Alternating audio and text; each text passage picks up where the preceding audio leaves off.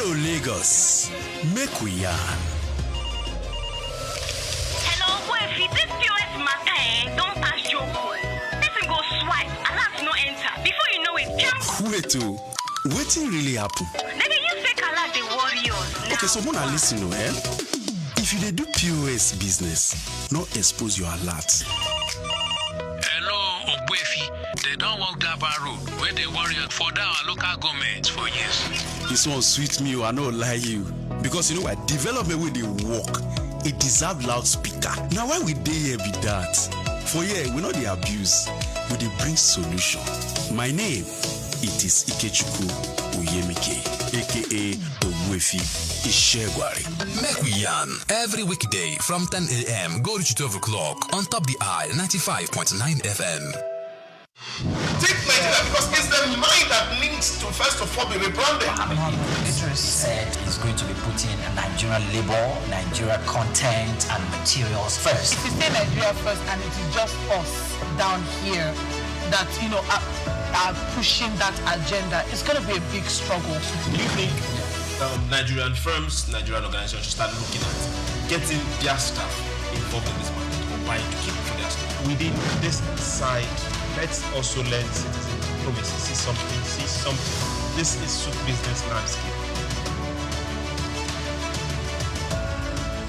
Welcome back to SOUQ Business Landscape. Don't forget to drop your comments on our YouTube page, that's SOUQ News TV. Now let's get on to the next story. Trading on the Nigerian Exchange Limited surged on Monday as the benchmark all-share index, ASI, reached a historic high, driven by strong buying interest across banking, industrial, and consumer stocks. Now, the ASI rose from 182,313.08 points on Friday to 190,262.44 points, gaining 7,949.36 points, or 4.36% in a single session. Market capitalization also advanced sharply, climbing from 117.03 trillion naira to 122.13 trillion naira, translating to a 5.10 trillion naira increase in investor value within one trading day.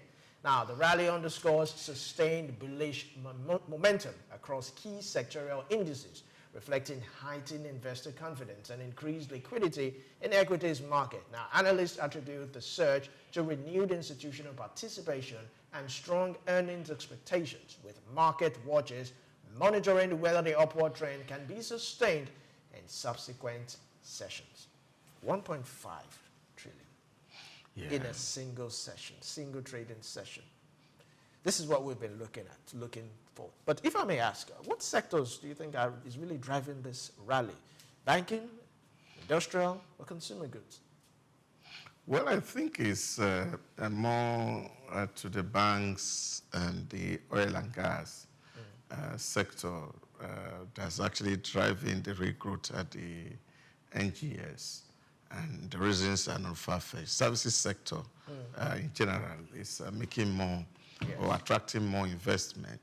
And that, of course, is also looking at the sentiments of investors. In our elementary economics in the secondary school, they tell you that the aim of every sole proprietor is to make profit. Profit, definitely. Yes, so, and people are likely to be driven to where they can make profit. And this is not far from the first story that we looked at just now, and seen a lot of portfolio investment coming into this sector. Because there are hardly any exchange globally that is as lucrative as what we have right here, right now. And I know that you are also cashing out in that exchange. I'm always checking my app every day. I'm always checking my app every day. So you need to also let Nigeria know that you are making a lot of money and you are becoming richer. Well, because as the exchange is doing well, a lot of Nigerians are doing well also. You see asset appreciation in terms of investment. And these are little things that we must have to encourage our people that until money starts to work for you, you are not free. As long as you are working for money, you are a slave. That when money starts to work for you, that's when you're actually a free man. And it's a necessary skills that we need to inculcate in the life of an average African or Nigerian, to be more specific. Many people earn money and they don't put it into investment. Some people are cool with savings. Yes. But like the Jews will say, saving money is actually losing money. What about fixed deposits? Whether it's fixed or not fixed, once you save money, you are losing money. Yeah, because there's nothing you are going to fix that, of course, this kind of growth that you see in the capital market will give you this kind of leverage that you have. So a few days ago, I was having a conversation with my elder brother, and we're having this making a jest of ourselves. And I said to them, when my mother died, there was certain money we meant in the house, and I said to them, let's put it in the market. And they said to me, say, no.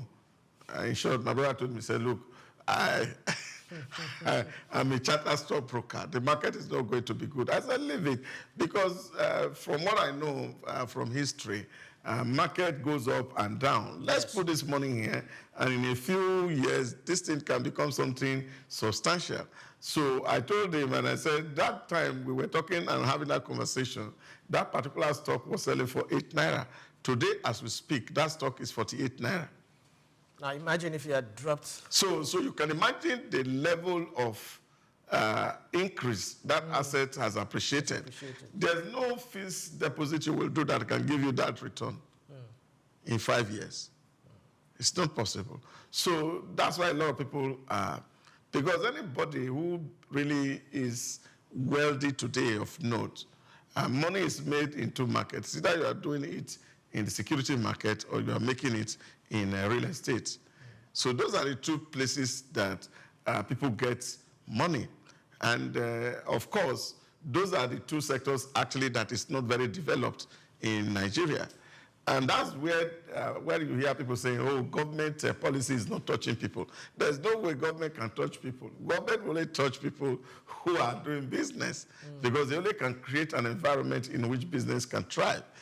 Even if government is going to be giving handout to people, and I don't think those handouts are sustainable, except that people are deliberately and consciously creating wealth. I was reading something in the Jewish Talmud that says that teach your children, for example, to walk early in life. That at age 5, you should make your children to walk, not house chores. You should put them to work, even for you, and then put them on salary. You say, okay, this child, you are working, I'm giving you 50 naira every week. Your work is to arrange the room or sweep the compound. So when he wakes up in the morning, he knows he's working for money. And then when he earns the money, he has 3 envelopes. Take 10 naira, put it in 1 envelope. That's for giving. And that trained the children to know that wealth is not for you alone. It's to be able to assist other people. So they put 10 naira in this envelope for giving. Then they put 20 naira in another envelope for spending. They can use it to buy anything. There's no judgment. To understand that, number 1, that they also need to earn money and they need to enjoy their money. Yes. And then the other 20 they put in a 3rd envelope. And that 3rd envelope is for investment. So to know that, yes, it's not just enough to help people, it's not enough to enjoy yourself, that you also have responsibility. Like the book of Proverbs says that a good man puts money down or an investment for his children's children. That investment is not for you, it's for the generation that is coming after you. And if you look at the Jewish community all around the world, they are successful because this is a principle that drives them. So many of us don't train ourselves or our children to understand how market works early enough. So you still have a lot of people who are very ignorant about the stock market because we don't believe in it. Otherwise, you see that we can have a bigger market if people are participating. Doctor, do you think is the case of we don't believe in it, or there is financial literacy, a deficit of financial literacy? Yes, of course, that's what I'm saying. Is that ignorance? Is that ignorance on how profitable the market is? That's actually the big problem. So you will see a lot of people who cannot understand how these things work. And therefore, they don't even see the need that they can invest. For some people, I don't have enough money to invest. But the truth of the matter is that you don't need so much money to invest. That even if your salary is 10,000 naira in a month, you can set aside 1,000 and be investing that 1,000 in a month. Now, if you invest 1,000 in a month, your capital at the end of the year will be 12,000. That 12,000 will earn you dividend. It will be there. If you do it consistently for 12 years or 10 years, your capital would have appreciated over 120,000. So you are on the path of allowing money to work for you. And this is what we necessarily need to teach our children, that we don't need to spend everything to buy designer, and then we are waiting for retirement to happen. So this financial literacy is at the heart of the poverty in Africa. And I think that is what we need to disabuse. And so that people understand the value of work. And of course, that work creates the opportunity for us to be of a help to other people. It creates opportunity for us to enjoy a good life, and also to set something aside for the generations that are coming after us. And once we can understand and we deal with public finances this way also, you'll find that we can spread prosperity, things can become better, and then of course we can have a better livelihood. So it is that Jewish philosophy that really will drive economy and development across Africa. All right, so let's quickly move on to the next story for today. Nigeria's food inflation rate declined 8.89% year-on-year in January 2026, marking the lowest level in more than 14 years, according to the latest Consumer Price Index report released by the National Bureau of Statistics, NBS. Now, the sharp moderation signals easing pressure on household food cost after prolonged volatility. Headline inflation also edged down slightly to 15.10% in January 2026 from 15.15% in December 2025, defying earlier analyst projections that it could rise to 19%. Now, the marginal drop suggests improving price stability across key sectors of the economy. Economists said the slowdown may reflect base effects, improved food supply conditions, and tighter monetary policies. However, they caution the sustained moderation will depend on exchange rate stability, logistics efficiency, and broader macroeconomic reforms aimed at strengthening domestic production and reducing structural bottlenecks. So, I mean, this is quite good to hear. Nigerians have always said that, we've not seen prices of things, the dollar's gone down, this has done that, but we're not seeing it. But now the reports are saying it is coming down. Yeah, again, it's kudos to the regime. Since I was born, to be honest, people argue and they say that nothing in Nigeria goes up and come down, maybe except the manhood. And bus fare prices. But today, we are seeing prices go up and come down. For the first time in my entire life. First time in my entire life to see that price rises up and they are climbing down. And we must all acknowledge it. Because because we're already used to the fact that, okay, when they increase bus fare, they're not going to bring it down.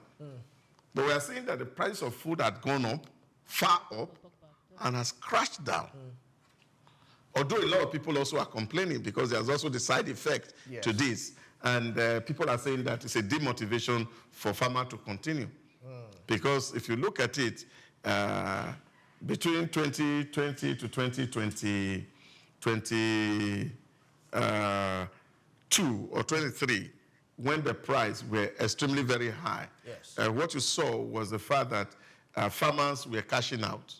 But today, as the prices are going down, a lot of people are saying, oh, we are not encouraging farmers because all the farmers are not making so much money as they should, and people are going to leave farm. But I think it would just be nice if the way the government is moving and the encouragement that is given to agriculture continues. It was nice that government visited Kebbi State recently to see what's happening there, because there's a whole lot of potential in agriculture in Kebbi State.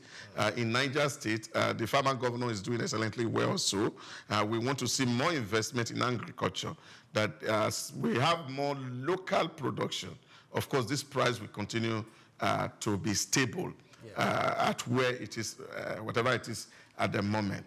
But most importantly for us is the fact that government has seen that there's a need for us to substitute what we are making locally with what can also be imported into the country. And this level of importation is actually what is driving these food prices down.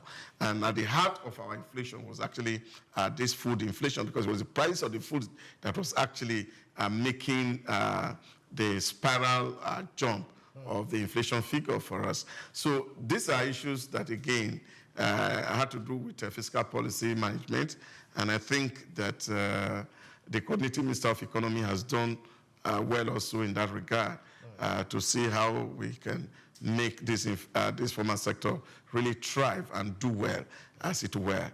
But it's happening in our lifetime, and we hope it continue. Just recently, we heard one of the industrialists that with the way things are going, dollar to naira could get less than 1,000 naira, and the greatest beneficiary would be me and you. Well, all right, so let's bring in our guest. Bolan Olojede is also a financial expert. So glad to have you this morning, Bolan Olojede, on SOUQ Business Landscape.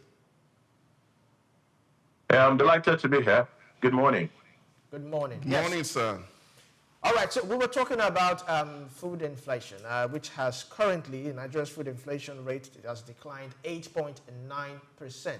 Now, it also suggests that this would depend on exchange rate stability, logistic efficiency, and broader microeconomic reforms. But in your own thoughts, do you think this can be sustained?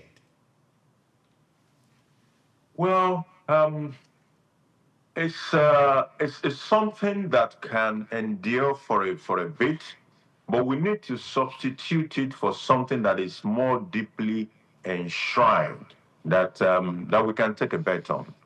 Why do I say that? If I look at if I take a product, a food item, say rice, we bought rice in my office in December 2024 for our staff members.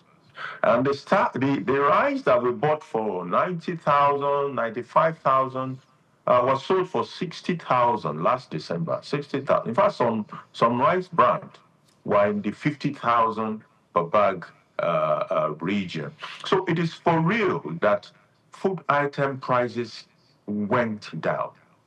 Now, when I particularly chose rice because I want to make a point with rice. It wasn't because our production of rice dramatically went up. And that was why we now had price going all the way from 90 down to 50,000 to 60,000. It is most likely because the borders were opened and importation was allowed to come into the market. So the question is, if importation was what helped us to moderate the price of rice, is that the sustainable approach that we want to pursue? I don't think so. I think we need to still go back to our rice initiative to ensure that we can rev up production beyond where we stopped. As at the last time that I was, particularly interested in rice production, we were already doing up to 55% of our consumption, leaving about 45%, that has to be filled up by importation. But I don't even know how much that 55% has gone down to. Has it become 50? Has it gone further down to below 50? I don't know. But the right approach, in my opinion, would be to be able to rev up our production on a continuous basis, maybe even get up to 100%, maybe get beyond 100% so that we can export. Many parts of West Africa are huge rice consumers, and I can imagine that most of those rice being consumed are also imported. If we can do more to produce more, it will be more sustainable than using importation to force down the price. Importation to force down price is good as a temporary measure, but having achieved that moderation, we should now have a medium-term plan to rev up our own local production. All right, so another question is, yes, you used rice as an example. What about other things like flour? Is flour actually coming down, or is it still at the price it is? I think flour also came down. Think about it. For products that are imported and imported via the CBN window, so officially imported, dollar at the beginning of 2025 was a little over 1,500 to a naira. Dollar today is 1,350 thereabout. So there has been we can even stop calling it marginal now, because what we have seen is a 150 naira appreciation over the dollar. So there has been, number one, we went into stability region where the exchange rate stopped being volatile. Shut up today, shut down tomorrow. I remember a particular 2-month window when the dollar went from 900 to almost 1,900 in the open market, and then came down to 1,007, 1,006. Well, those days are gone. Now, we have even now gone beyond stability to appreciation against the dollar. So definitely food items that are imported will also be a beneficiary of the fact that the dollar rate is moderating. 150 to 1,350 is can no longer be called margin. I think we should appreciate it for what it is. It is significant. And then begin to ask ourselves, what did we do to get there? And how do we need to sustain it so that we can have a little bit more appreciation of the naira, as it were. Yeah, I'd like to take you back to the conversation around rice. I've also had the opportunity to talk to some farmers who also believe that, of course, they are also badly affected by that open of the borders. One thing that was very obvious, if you look at between the 2019, 2022, when, of course, some items were prohibited for forests. And, of course, we said we wanted to have local produced rice, but the prices were far higher than what was coming in from the outside. And one of the reasons that people advanced for this was the fact that the yield in our farms is quite low compared to what we find in places like Thailand. Is there a significant role you think that the research institution we need to play, or what do we think we can do to rejig our research institution to increase farm yield so that we can be as competitive as people in the Asian region? I love the dimension that you brought in about yield. I was, like I said in my earlier commentary, I was interested in the rice space, and I did a lot of reading about the rice space. You are right in the money when you spoke about yield. Our yield has been very poor. In the last, one of the reports that I read, I think it was a KPMG report on rice a few years ago, it mentioned that our average yield was about 1.8 tons per hectare. Now, it doesn't mean that there are no farms that produce more than that. Some farms probably do 2 point something, maybe others do only 1 ton. By the time you average it, you come to about 1.8 tons per hectare. Now, this same rice, countries like China are able to do up to 6 tons per hectare. Surprisingly, Egypt which is, here in Africa, is able to do about 8 tons per hectare in yield. So you can begin to see you and your fellow cultivated 1 hectare of rice.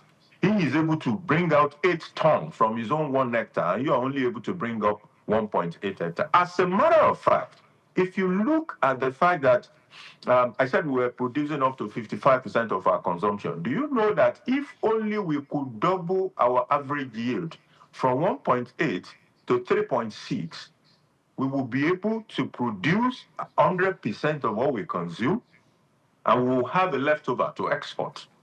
That is how significant the issue of yield is in our agricultural space. So we need to be deliberate about dealing with yield issue. And it is not just rice. If you take our maize production, South Africa's yield is about 2 times what we're producing. Kenya's yield is higher than the average yield in Nigeria. And it is across most of the product that we produce in Nigeria. So it's an area that we must pay attention to if we're going to leapfrog into the food sufficiency, food security space for our country. And if we are going to be able to rev it beyond primary production into value addition, when you have to add value, the consistency of the input, the raw material input, must be guaranteed. It must be there. So we really need to do something about the issue of yield and all the factors surrounding that affect yield in our agricultural production. All right, thank you very much, Agbola Olojede. As we move on to the next story, the Dangote Group has signed a $400 million construction equipment agreement with XCMG Construction Machinery Company Limited, a major Chinese equipment manufacturer, to accelerate expansion of the Dangote Petroleum Refinery and Petrochemicals from 650,000 barrels per day to 1.4 million barrels per day. Now, the move positions the facility to become the largest refinery in the world. The agreement will enable the acquisition of a broad range of advanced construction equipment to support ongoing and upcoming projects spanning refinery, petrochemicals, agriculture, and large-scale infrastructure development.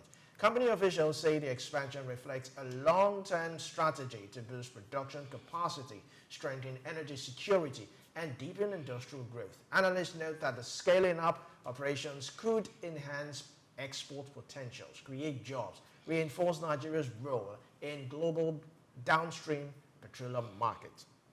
Coming to you, Doctor, do you think, or does this mean that Nigeria would be a net exporter of fuel in Africa? Oh, yeah, we're already doing well in that direction. And like I said earlier on, when the GMD of NNPCL say we should all appreciate Dangote, because there's a whole lot of opening up that is happening at the moment.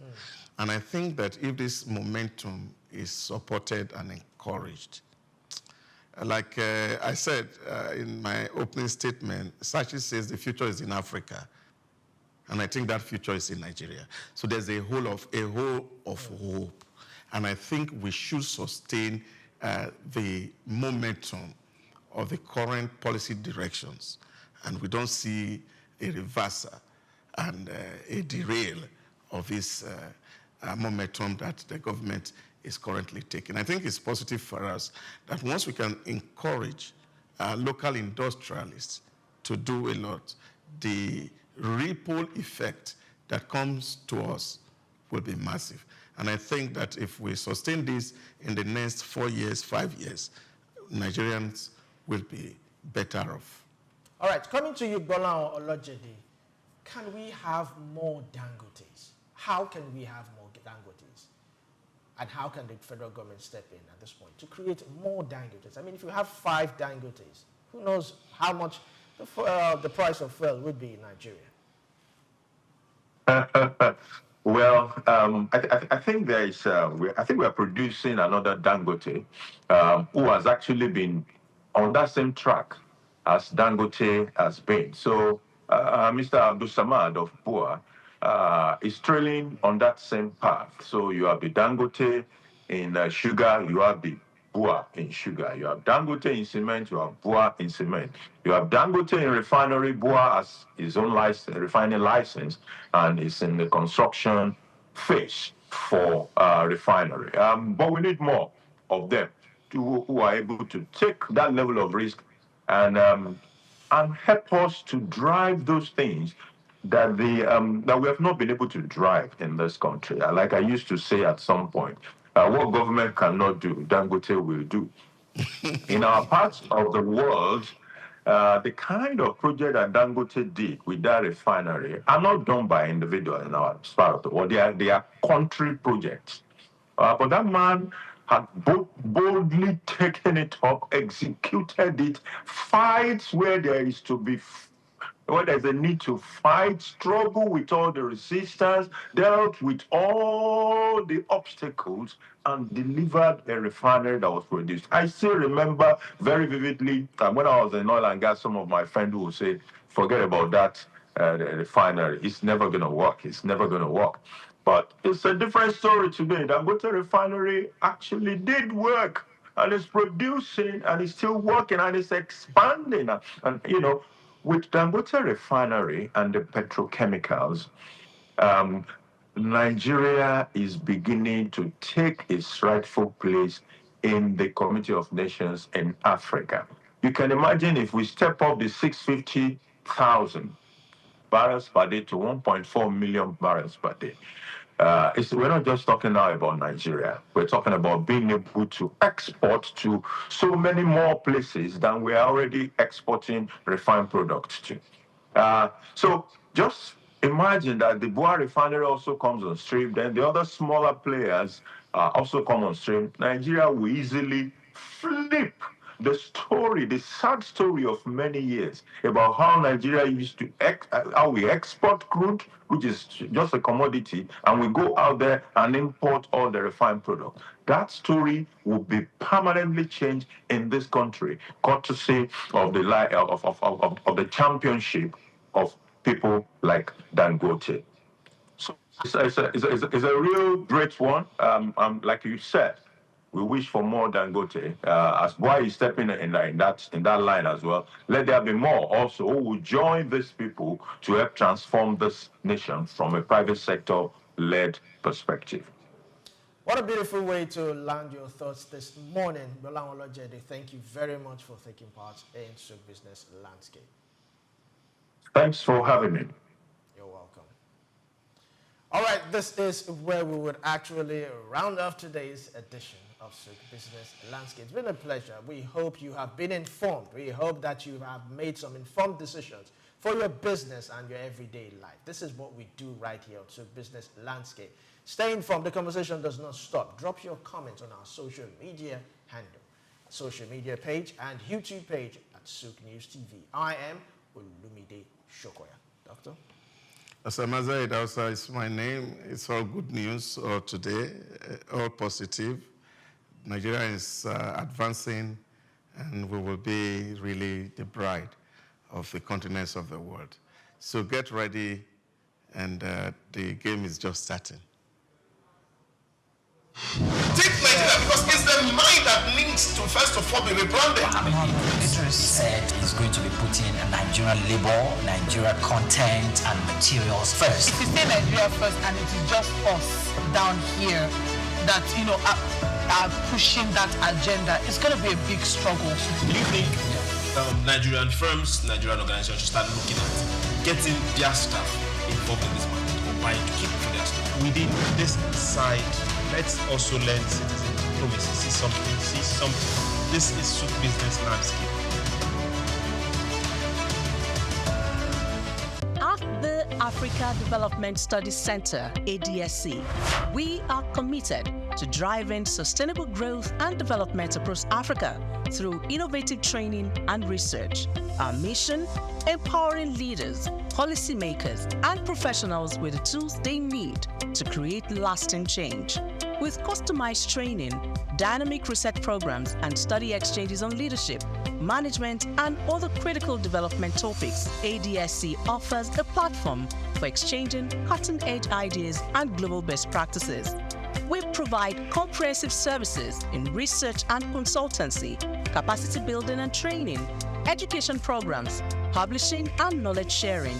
Our esteemed faculty, composed of seasoned experts and researchers, ensures a learning experience that is insightful and practical.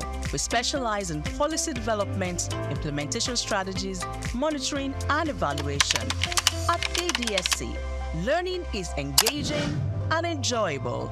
Our unique methodology includes talks, interactive exercises, games, video screenings, and lively seminar discussions, all in a comfortable and friendly environment. Ready to make an impact?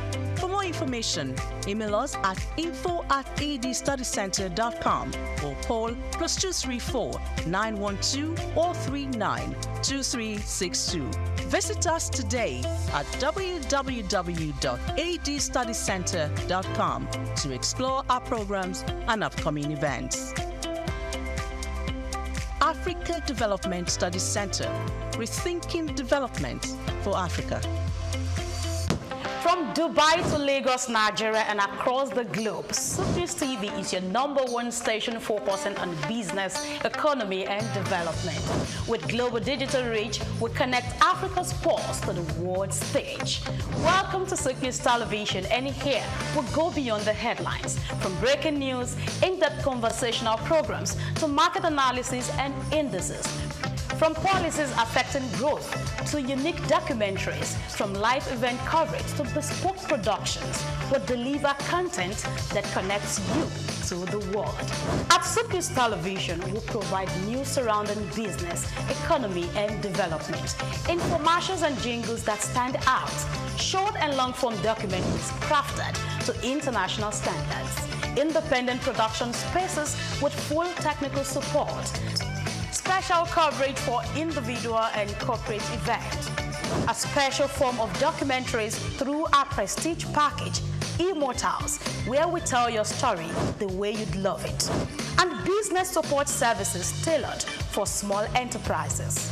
SOUQ News TV, powered by FemWatch Limited, also home to the Isle 95.9 FM Lagos and Kasua 99.7 FM Kano, and Emirate News Television Abuja, together forming Africa's trusted media powerhouse. Storytelling, coverage, and connection that matters. SOUQ News TV, your home for business, economy, and development. Hello and welcome to another edition of Cashcraft. I am Grace Komolafe. Today I have for you something that really looks ordinary, but it's more than how some people perceive it. This isn't just news, it's a wake-up call, a signal, especially if you live in or near Kayama, Kwara State, or you have any connection to the north-central zone of Nigeria. According to reports, the Kwara State Shell Butter Factory in Kayama is projected to create 10,000 direct and indirect jobs, officially confirmed by the Commissioner for Agriculture and Rural Development, Dr. Afiz Alabi. Now, this news isn't meant to bore you. It's a flashlight revealing something you need to tap into. Don't sleep on shell butter, and you ask me why. That's because this is not just a skincare ingredient. It is a multi-million-dollar global commodity, and it starts from the word shell 3. Shell butter is a natural fat extracted from the nut of the African shell 3, Vitellaria paradoxa, native to the savanna belt of West Africa. It's rich in vitamins A and E, packed with essential fatty acids, and used in skincare and cosmetics, cream, balms, soaps, hair products, pharmaceuticals, chocolate industry as cocoa butter substitute. From Africa to America, France to Japan, shea butter is in demand. A metric ton of raw shea butters can fetch around 350,000 to 500,000 naira, depending on quality and volume. Processed butter can go for about 2,500 to 4,000 naira per kilo locally, and higher when exported. In global markets, refined organic shea butter is gold, trading at $4 to $10 per pound, depending on certification. certification. Nigeria is the world's largest producer of shell nuts, yet we are not making nearly enough from it yet. Are you still thinking it's a job not fit for you? Perhaps that's right. Yeah, but here is the reality. Anyone can go into this, male or female, young or old, educated or not. It's not about the job title, it's about your operational model. Now let's take a look at ways to tap into the shell butter business. 1. Shell nut collection and selling. If you live near wild shell trees, you can gather and sell nuts in bulk to processors or exporters. 2. Local processing and packaging. With basic training and equipment, you can extract and sell raw shea butter to traders, beauty salons, or markets. 3. Skincare line startup. Infuse shea butter into soups, body butters, hair food, lip balms, brand it, sell online or offline. Let's go to 4. If you are thinking export, then join cooperatives or secure necessary certifications like NOP Organic, Fair Trade, or EcoSat to export high-value shea butter. Now we move to 5. Value chain services. Offer drying,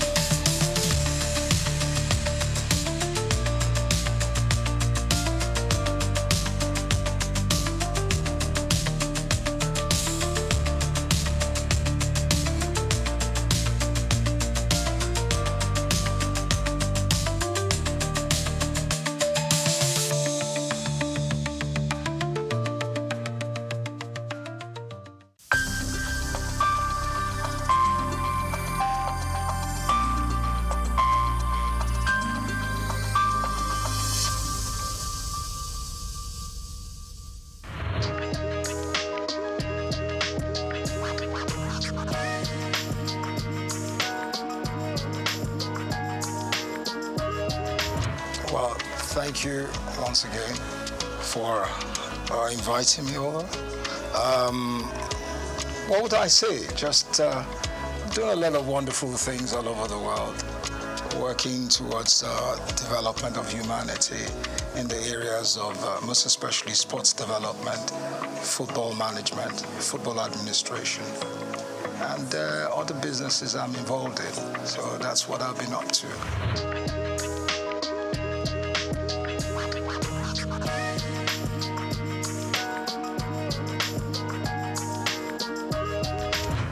basically, the National Sports Commission is there to ensure that sports development is put in the proper perspective. There are a lot of papers, a lot of policy papers, a lot of things that have been put in place. So they need to go into it, look at it, and structure something positive out for the development of sports in the country. I'm sure they have all what it takes to do it, and the zeal and the power to go ahead and put those things in place. So that's basically what they need to do. How the implementation is key. And I know, well, one way or the other, they should have the wherewithal to do it. So I wish them all the best.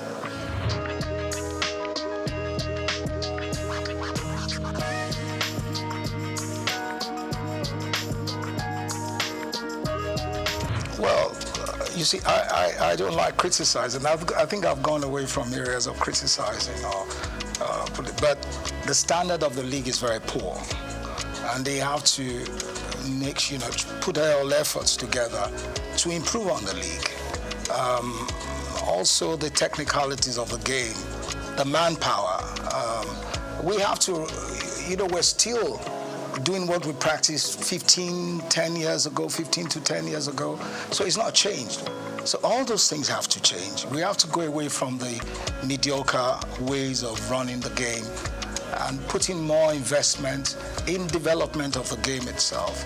And the clubs have to be, it's so sad that we in Nigeria prefer to watch the Premier League compared to the Nigerian Premier League.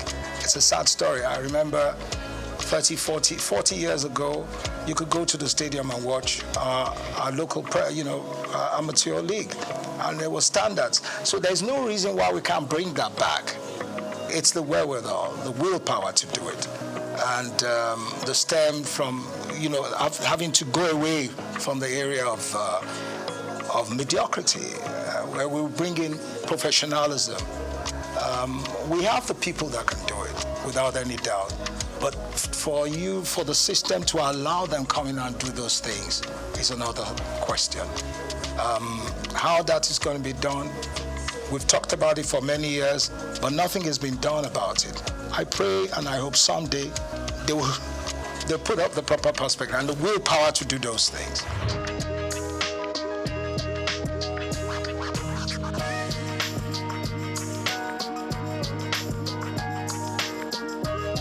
When it comes to grassroots football, we really have to start with kids from a very early age.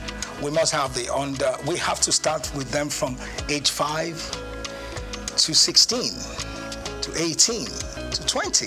So you have to have a sequence, a system where you build around from the very younger ones, and you have a uniform structure. Number one, we have to identify the kind of football we want to play in Nigeria, our type of football, our ethos, what we want to play. And then we can now imbibe that, put it in our kids from a very early age. So from age 5, you go under 5 to under 8, under 8 to under 12, under 12 to under 16, under 16 to under 18. You have those structures in place, and it's spread around the nation. Now, where it's not the under 5 or under 18 where you put a 20-year-old or 25-year-old. We have to have a system where those kids are registered and we can monitor them from a very early age. You understand me? Where we don't cheat, where we bring in the right age and we train them to perform at different age group levels. And going into from there and then going into the national sides, so we can start playing the under 10, under 15, or under 16, under 18. You understand me? So those structures have to be in place, which we don't have today. There must be uniformity. You understand? So if we can do that in the future, we will progress. But there must be a system in place. We must have coaches that have been trained to work with the kids from that very early age. And those coaches are trained within the system, within the Nigerian Football Federation, and then they're sent out to work with those children all over the nation. The football academies we have today are only out to sell players. You understand me? So what I'm saying here is where we have, I'm not saying academies shouldn't sell players or not. Those players in the academies, if we have uniformity, should be playing in the league. And then we must have a cap where we say, look, until a certain age, you can't leave the country. You must play in that league because we've invested in you.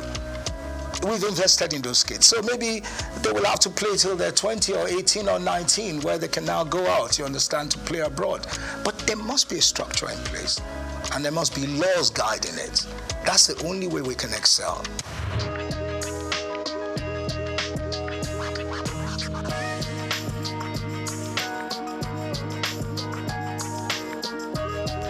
It also goes to it also goes back to what I've been saying. The girls, the female team in Nigeria today, I believe the girls, I call them girls or ladies, are the ones that will ever win the World Cup first. They got the capacity, they got the women football, they can win the World Cup.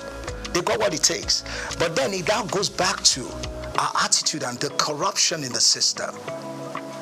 You understand me?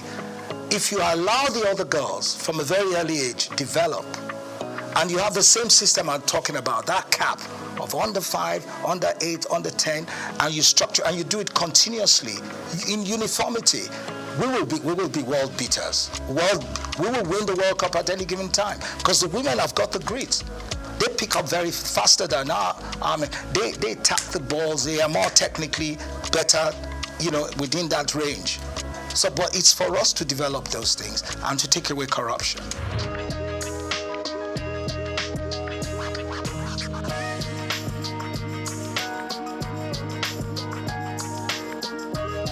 First, when we talk about indigenous coaches, what coaches do we have? You see, if you don't have a competitive league, a highly professional league, how do you want to get good coaches? You can't get good coaches. The coaches, it's not that we don't have the capacity to build good coaches. We have a lot of talents in this country that can be world beaters, that could be top coaches. I talk to young stars. Young stars will talk to you about the technicality of the game. They're very bright. Even my son, when he talks to me about football, I think he knows the game better than I do today. The technicalities of the game, you understand me? The formations, how players play back and forth. It's because you've given them the exposure. And we need to give our young stars that exposure. We need to develop them. That's what we're not doing. We have to invest in them. But for now, we have not done that. And what we're doing today is those bunch of coaches we have are not good enough to run the national team at that level of competition. I have one or two of them in America that are sound, they're there.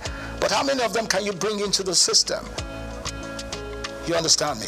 Our local coaches, we need National Institute of Sports. Now, please, let's forget about the National Institute of Sports. That I use a word, it's been alamalized. That's a very poor system. It has nothing. We have nothing there. I'm serious. I'm not running anything. Our National Sports Institute is a disgrace. So we shouldn't be talking about that. Yeah. If you want to talk about a National Sports Institute, and you go to Australia and other countries, and you see what it is. You see the standards. We don't have those things. Ours is archaic. Is it beyond redemption? There's nothing beyond redemption. It can be, we can work on it. We can develop it. We just have a time frame, work around it. See, there's nothing we cannot do in this country. We got everything possible to do it. It's the wherewithal. Do we have that mindset to do it? Are we ready for it? Those are the things we have to look at. Or do we want to continue with our mediocrity? But really, sincerely speaking, there's nothing impossible. We can do anything here. We've got great youngsters. We have to remove all this old, archaic way of thinking and then bring in a more modern, professional approach to things. So that's it.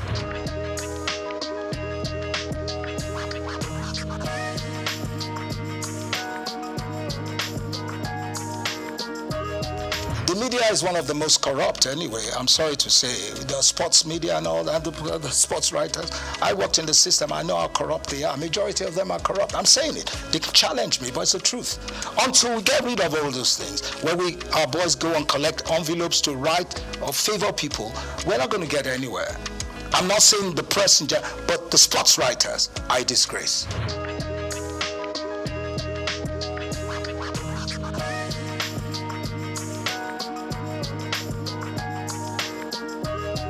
See, the supporters club is not going to do anything or develop football.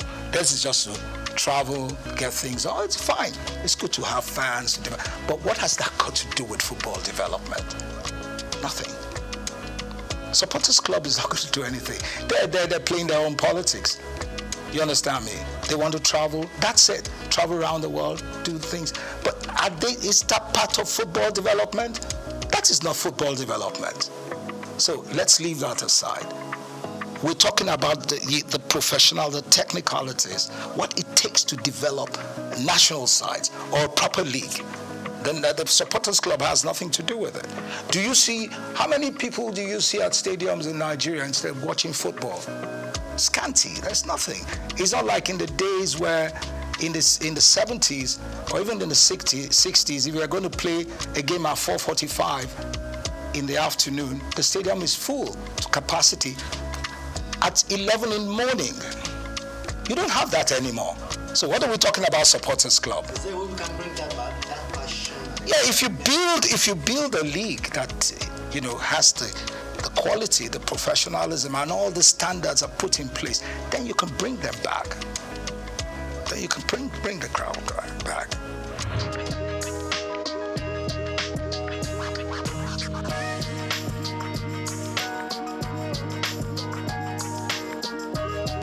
I think it's very unfair to call it lesser sports. All sports are tops. Yeah, it's very wrong to call them. They're top sports. Basketball is tops. Athletics is tops. It's very wrong. I think it's very unfair to call them lesser sports.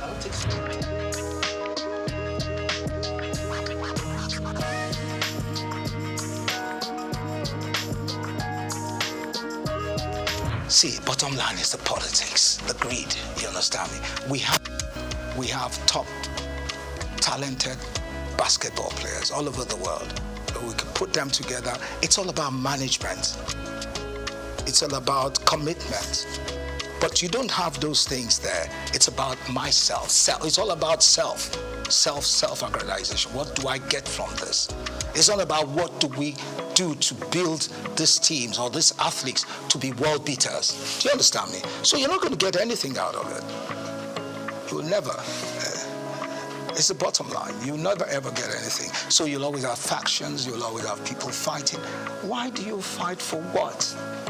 If you can collectively come together to build a system, a structure for basketball, for example, because the girls are tops, they can perform, they can do far better than where they are today. I always tell you, the female teams in Nigeria will always excel in athletics, in basketball and all that. Our male are a bit arrogant and clunky in doing things, but the ladies are always more committed. They've got what it takes, but they need good management. It's not that the men can't do it too, the men can do it, but it all also evolves with good management. Taking away politics, taking away greed, not a situation where a coach is collecting money from a player to put a player in the team, or a member of the football association fighting for their children or family to play in the national team, or a member of government is asking someone to put their kids in the team.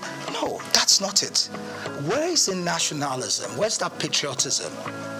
Patriotism. I don't care where you come from. If you're good, you're good.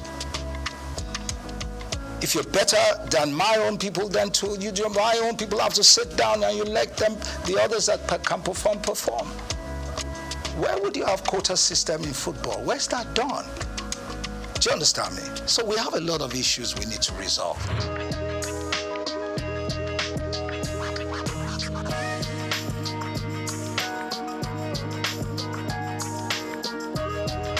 Well, what do you expect? The athletes themselves are far more successful and far more exposed than the administrators. So the administrators obviously are always envious of those ones, and they make life difficult for them. Do you understand me? Where you have people that are not competent enough running a system, people that are not exposed, that haven't got the professional ethics to run the thing, that's what you get. Then the greed aspect, which is a standard norm for us in this country. Greed. where people believe athletics is only, you know, you being a member of the Athletics Federation is all about traveling. You understand me? He wants to travel, she wants to travel. She wants to be in the, what do you call them, in the group of people that are going away. See, you can never get no results. They're all fighting to get something. They don't care about the athletes. They want to be in a delegation that is going to travel. Do you understand me? So that's basically it. They're not interested in the development. They haven't got the zeal. You understand me, sir? So once you don't have those things, you can never get anything right.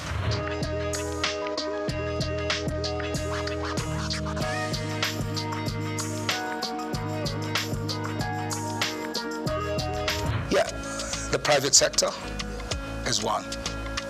The cricket has more because, yeah, government involvement is not as, you know, I think you have more of the private people, interested private people that have gone to schools, top schools, that played cricket in those days. Those are the ones that are promoting cricket. So you're going to get results, you understand me? Because they're far more exposed, they understand what it takes. So the commitment is there. They're using their own funds to push, to develop the game. You understand sports. So that's why cricket is picking up.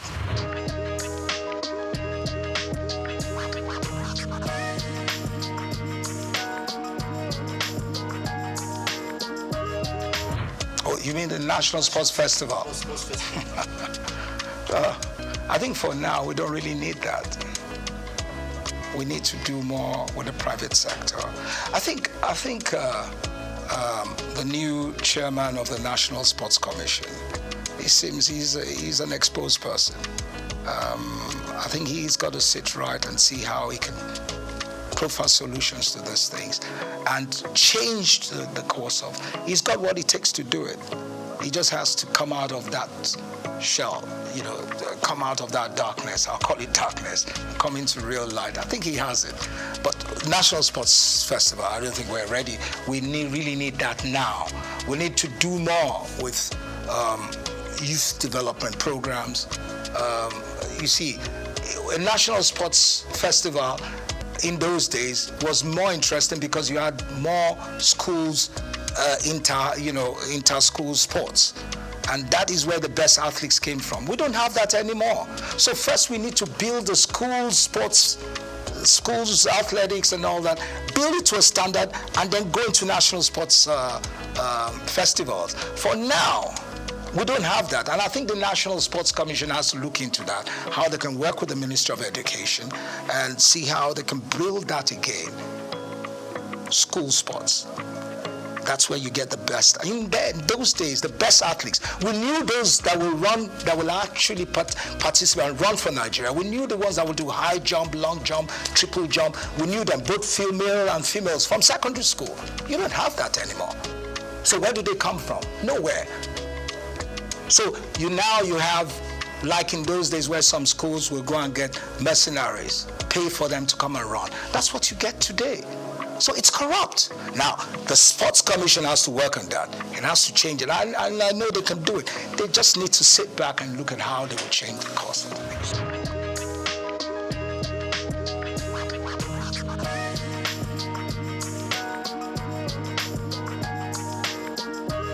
If you want to unite Nigeria with good sports, then you got to give them good results, good teams that can perform. You understand me? In the process of winning competitions, or they have a team, or they have teams that have got the quality that can move the nation, then you unite. Everybody wants to watch good football. Everybody wants to see a great athlete running. You want to see a good high jumper performing at the best. When you see that, it draws everybody together. If you have a good national team that plays excellent football, look, in Nigeria, when you look at our team, the 94 team, we were the 5th in world ranking. You were talking about ranking, which I don't really. When we really had a good ranking, we were number 5 in the world. The 94 team was number 5. The World Cup 94, we were rated as the 5th best team in the world. And you look at the style of football we played. We developed our own style of football, took it to the world, and we were respected. We don't do that anymore. We have to have an identity. You understand me? We're not Our footballers are not the best. We're good, we're very athletic, we're strong, we're physical. You understand me? We've got to build that kind of football. We are not as technical when it comes to techniques and all that, like the Europeans. But when it comes to the physicality, you understand me, we're better. When it comes to the physicality, the mental strength, we have it. So you have to build around that. You're putting a bit of technical things there, but the main issues is we got to have the muscles, the strength to run any team down. That's the kind of football we should play. We're playing lazy football now. We have to play what we played then, where we run any team down. We can play 2-3 hours non-stop. We never get tired. We don't have that anymore. We can even string passes. We can't play 2 against 4, 3 against. We don't do it anymore. We're lazy. It's not only the coach. Yeah, the coach and then the association, the federation. They don't have a vision. You have to know what you want to present to the world. It's like any other top team in the world. In Real Madrid, Barcelona, they have their own type ethos, their own style of football. And this is what they sell to the world. We don't even know what we're doing. We have to have what it takes to sell to the world. This is what we want to do. This is how we can perform. This is a style we're going to play. And that style we believe in. And then we build the youngsters from very early to play that same type of football. We have the manual that we can work with. Uniformity. Simple. That's it.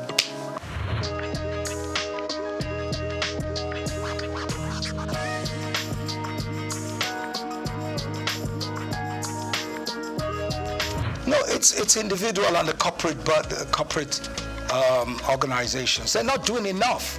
Everything can't just be government. Today, you don't even have Nigerians pumping money into sports like they used to do that. I'm sorry, I don't want to digress, and I don't want to say what my father did. I'm not promoting my family, but I knew how he invested millions of dollars building the national teams. Yeah, his personal funds. You don't get those things anymore. Do you understand me? You have to see the '94 team was done outside the outside government. It was done by individuals. That was why we were successful. But you don't have those things anymore. You just have a bunch of greedy leaders and greedy individuals or corporate bodies. It's all about them and their family. They're not giving it. So how do you want the kids to perform? How? All the kids are out there wasting away. We've got great talents in this country, but they're wasting away because we're not helping out. We're not encouraging them. We're not building structures, institutions where you can build those, you can develop those kids. Yeah. So they're on the street doing yahoo, doing all sorts of stupid things. Yeah. Because there's no competition. There's nothing to draw their attention. You understand me? Until we do those things, we can never ever change. We can't get it right.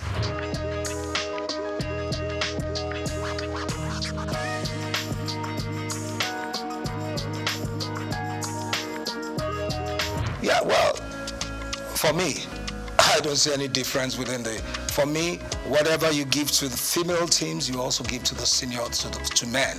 Because our team, our female team, at the world ranking today, we're tops, we're recognized. So you have to also allow, but for men, anywhere in the world, men always have an advantage. But doesn't mean the disparity should be so much.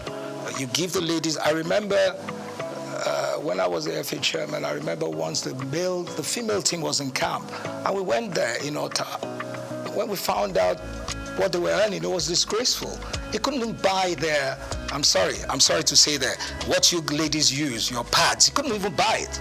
I had to tell them, these are women. Why are you treating them like rubbish? They have to be looked after. Because they're going to need more of those systems because you have more wastage than men. Don't let me go into what I'm saying, but I understand. So the women have to be well taken care of. Yeah, simple. So you've got to give them what it takes. Strike a balance. You have to strike a balance.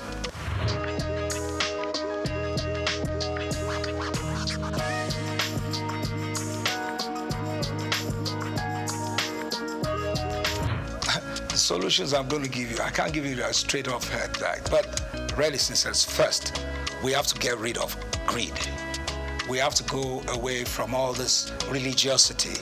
in the system, because religion has destroyed the fabrics of a nation. See, being a Christian or a Muslim or whatever doesn't mean you got to cheat people or lie to people or not show love. You understand me? Or the religious, when I come to religion, the churches, the institutions we have today are not developing education. There must be uniformity in education. They're not developing education. Education is key. But you know what we have today? Half-baked educated youths. Half-baked. And that's the worst you can ever have. And that is key in anything.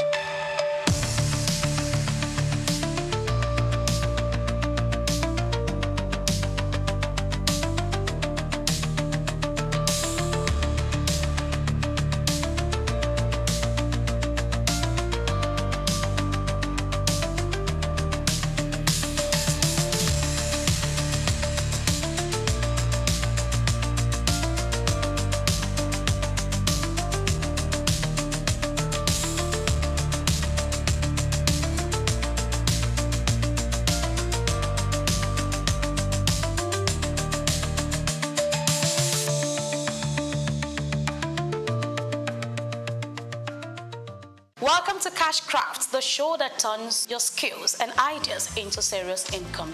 Whether you're just getting started or you're already in the business, we'll bring you practical tips, fresh opportunities, and real stories to help you grow, literally and financially. I am Grace Komalafe, and today we are digging into horticulture, a vibrant green world where beauty meets business. Ask me why horticulture, and I will give you a mind-blowing answer. So here is it.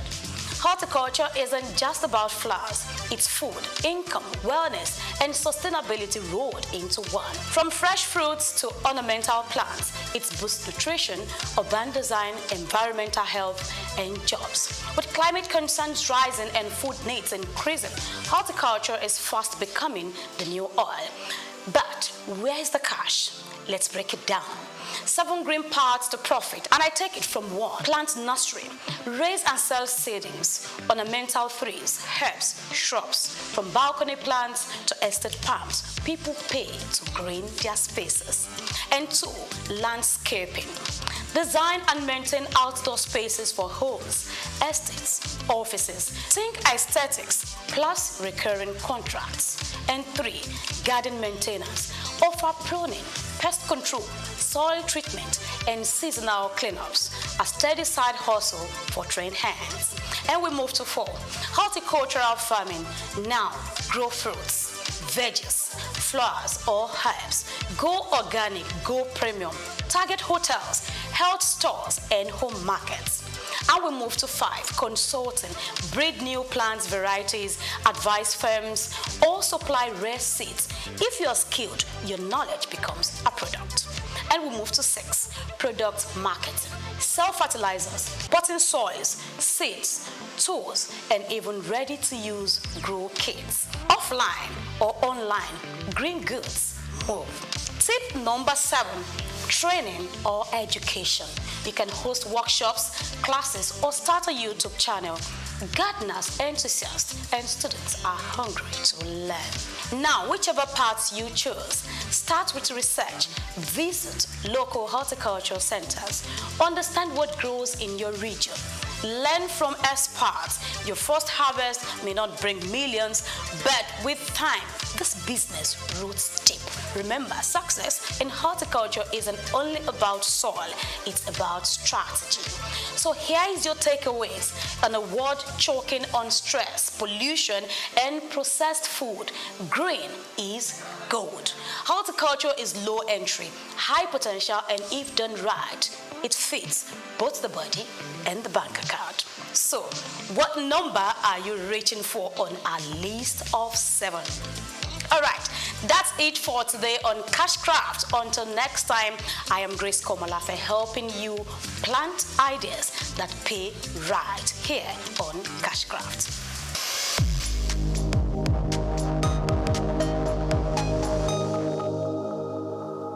Cocoa remains a significant cash crop in Nigeria, predominantly produced by small-scale farmers in the country's southwest region.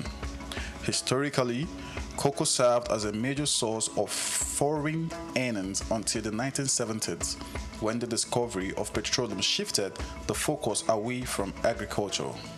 Despite various challenges from its introduction in 1807 to the present, efforts by successive governments and the resilience of cocoa farmers have sustained its production. To better optimize productivity and ensure fair prices for farmers and high economic returns for the government, the Cocoa Marketing Board, CMB, was established in 1947. However, the goal was not totally achieved as pricing policy were unfavorable, discouraging farmers from producing export crops, and that eventually led to the board's abolition in 1986. This resulted in reduced yields and lower quality cocoa beans. Meanwhile, the millennium era witnessed a shift in farmers' focus towards more economically viable crops like oil palm due to the high cost and intensive care required for cocoa production. Cocoa production faces several obstacles, including limited access to fertilizers, unfavorable climate conditions, pest infestation, poor infrastructure, and land shortages. Also, herders' attacks on farmers have deterred farmers from expanding their farmlands. According to research, despite challenges, cocoa production has empowered many farmers and more stakeholders in the value chain, improving their living standards, enabling them to provide education for their children, cover medical expenses, and build better homes. Concerning the future of cocoa farming in Nigeria, there are mixed opinions among farmers. Some are hopeful that government's reinvestment in addressing current challenges can revive the sector's past success. Others are pessimistic due to the persistent issues and the trend of farmers shifting to other crops. Regardless, hope remains for the sector. Solutions like improving land-labor relations, infrastructure, and financial support could revitalize cocoa production, reduce out migration, stabilize prices, and enhance value chain development, ultimately securing a brighter future for Nigerian cocoa farming and its stakeholders. Ojai Michael, reporting for SOUQ News. Known as the father of African literature, Chinua Achebe was born on the 16th of November 1930 in Ogidi, now Anambra State, eastern Nigeria. He was born to Isaiah Okafor Achebe, a teacher and an evangelist, and Janet Anenichi Iluegbunam, a vegetable farmer. Achebe has reshaped the global understanding of African identity through the power of storytelling. Raised during the twilight of colonial rule, Achebe's education was steeped in both Igbo tradition and the Western values of post-colonial Christianity. As a student at the University of Ibadan, he became fiercely critical of how Africa was portrayed in Western literature. Achebe believed that Western literature often painted Africa as a dark and primitive continent, but he sought to tell the African people's lens. In 1958, Achebe's groundbreaking novel Things Fall Apart shattered colonial narratives through the tragic story of Okonkwo, an Igbo warrior. Achebe illuminated the complexities of African culture and the devastating effects of European colonization. Things Fall Apart became more than just a novel. It became a symbol of African resistance against the oppressive narratives of colonialism. Achebe was not just a writer, he was a passionate advocate for African self-determination, and his political activism made him a critical voice in the post-colonial era. Even after a life marked by personal and political struggles, including a car accident that left him partially paralyzed, Achebe continued to inspire. He taught at Bard College and later Brown University, where his influence reached new generations of writers and thinkers. He was married to Christiana Chinwe Okoli and they had 4 children. Sadly, he died in March 2013 at the age of 82. Chinua Achebe's legacy endures in his novels, his essays, and in the countless voices of African writers who follow in his footsteps. He gave us a voice, a story, and a vision of Africa that is ours to share.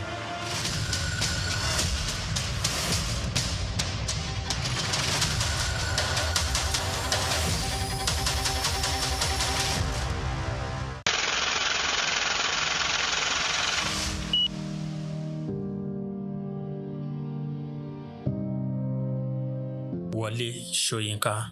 Born Akiwande Oluwole Babatunde Soyinka on July 13, 1934, in Abeokuta, Ogun State, southwest Nigeria, stands as one of Africa's most celebrated literary figures and a global icon of resistance against oppression.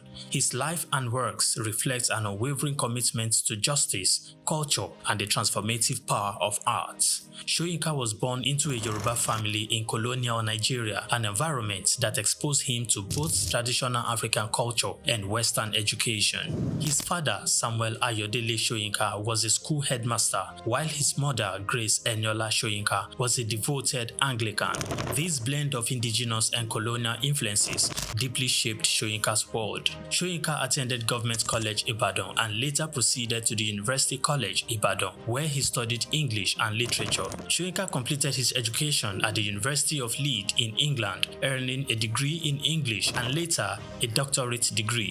In the late 1950s, Soyinka began working as a dramaturgist at the Royal Court Theatre in London. However, his passion for storytelling and cultural preservation drew him back to Nigeria, where he founded 2 theatre groups known as the 1960 Masks and the Orisun Theatre Company.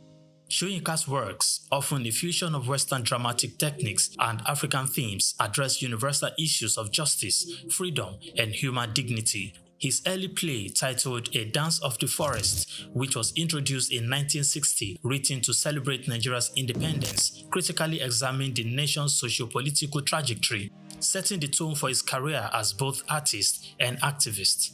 Soyinka's activism became more visible during Nigeria's post-independence years. In 1967, during the Nigerian Civil War, he called for a ceasefire between federal forces and Biafran separatists. This led to his arrest by the military government, and he spent 22 months in prison, where he wrote a short drama titled The Man Died, Prison Notes, a harrowing account of his imprisonment and a profound critique of authoritarianism journalism. Soyinka has authored more than 20 works, including plays, novels, poetry, and essays. In 1986, Soyinka became the first African to win the Nobel Prize of Literature, an achievement that brought global recognition to African literature. Soyinka remained an outspoken critic of oppressive regimes, often at great personal risk. His activism extended beyond Nigeria, addressing global issues of injustice and human rights. During periods of military rule in Nigeria, he went into exile, continuing to write and speak against tyranny. Today, Soyinka is celebrated not only as a literary giant, but also as a symbol of resilience and moral courage.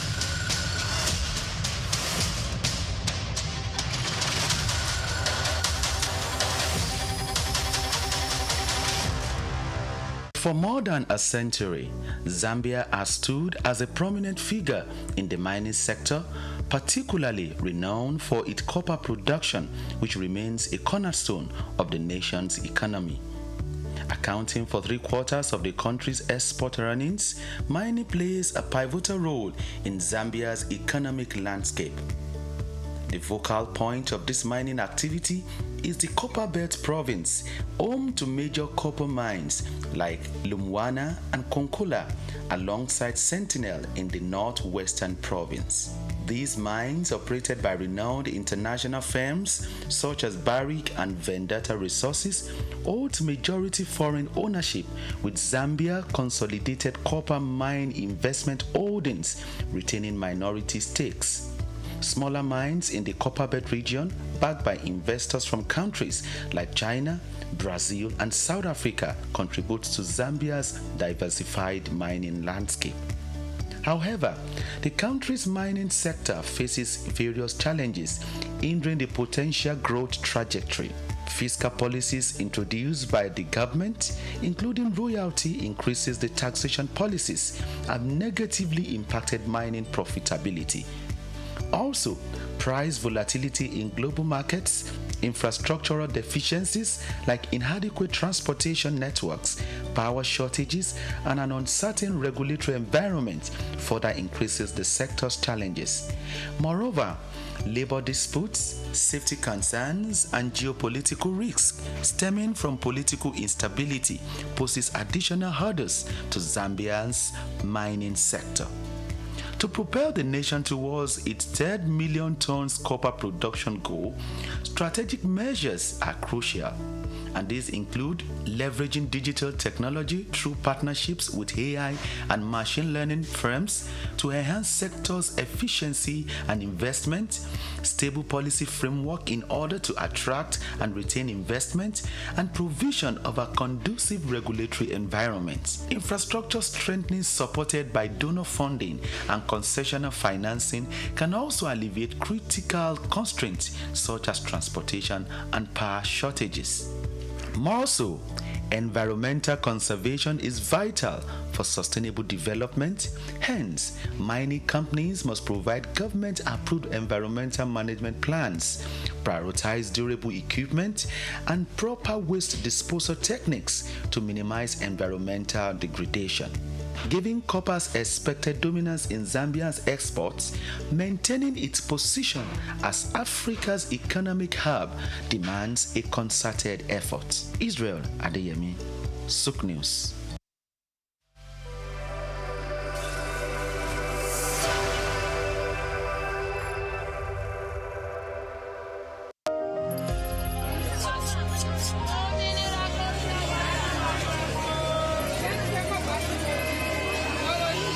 Hello Lagos, make we yarn.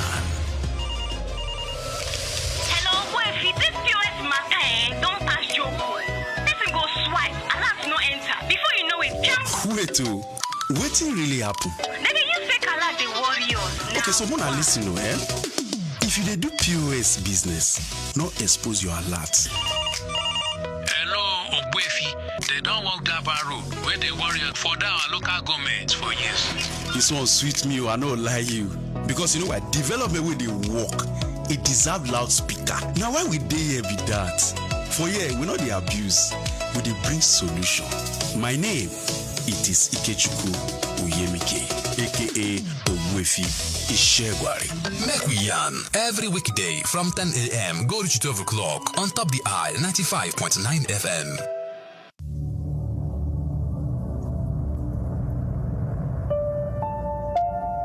It begins with the ordinary.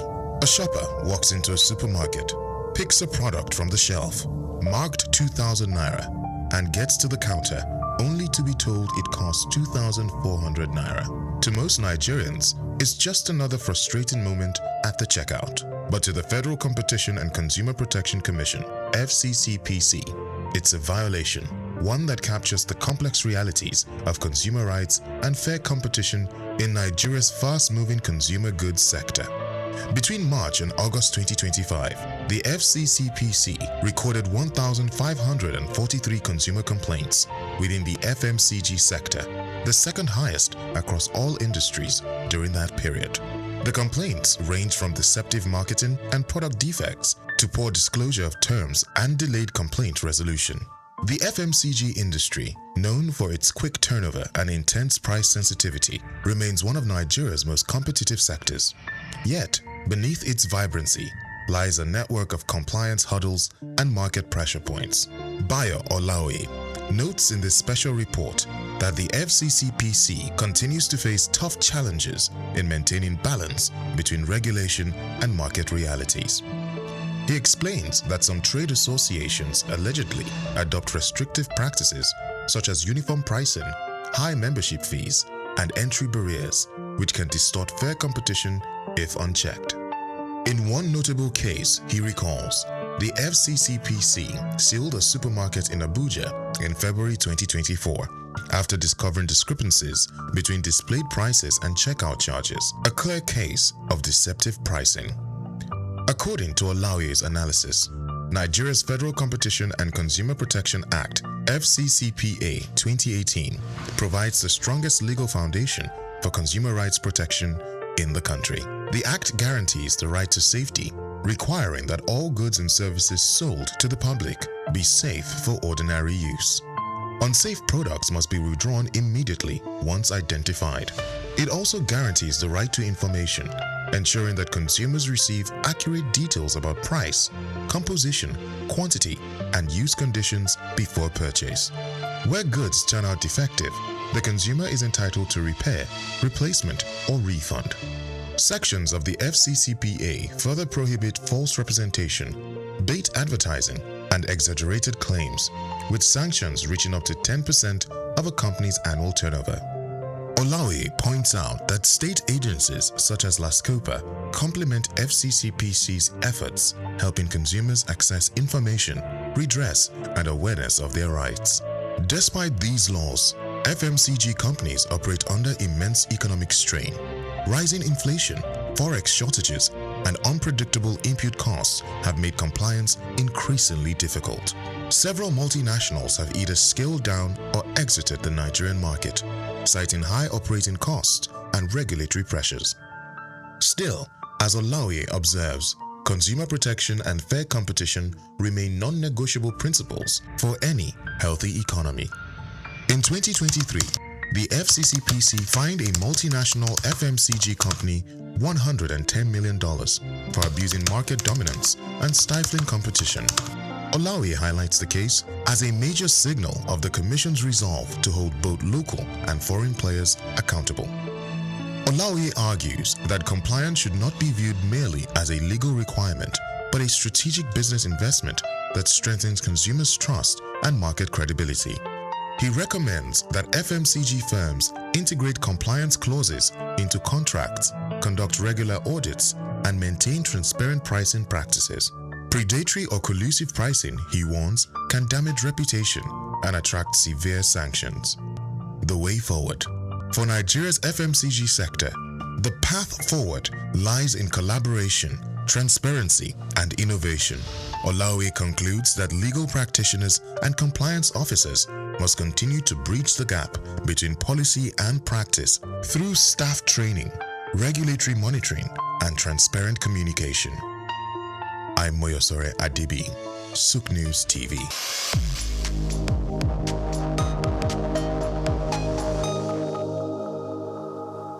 Africa is on the rise, and at the forefront of its growth is a sector as old as civilization itself, agriculture. Once marked by subsistence farming and challenges with food security, agriculture in Africa is now experiencing a powerful transformation. From the fertile lands of Nigeria to the tea fields of Kenya, agriculture is driving economic growth and lifting millions out of poverty. African governments and internal investors are taking notice, pouring in resources to support smallholder farmers and expand sustainable farming practices. Digital innovation is playing a major role in this transformation. Mobile apps provide farmers with crucial information on weather, market prices, and crop management. These digital tools are empowering farmers to make informed decisions, increase their yield, and get fair prices for their produce. Now I know when it rains, I can plan my planting better, and I know where to sell my crops for a good price. It's really changing our lives. We are committed to investing in agriculture as a pillar of our economy. Our goal is to make farming not only viable but a source of wealth and stability for our people. African countries are also scaling up for exports, especially in high demand crops like coffee, cocoa, and cashew. By focusing on quality, Africa is capturing a larger share of global markets. But the transformation goes beyond exports. Across Africa, new farming techniques and policies are helping to meet domestic demand and reduce reliance on food imports, contributing to food security across the continent. Women are also a key part of Africa's agricultural revolution. They make up a significant portion of the agricultural workforce, and initiatives are empowering women farmers with resources and training to enhance productivity. From subsistence to sustainability, the future of agriculture in Africa is bright. With innovation, investment, and resilient communities, Africa is sowing the seeds of prosperity.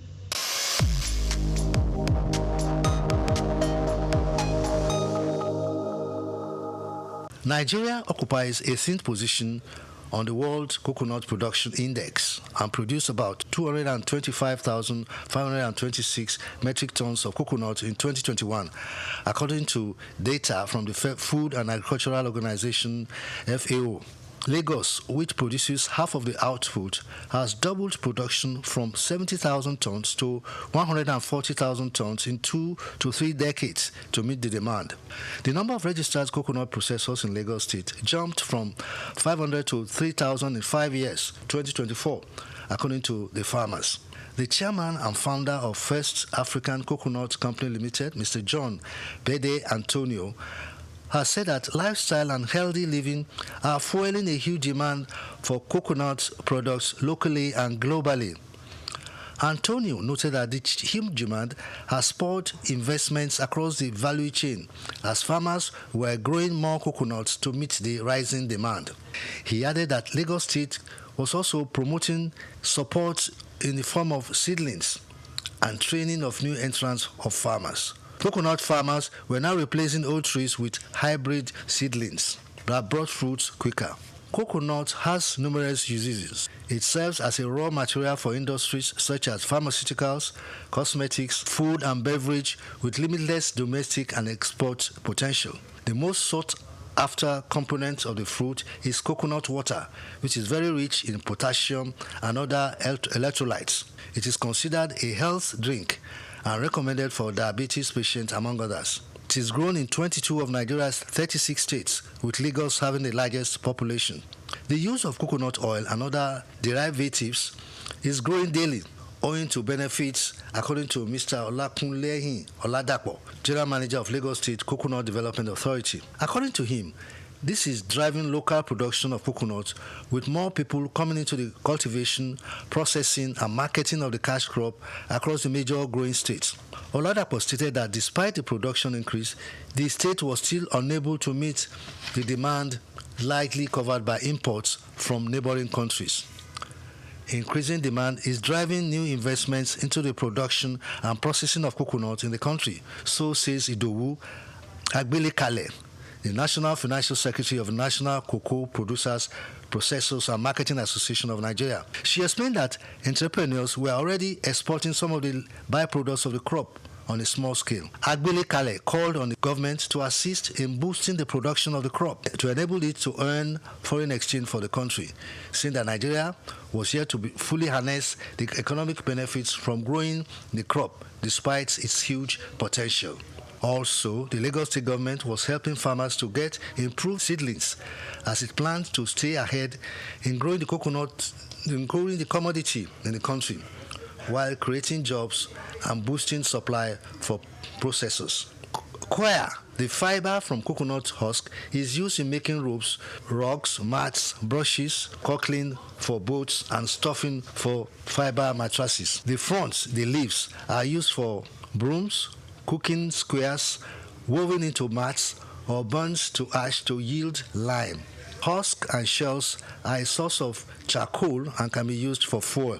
Ms. Chune Chukwu, an accountant with a manufacturing firm in Ikeja, told me that she started using coconut oil on her hair in 2022, owing to its health benefits, and has not applied any other oil to her hair since then. The increased demand is being felt across industries that use it as raw materials, suggesting that the price will continue to surge according to experts. The prices of coconut has increased by over 100% from an average of 250 naira in January 2024 to an average of 500 naira for a small size currently, according to our survey. There is hope in the coconut. Bayo Olaoye, SOUQ News.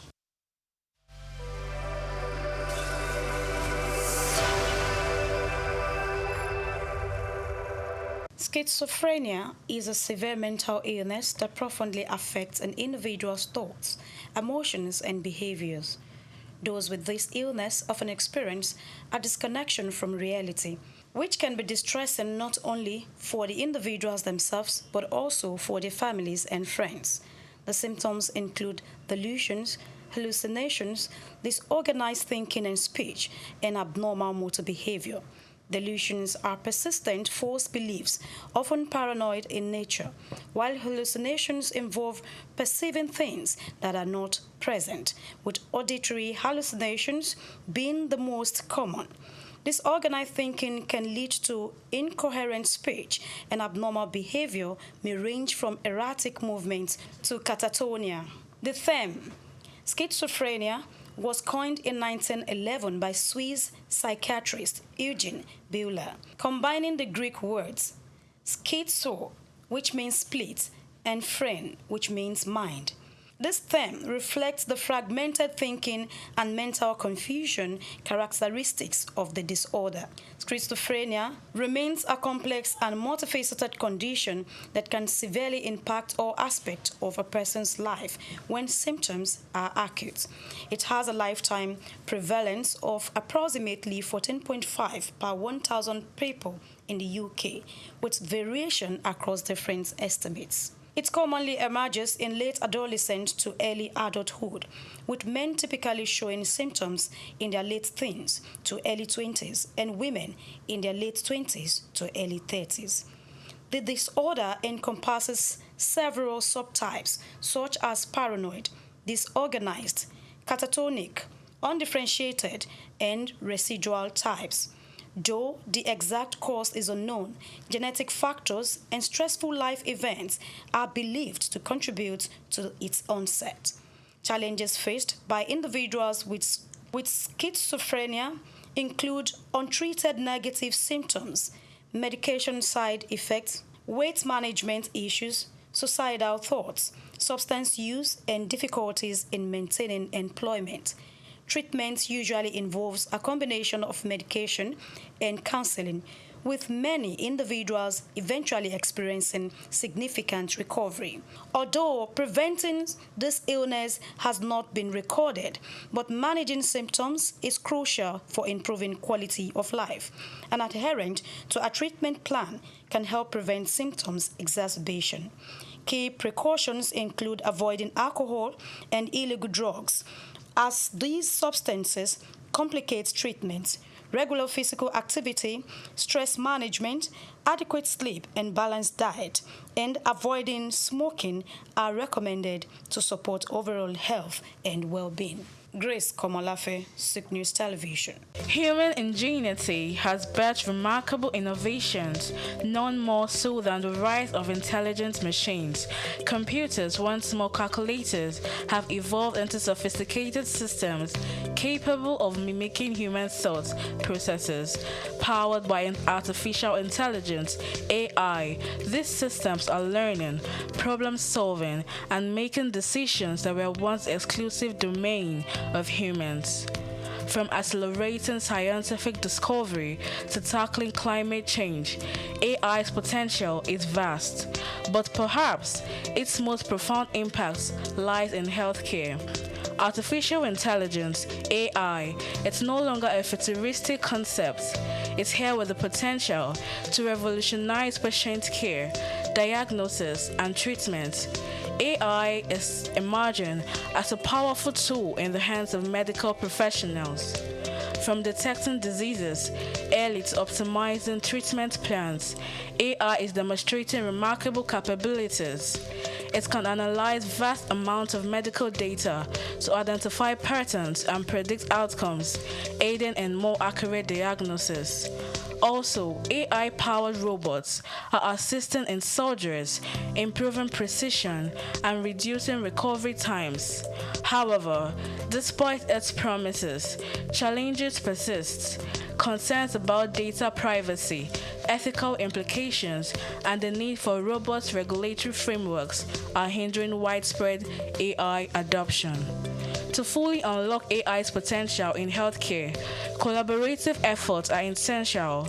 Healthcare providers, researchers, policymakers, and technology companies must work together to develop and implement AI solutions responsibly. By addressing ethical concerns, investing in AI research, and creating supportive regulatory environments, we can accelerate the integration of AI into healthcare and improve patient outcomes.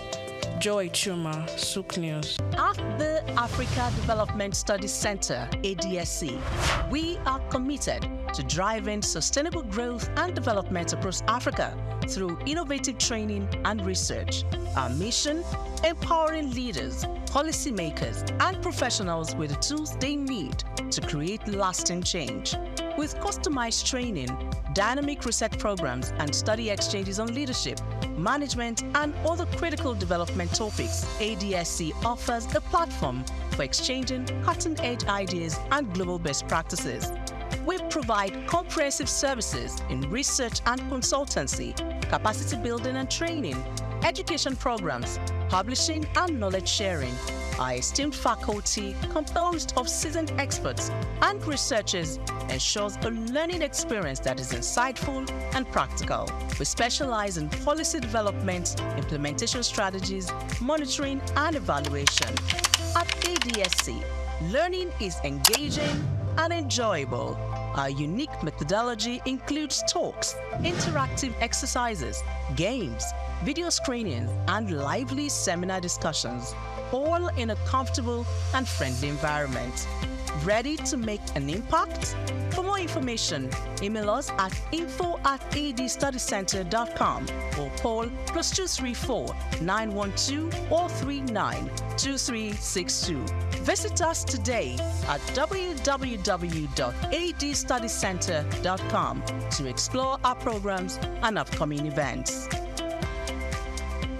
Africa Development Studies Center, rethinking development for Africa.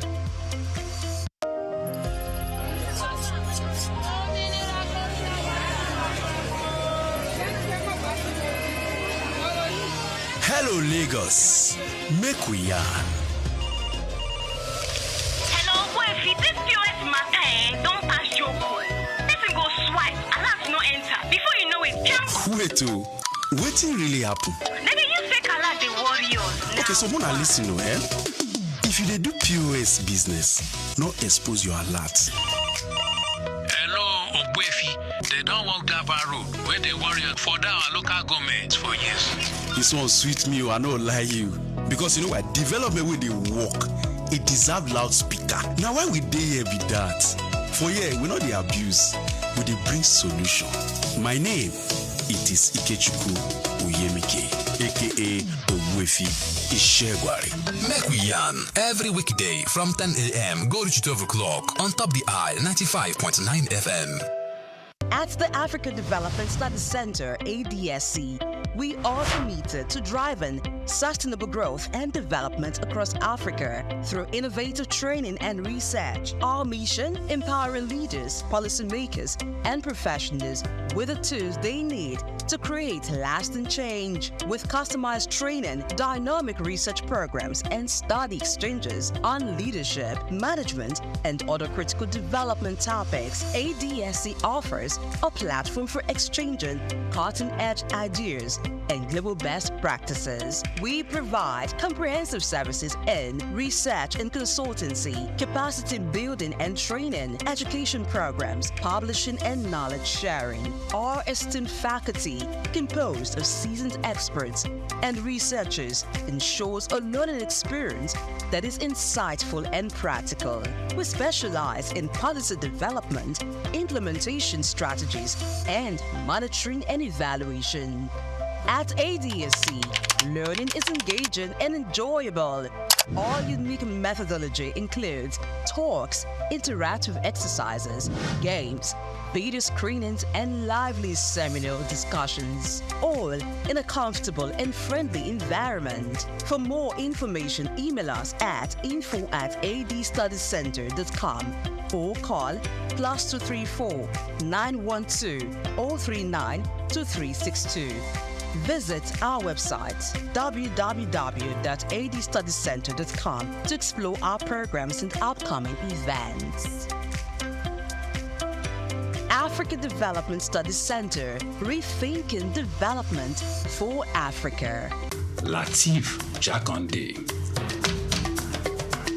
Born Lateef Kayode Jakande in the Ekbetedo area of Lagos Island, Lagos State, on July 1929. He studied at the Lagos Public School at Enowa, Lagos Island, then at Bonham Memorial Methodist School, Port Harcourt, King's College, enrolled at Ilesha Grammar School, where he edited a literary paper called The Quarterly Mirror. Jakande began a career in journalism in 1949 with a daily service and joined the Nigerian Tribune in 1953. The owner, Chief Obafemi Awolowo, appointed Jakande editor-in-chief of the Tribune in 1956. Jakande established John West Publications in 1975 after leaving Tribune and began to publish the Lagos News. He served as the first president of the Newspaper Proprietors Association of Nigeria, NPAN. Jakande ran for election as Executive Governor of Lagos State in 1979 on the Unity Party of Nigeria platform. His administration was effective and open and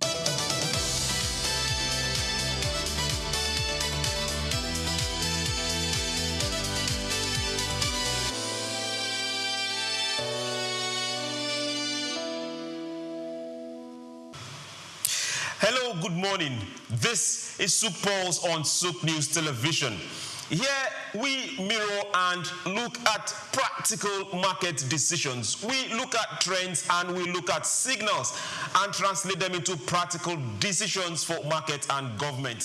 Here, SOUQ Pulse. My name is Chooks, John Rogers Chooks. And here are the signals shaping today.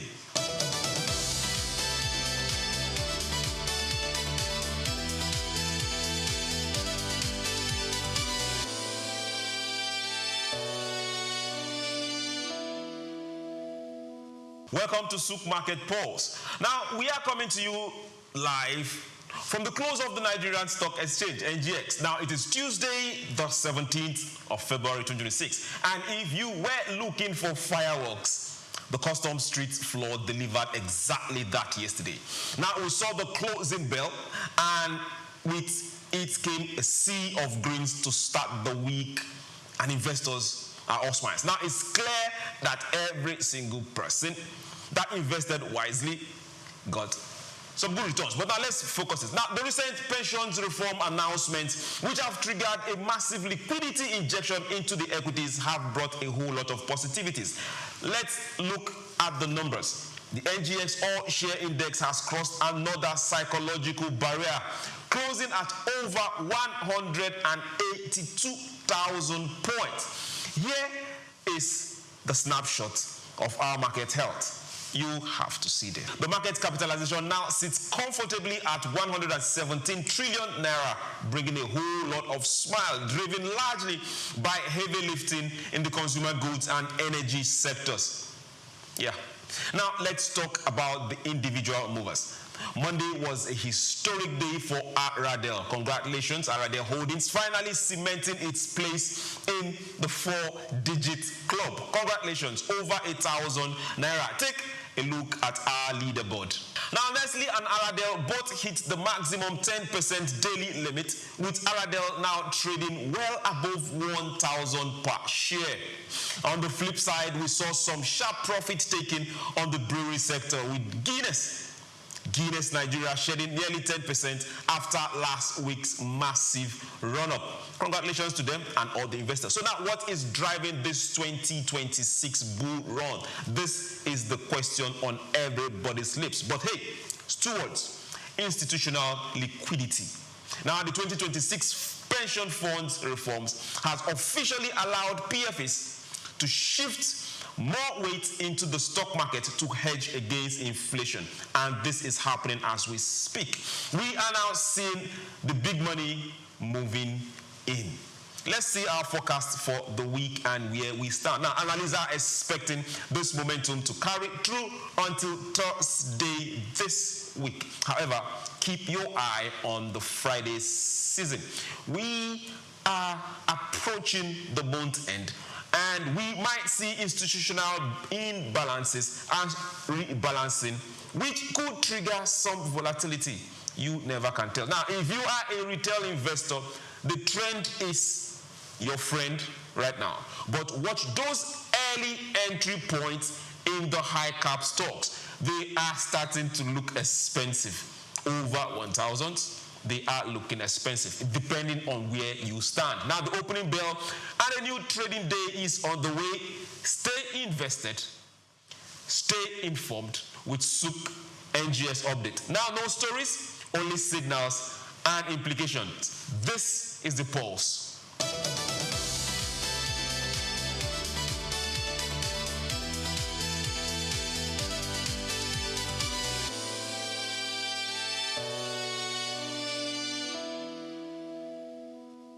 Yes, we head to SOUQ Market Intelligence, and the big story today is the Nigerian Naira.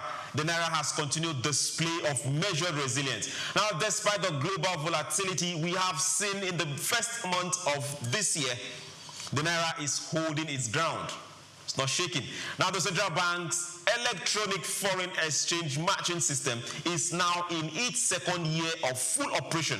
And today's numbers suggest that the price discovery phase is finally maturing. But while the official window is breathing easy, the street still has stories to tell. Now, let's look at how the Naira performed against the global Big 12. We are seeing a spread that, while present, is no longer the chasm it was years ago. You can't just sleep and wake up a billionaire thanks to the big gully between official rate and black market rate. Things are smiling up. Now, let's look at the performance between Naira and the dollar and other currencies in the parallel market. Watch this. Now, take a look at the yen and the cedi. We are seeing increased volume in these pairs as regional trade and eastern imports hit their mid-February peak. Now, so what's moving the needle? Three main drivers are at play today. The first one being liquidity injection. Now, the CBN has maintained its reading of weekly FX sales to BDCs that has gone high to about $150,000. And now this has effectively mopped up some of the panic demand we have seen on Mondays. Also, the second being oil revenue reserves. Now, with Brent crude hovering at steady levels, our foreign reserves have seen a modest accretion, giving the Apex Bank the firepower to defend the 1,350 psychological floor. And we look forward to better days. Now, also the third factor, the EFEMS factor, the electronic matching system, has significantly reduced human interface. What you see on the screen today is a true reflection of demand and supply than ever before. It's no longer Musa versus Chidi. Now let's consider the downside. Everybody should also look it up. Now, the downside. Inflationary pressure remains. Even with the stable naira, the cost of landing goods still reflects that 7% parallel market premium. Now, this is keeping consumer price index on the radar of every Nigerian household. It's just somewhere there in your mind with a question mark. But are we making progress? Let's keep looking at the market. Now, as we head into the rest of the week, eyes will be on the T-bills, the Treasury bills auction result, which could dictate where institutional investors move their liquidity next. Now, stay informed, stay profitable. This is SOUQ Pulse. Don't go anywhere.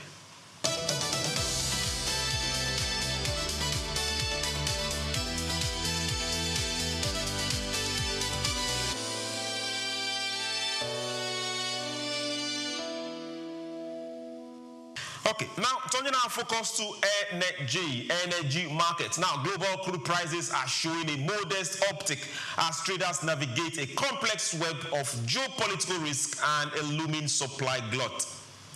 Look out the boards. Let's get to see what's happening. Brent crude is currently trading up at $68.16 per barrel.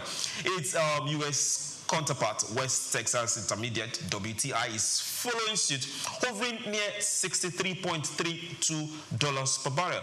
While our very own Nigerian flagship grade, Bonny Light, remains a key indicator for the African market, settling at $71.16 per barrel. Now, the primary drivers today is the anticipation surrounding the second round of the nuclear talks between Washington and Tehran in Geneva. While these talks aim to de-escalate Middle East tensions, the market is pricing in a geopolitical risk premium of about $5 to $7 per barrel. That difference means a whole lot to those selling, those buying, and those looking forward to make profit. Now, this premium is currently the only thing preventing a deeper slide, as fundamentals look increasingly bearish. Looking at the indices, the International Energy Agency just trimmed its 2026 demand growth forecast to 850,000 barrels per day. That contrasts that with a projected supply increase of 2.4 million barrels per day, largely from non-OPEC producing countries like US, Brazil, and Guyana. Now, the major issue for February remains the massive inventory build. Coming from the US crude stock surged by 8.5 million barrels in just 1 week. This supply overhang is keeping the pressure on OPEC Plus, who have frozen production increases through March, but face a critical decisions at their March 1st meeting. Now, this is regarding output levels for April. Now, as for forecast, analysts are also being cautious. Now, while a sudden disruption in the Persian Gulf could spike Brent towards $90, I'm sure my African brothers are happy if that happens. Now, the base case for the remainder of February points to a sideways to lower trends. that will not make us happy. But hey, most forecasts now cluster in the mid-50s to low 60s for the year, but that is not for the Nigerian bonylite. As the world moves from period of scarcity to one of comfortable abundance, which we all pray for. Now, stay tuned for more on how these energy shifts are impacting the global economy. This is SOUQ Pulse. Don't go anywhere.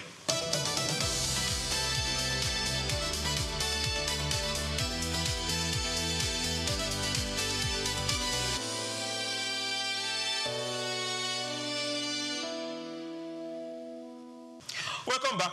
It's been a quiet start for the week across global floors. Now, this is largely due to Presidential Day holiday in the US and the Lunar New Year closures in Asia. Now, but however quiet doesn't mean static. We are seeing a significant correction today as gold and silver catch their breath after the aggressive start to 2026. That was a run. The real run, we say. Now, let's look at the board. What exactly are the boards saying? Gold has officially slipped below that psychological $5,000 per ounce mark. Now, this is settling under at $4,997 per ounce.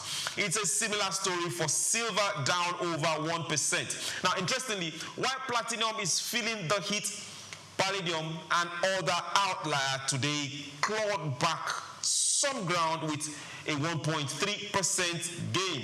Now, market drivers and indices abound.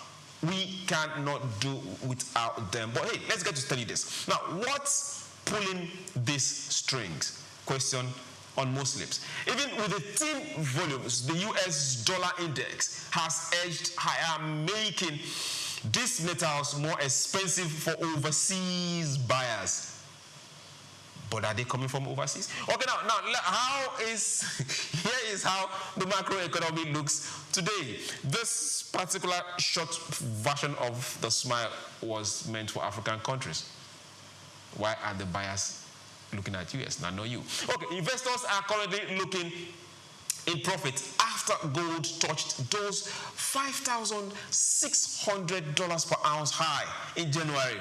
That was indeed a run. Now we are seeing a natural cooling off at the market. Waits for more concrete data from the Feds later this week. Now, looking ahead, keep your eyes on the midweek volatility. Here is what we are forecasting for the remainder of the week. Now, let's start with gold.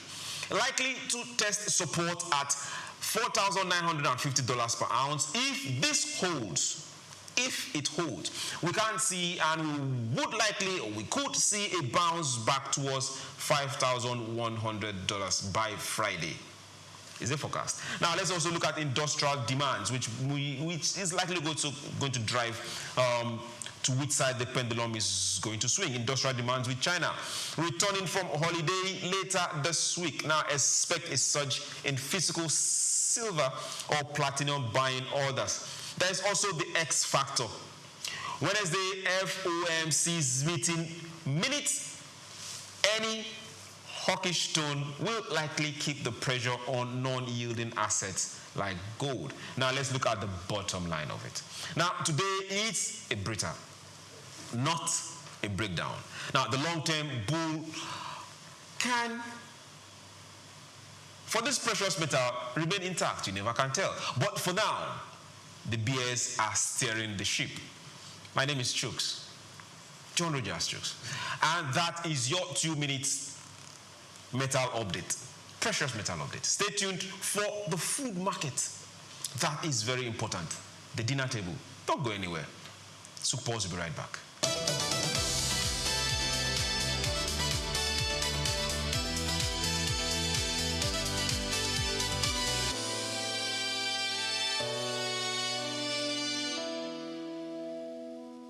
Okay, good. Let's see what the markets are saying for food. Yes, you heard us. Food. We turn our focus to the dinner tables of millions of Nigerians, where a silent crisis is unfolding now, despite recent stability in the foreign exchange market. The cost of food remains the most pressing challenges for the average household. Not that the prices are not coming down, but purchasing power. From the market of Mile 12 in Lagos to the grain hubs of Kano, the food basket of the nation is feeling a bit light, yet costing significantly more. The statistics are sobering. Now, food inflation continues to hover at critical levels, eroding the purchasing power of the newly implemented minimum wage. Now, families are now spending upwards to 60% of their total income just for food. This isn't just about the price of luxury goods. We are talking about staples, beans, rice, gari, bread. We are seeing a shift in consumption patterns where protein, yes, you hear this, protein is becoming a luxury for some people, and many are forced to skip protein entirely. So what exactly is driving this persistent shortage, inability in purchasing power for food? Now, is it fertile land? A whole lot of questions will come to arise, be it in my mind, in yours, but let's talk about a few of them. It is a complex web of factors. Insecurity in the food basket, that is one major one. Now, persistent farmer-herder conflict and banditry in the north central and the northwest zones have forced many farmers to abandon their farms, leading to massive supply deficit. We also have the issue of transportation costs. Now, while Nigeria and Naira has stabilized, the cost of logistics remain sky high. High diesel price is something we can't take away from that. Now, the removal of petrol subsidy translated that cost to transportation. Now, we are still trying to see a palliative that will handle massive rail movement from farm communities down to urban areas. Now, this will continue to make moving food from farm to urban centers an expensive venture, which is translated to the end buyer. Then we also have the issue of post-harvest losses. Now, due to poor storage infrastructure or non-existent infrastructure for storage in some areas, nearly 40% of our harvest rot before reaching the market. This is tightening supply even further. Then we have the worldwide issue of climate change. Now, erratic rainfall patterns and flooding in riverine areas have disrupted traditional planting cycles. As we speak right now, it's been raining in Lagos from last rainy season up to yesterday, leading to lower yields, and the government at a point declared a state of emergency on food security with a lot of policies and initiatives like the National Agricultural Development Fund aimed at boosting dry season farming. Now, however, for the man on the street, the question remains, when will these policies translate to a cheaper loaf of bread? We will continue to track these prices and the government's response, and we will have live guests to tie all this up. You can't afford to miss this. Definitely you can't afford to miss this. This is not politics. This is purchasing reality. This is SOUQ Pulse. Don't go anywhere.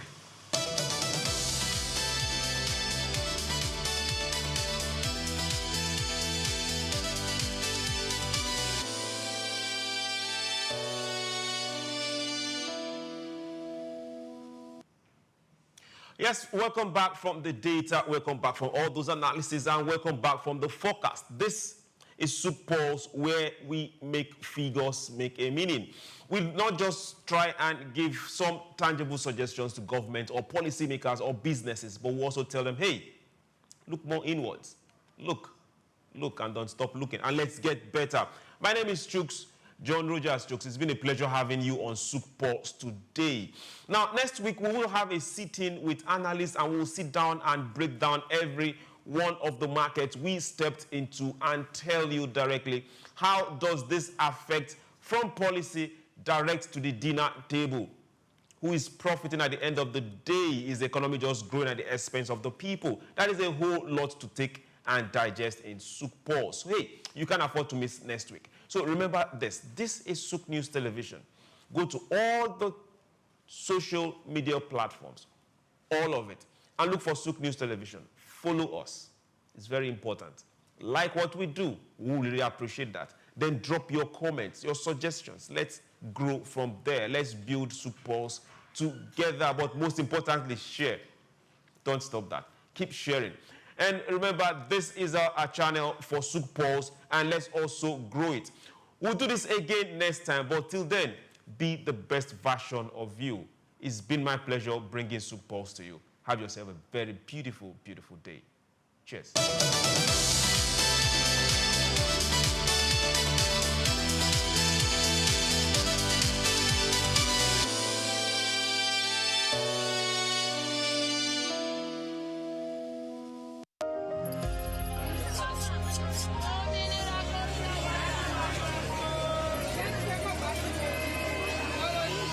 Hello, Lagos. Make we yarn. Hello, boy, this POS matter don't pass your call. Person go swipe, alert no enter. Before you know it, jump.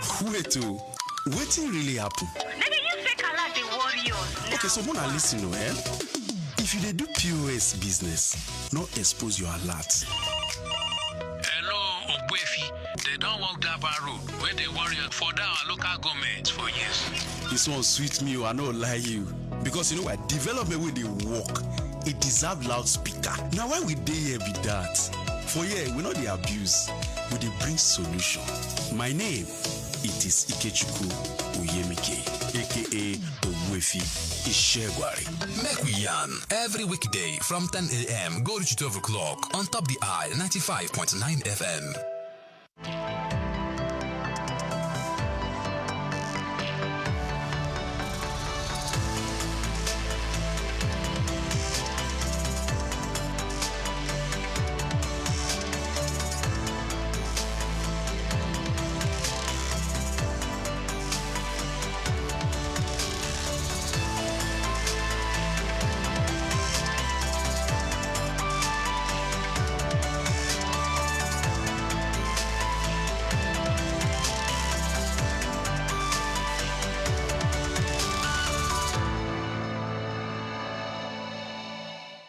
Oyeyimika Adeboye is one who comes from a lineage of entrepreneurs.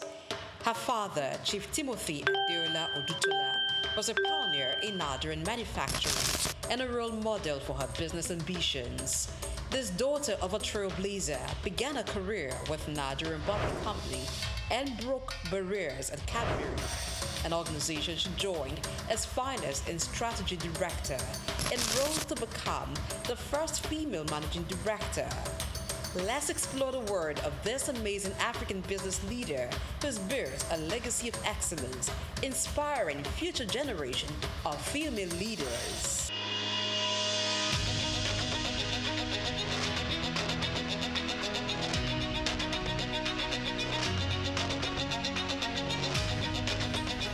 Oyeyimika Adeboye comes from a lineage of entrepreneurs. Her father, Chief Timothy Adeola Odutola, was a pioneer in Nigerian manufacturing and a role model for her business ambitions.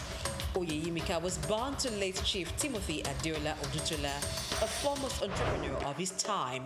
He was one of the pioneers of indigenous manufacturing in Nigeria, alongside the late Alhassan Dantata, the great-grandfather of business icon Aliko Dangote, and Louis Ojukwu, father of Odumegwu Ojukwu, a Biafran leader. Chief Timothy Adeola Odutola became the first president of the Manufacturers Association of Nigeria when the body was formed. As daughter to the man who created a multi-million-dollar conglomerate, including 3 factories, a realty franchise, a cattle ranch, a 5,000-acre plantation, a sawmill, an exporting business, as well as established Adeola Odutola College and Adeola Odutola Elementary School in Ijebodi, Ogun State. In addition to having a mother who was a very successful businesswoman, Oyeyimika was highly inspired towards business by her parents who served as role models. After her basic and secondary education, Adeboye earned a degree in economics and accountancy from the University College, Cardiff, Wales. In 1986, she qualified as a chartered accountant in the UK before returning to Nigeria in the 90s. She became a fellow of the Institute of Chartered Accountants in England and Wales and a member of the Institute of Chartered Accountants in Nigeria. She also got Executive Management Education Certification in Finance and Business Administration from the Institute of Management Development, Lausanne, Switzerland, between 2000 and 2007. Oyeyimika began a career outside the shores of Nigeria as an article clerk with a United Kingdom accounting practice. On returning to Nigeria in the 90s, Oyeyimika took up a job with the Nigerian accounting and tax practice of Arthur Addison & Co. for a couple of years. From there, she moved to Nigerian Bottling Company PLC in 1994, where she held the position of Finance Director and Chief Financial Officer for about 13 years. Returning to Nigeria from the United Kingdom proved a career-defining moment for Oyeyimika. She recalls the experience of a female English friend who worked in the UK as senior manager for many years, but didn't make partner at the same firm where other male managers were admitted into partnership.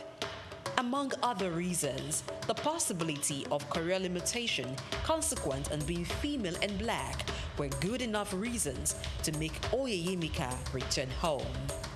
In November 2008, Oyeyimika was headhunted to join the board of Cadbury West Africa as Finance and Strategy Director, West Africa, and a director on the board of Cadbury Ghana Limited. She was also a member of the Audit Committee of the company until October 19, 2016. She is a member of the Executive Management Committee and member of the Risk Assessment Committee of Cadbury Nigeria. She spent a total of 10 years and 7 months with Cadbury before being appointed as MD Cadbury Nigeria PLC in April 2019.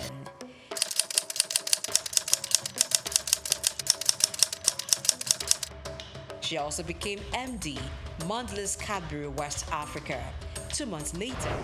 Mondelez International is the parent company of Cadbury Nigeria PLC. After consciously building a career in finance, strategy, and business administration, both in Nigeria and the United Kingdom, for over 2 decades, one can almost say that Oyeyimika had spent all the years preparing for the top. Her appointment as the MD CEO of Cadbury Nigeria PLC is a testament to the company's acknowledgement of fine talents. Position as the Managing Director of Cadbury Nigeria PLC. In April 2019, she was announced as the successor to Amir Shamsi. By this development, she became the first female MD of the company in its over 50 years of existence. It's very important as you're growing your careers. You come here, you learn a lot, and this is a fantastic initiative, by the way. You come here, you learn a lot, and then you go out there and you're wondering what next. What I always say to people is don't limit yourself. You must never limit yourself. I gave you a statement. I said I'm a finance person. Today I'm a general manager. I did not learn general management in school. So whatever you're learning here, I'll call it a drop in your learning pool. Okay? You spend a year here, you learn something. Whatever you learn from here is a drop in your learning pool. Some things you will learn in life. You know, HR people, she's gone. I wish she was here. They always tell us that your development, 80% is in your hands, 20% is in your employer's hands. Your employer can do a lot for you, but all they do for you is really 20%. If you don't get up and do something for yourself, you cannot promote yourself and you will not grow your career. Oyeyimika Adeboye sits on the board of trustees of the Timothy Adeola Odutola Foundation, named after her father. The foundation targets its philanthropic works towards providing educational, industrial, and technological development for Nigerian youths that may be unable to gain admission into tertiary institutions for their higher education. Adeboye is a member of the board of Odutola Holdings Limited, a family-owned group of companies. Oyeyimika also serves as the chairperson of the advisory board of Genesis House, a home for disadvantaged young women, which was set up by Freedom Foundation. She's a member of the board of the Parity in Income and Education Foundation. Just like Oyeyimika Adeboye was able to break the corporate glass ceiling as the first female MD of Cadbury Nigeria PLC, today, women are given the visibility and exposure that was probably not a priority in the past. While there is still a huge gap in the recognition and appointment of highly performing women into CEO roles, the trend is fast improving as organizations are intentionally taking steps to ensure that women get the opportunity to take on very senior roles. As part of a philanthropic work, Adeboye is a member of the Board of Trustees of YEO Foundation, which provides various initiatives to empower less privileged women. She also contributes her time to partner with Handmaidens WRLS, a Christian NGO which seeks to mentor and empower professional women along an ethical career path. Oyeyimika is a member of the Board of Trustees of the Timothy Adeola Odutola Foundation, a family-owned philanthropic foundation set up for the purpose of providing educational, industrial, and technological development of Nigerian youths who may be unable to gain access to higher education. For these accomplished women, only God comes before her family in the scale of priority. She enjoys running and spending time with her family over a sumptuous meal. Oyeyimika Adeboye's values are shaped by faith as a Christian. In an interview granted to Punch newspaper, Oyeyimika admits her faith-based values, which borders on integrity, is key to decisions she makes and work ethics. Just do what you need to do and do it well. To your best, you know. Ms. Aoshika talked about it. To the best of your ability. Do your best. What do I want to say? Yes, I said be ready to make sacrifices, but mindful of your priorities. I want to talk about priorities. As a Christian, you know, and as a mother, as a wife, there's some things in my own life that I know are important. You know, when you're talking about work-life balance, so many things would try to tear you apart. You know, you have to have your priorities. So I took my priorities right. I said, in any decision, in any situation I face, I stick my finger out and I say three things. The first thing is my faith, my God. So if anything at work is going to take that away from me, I'm really willing to give up that work. You know, and I say it boldly that as a Christian, if I have to compromise my faith, then it's not worth it. Growing up in a home with strict moral upbringing, she recounts a disciplinarian father never failing to apply the rod when it was necessary, as well as her mom. These values have shaped Oyeyimika's character and decision-making. The journey of Oyeyimika exemplifies dedication, talent, and importance of breaking barriers. She continues to inspire future generations of female leaders. There's never telling where this wonderful, amazing woman is going next as she continues to break corporate ceilings.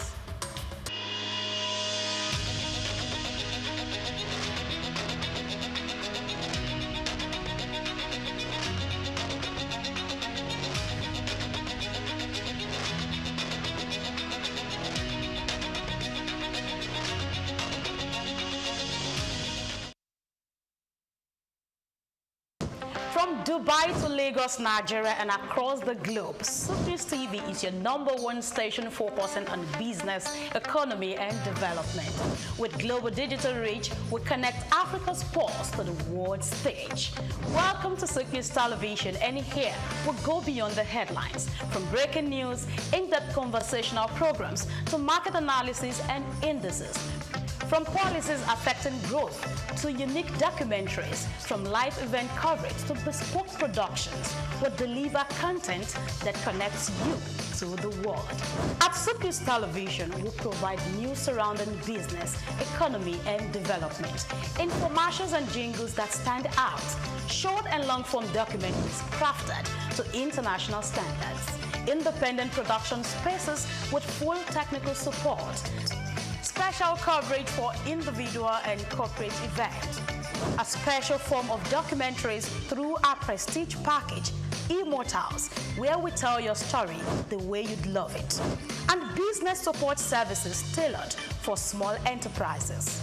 SOUQ News TV, powered by FemWatch Limited, also home to the Isle 95.9 FM Lagos and Kasua 99.7 FM Kano, and Emirate News Television Abuja, together forming Africa's trusted media powerhouse. Storytelling, coverage, and connection that matters. SOUQ News TV, your home for business, economy, and development.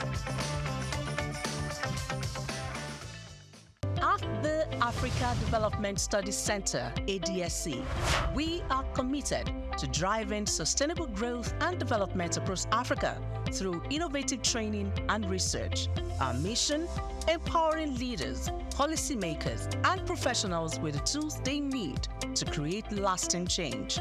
With customized training, dynamic research programs, and study exchanges on leadership, management, and other critical development topics, ADSC offers a platform for exchanging cutting-edge ideas and global best practices. We provide comprehensive services in research and consultancy, capacity building and training, education programs, publishing, and knowledge sharing. Our esteemed faculty, composed of seasoned experts and researchers, ensures a learning experience that is insightful and practical. We specialize. Nigeria, rich in traditional and cultural heritage, is intentional about promoting history and retaining cultural values. The country has succeeded in preserving its identities and that of the forefathers for ages through folklores, folktales, traditional ceremonies, community-based initiatives, cuisine, and most notably, museums and cultural centers. These institutions serve as invaluable repositories of history, ensuring that future generations remain connected to their roots and appreciate the diverse cultural tapestry of the nation. In Nigeria, there are over 38 museums comprising national, state, and privately owned institutions scattered across the country. Each of these museums plays a crucial role in safeguarding Nigeria's vast historical wealth, with collections that reflect the uniqueness of different ethnic groups, traditional practices, and historical transitions over time. In Lagos, the National Museum, located at the center of the city in Onikon, claims a notable collection of Nigerian art, including pieces of statuary, carvings, archaeological and ethnographical exhibits, among others. Of particular significance is the terracotta human head, known as Jema head, dated between 900 and 200 BC, which is part of the renowned Nok culture. The piece is named after Jema, the village where it was discovered. The museum is administered by the National Commission for Museums and Monuments and remain a key educational and historical attractions for visitors. Another prominent artifact housed within the museum is the famous Benin bronze head, an evidence to the artistic excellence of the Benin Kingdom. The museum has a lot of functions, some of which are to educate, to entertain, research, interpretation, conservation and preservation of our cultural heritage. And then the museum was established, Lagos Museum particularly, was established in 1957. It was formerly referred to as Department of Antiquities. So, well, the journey so far has been interesting because, we are here, to showcase our cultural heritage not just to the country but to the world. And we have series of, events that we do, that involve the community. And because of that, we create that awareness that this is where you can come and, see and feel your cultural heritage, your traditions, your history. Because it is said that a people without a history is a people without identity. So the museum portrays this to the people. And over the years, that is what we've been doing.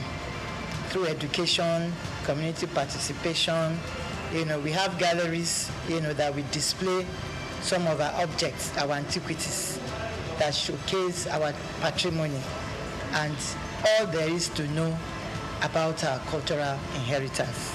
And so the museum, has been doing that over the years, and we still keep doing more. The Lagos National Museum was founded in July 1957 by English archaeologist Kenneth Murray, following the submission of architectural sketch in 1948 at a conference on museum policy in Nigeria. Kenneth Murray collected several traditional masks from Cross River State to display in the museum's early years, according to historical records. The primary purpose of structuring the museum was to preserve Nigeria's historical artifacts and cultural heritage. Fortunately, that vision has remained alive to this day. The museum serves as a significant tourist attraction for Lagos residents and international visitors alike, offering an immersive glimpse into the nation's past. Some of the remarkable artifacts currently on display at the museum include the bullet-ridden car in which former Nigerian head of state, General Murtala Muhammad, was assassinated, pictures of previous rulers and presidents of Nigeria from different eras, a diverse collection of cultural drums, tools, and ceremonial staffs from various ethnic groups, historical crowns and caps of revered traditional rulers symbolizing their power and authority. Photographs of Queen Elizabeth II and her entourage during her visit to Nigeria, reflecting moments of colonial history. It's so immense. Museum is a reminder of what the society is all about, because a number of us are missing the link. We don't even know the role, the significance of the society we find ourselves because of foreign influence. But when you come to museum, it will bring your mind back to the original habitat, the way of life of people, how things should be seen in the society, and how we should react to phenomenal changes in our environment. Basically, we'll be doing this work of educating the general public, not only Nigerians, over 20-something years here, and the impact has been so tremendous. To the point that what we do at the museum is in consonance with the curriculum of our institutions, from primary, nursery, primary, secondary, even tertiary, even people in their corporate organization. They deem me free to come to National Museum anytime they feel like we are missing the link, we have missed a lot of things concerning the way of life of our forefathers. Even here, apart from that, we do have what is called seminar. We organize seminar for expatriates, for individuals. They come around on Wednesdays to come and listen and learn on cultural-based subjects. I think it's great. I mean, I particularly like the circle of life that are presented in here, right? From birth to reincarnation to external influences. I think it gave a good history of Nigeria. I learned a lot about that. There seems to be some real big connection between Nigeria and Benin in terms of the history that I wasn't totally aware of. I was able to see the different artifacts and stuff that were presented. So it was quite interesting. They did, I think, a pretty good job doing a comprehensive tour or comprehensive history of Nigeria and its culture and its surrounding areas. A visit to the Lagos National Museum offers an enriching experience, transporting visitors back in time and allowing them to connect with Nigeria's rich and diverse history. The museum provides an opportunity to explore stories of resilience, artistry, and governance that have shaped the nation.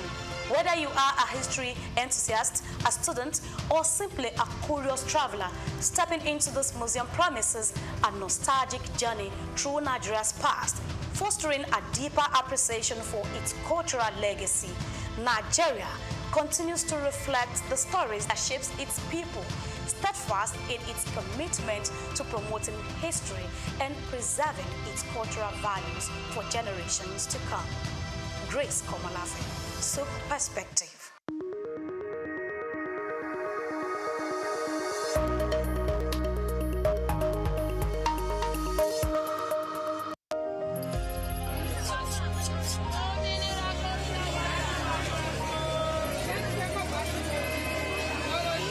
Hello, Lagos.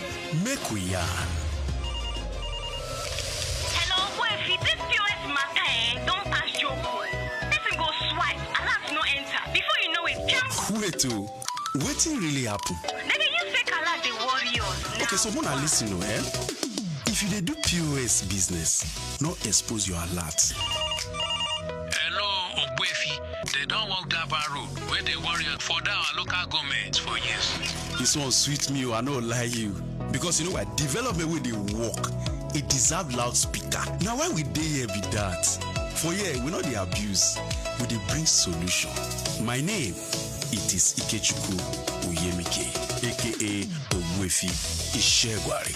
Make we yarn every weekday from 10 a.m. go to 12 o'clock on Top the Eye 95.9 FM.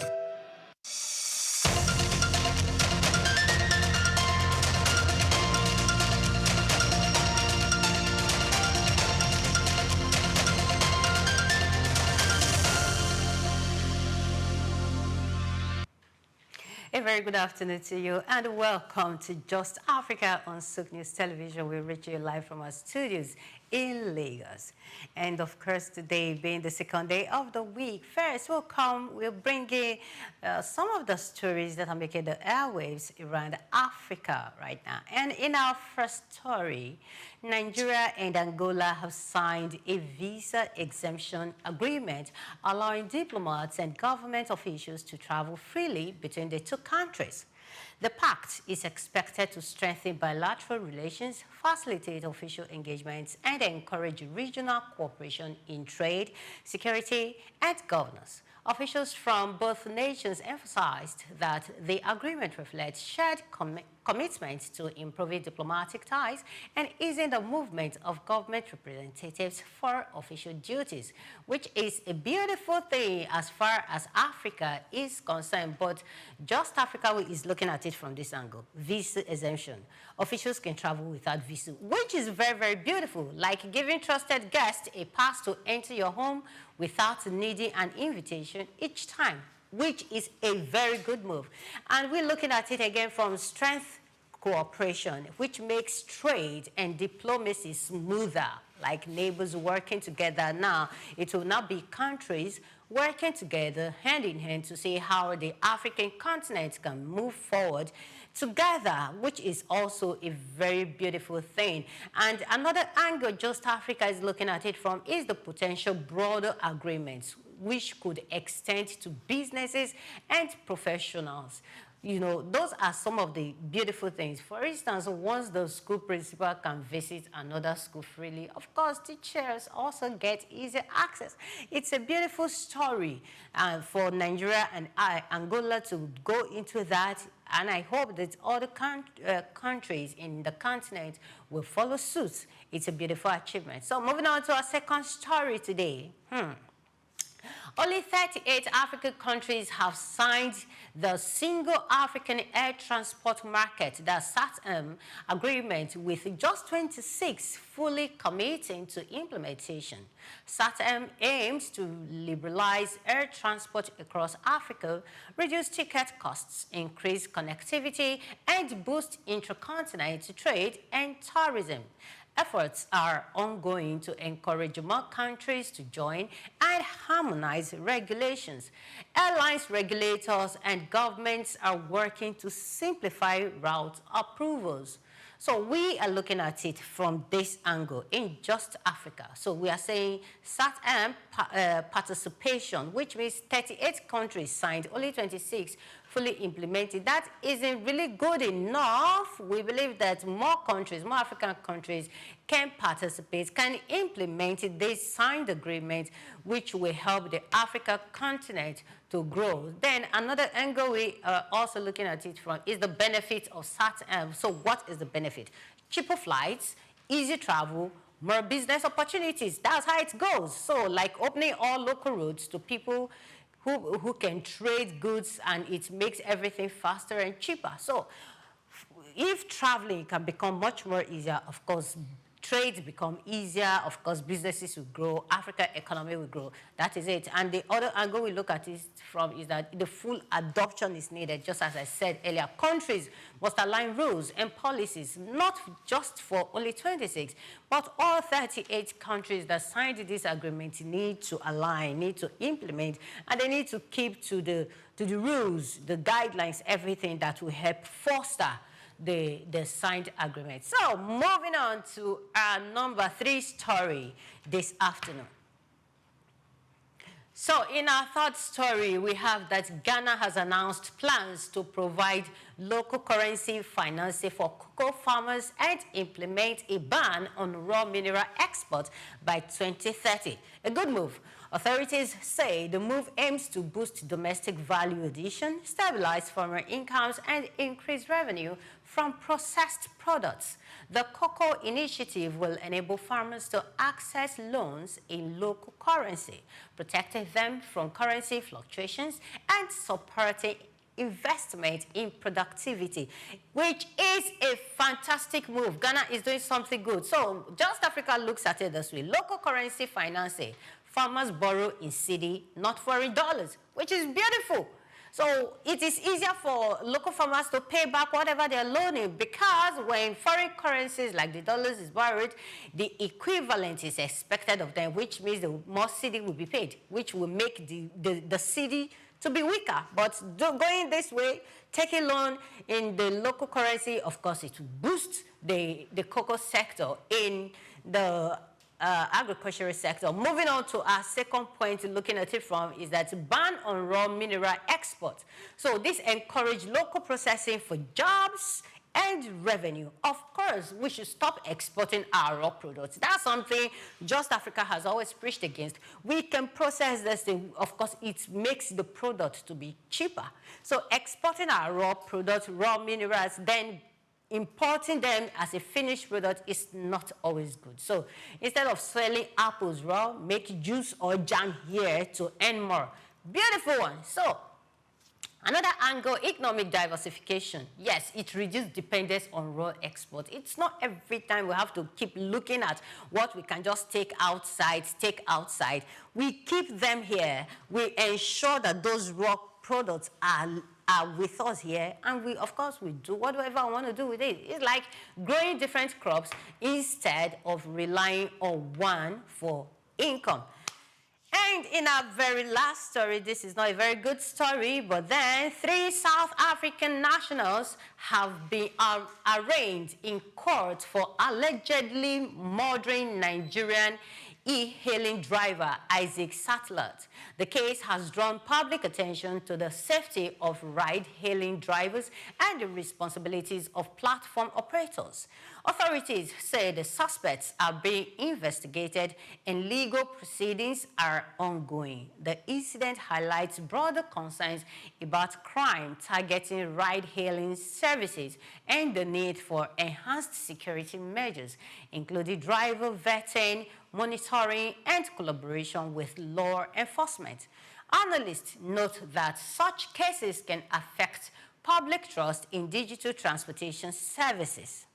So, like I said earlier, it is really not a very good story that someone was murdered, but looking at the way the government is looking into the story makes it look, yes, it's a beautiful hope for Africans. Alleged murder case, suspect in court for investigation, which is very good.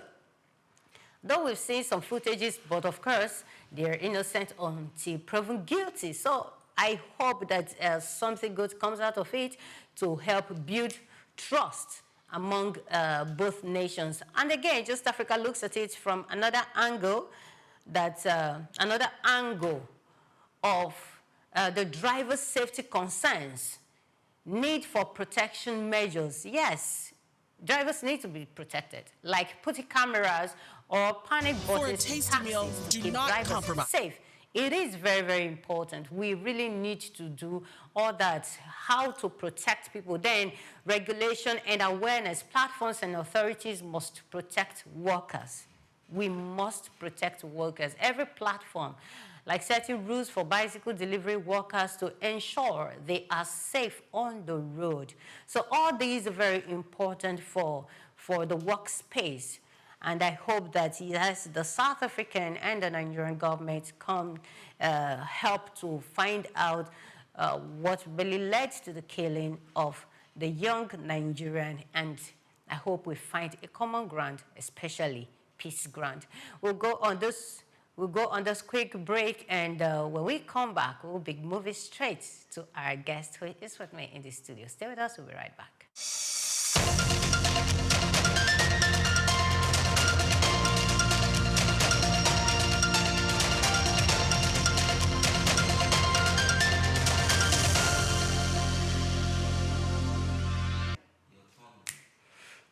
Listen, before Africa was a market, it was a kitchen.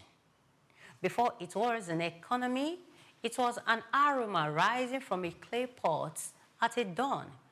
From the crackle of suya on open fire to the slow rhythm of a wooden spoon turning egusi, to spices ground by hands, not by machine. This continent has always known flavor. But here is the question that should trouble us. Why do our recipes travel by memory, yet our businesses struggle to travel by scale? Why does the world taste Africa, but Africa really owns the global brand? So, today, we are not just talking about food. We are talking about systems, about turning heritage into enterprise, about building culinary businesses that can move from street corner to skyline without losing their soul. Because the future of African wealth may not be buried in the ground. It may be simmering in the pot. On that note, I say welcome once again to Just Africa.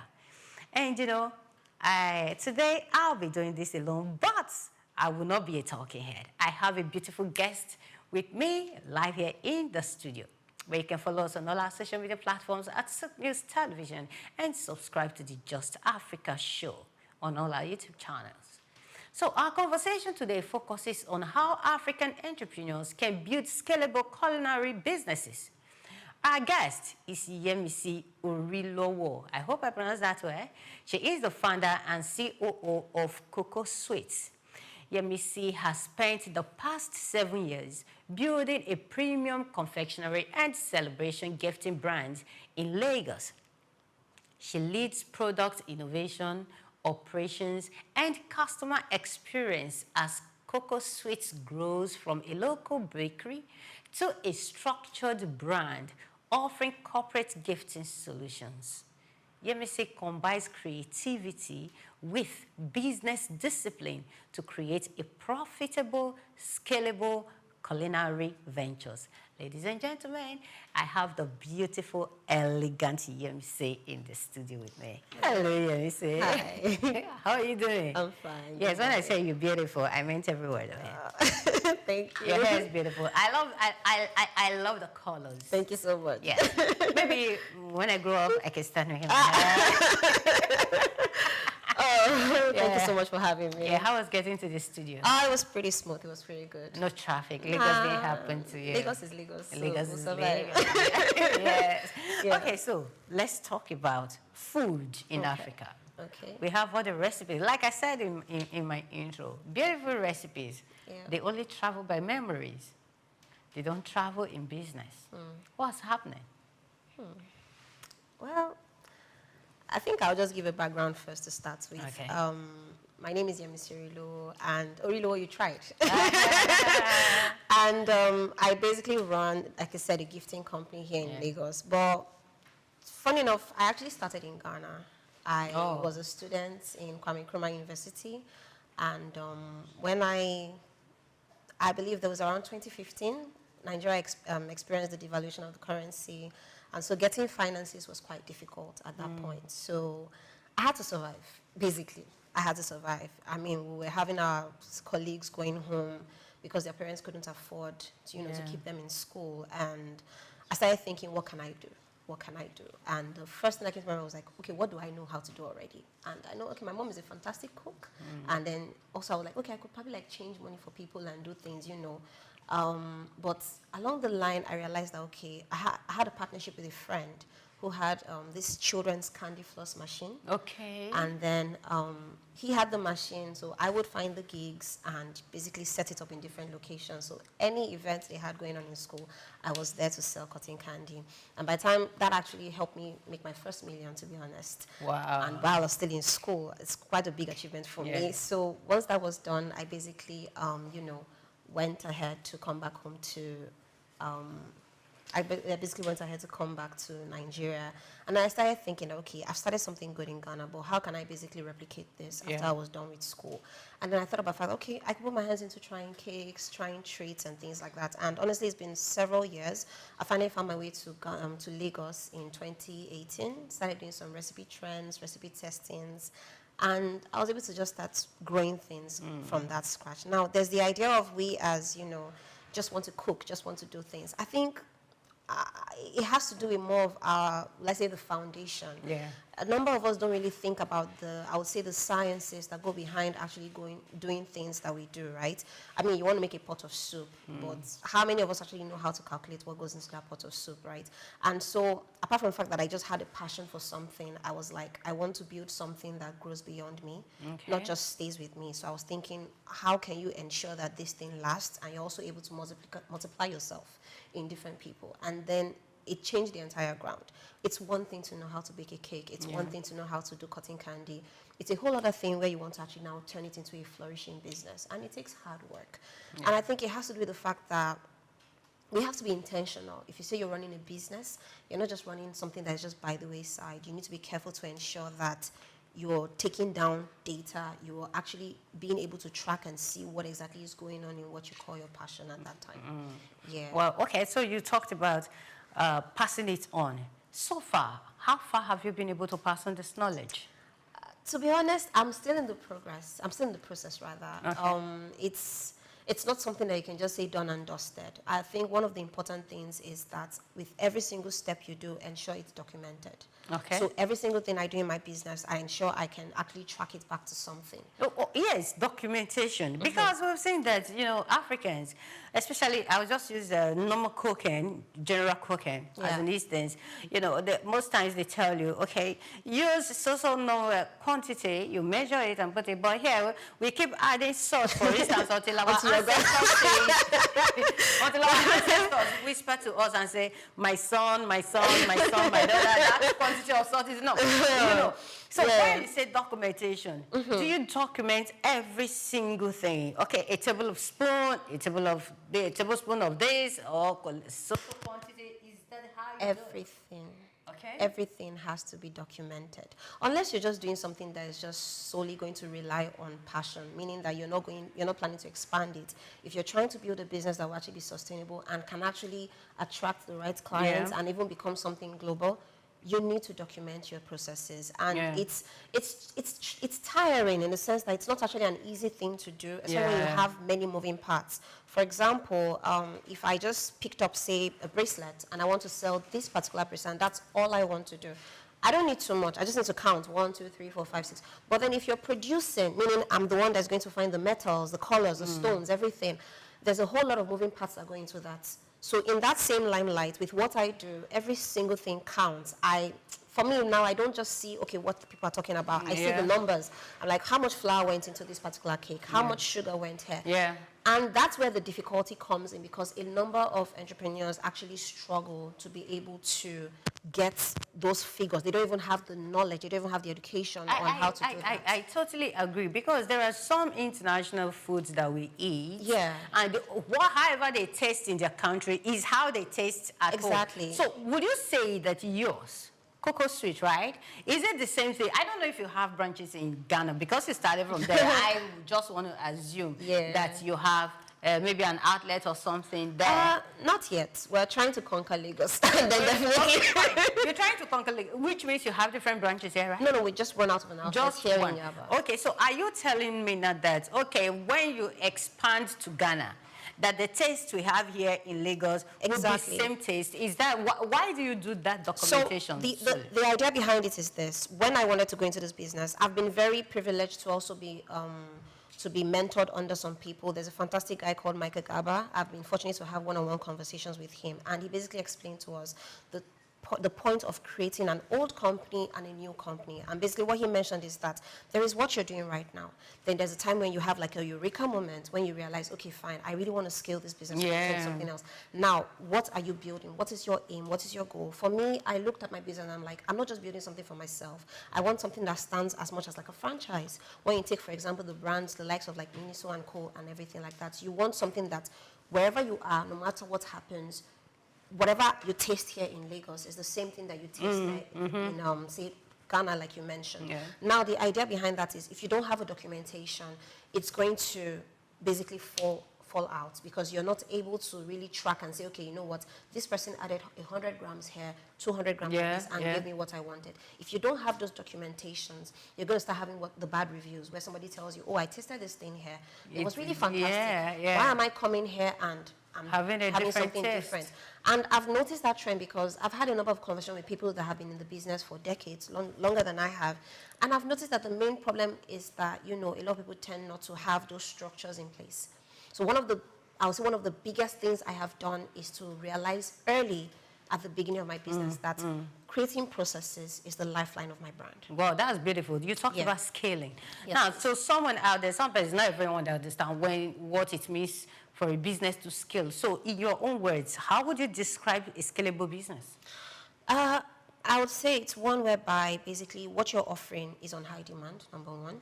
You're actually offering value to people, and people actually want what you have. And in terms of scaling, it is that people can see the success going on in the business. It's not about me having to shout and say, oh, buy what I'm selling, come and look at it. People can see that there is definitely value there, and without you having to do so much, once you're following the basic principles, you notice that you have clients actually reaching out to purchase your products. We have so many people in this business. Yes. When it comes to culinary business. Yes. There are many. Well, lots. Oh, we can do spirituals. We can do this, we can do that. But the way you said it, it was safe, it was so easy, there were no challenges. There's no.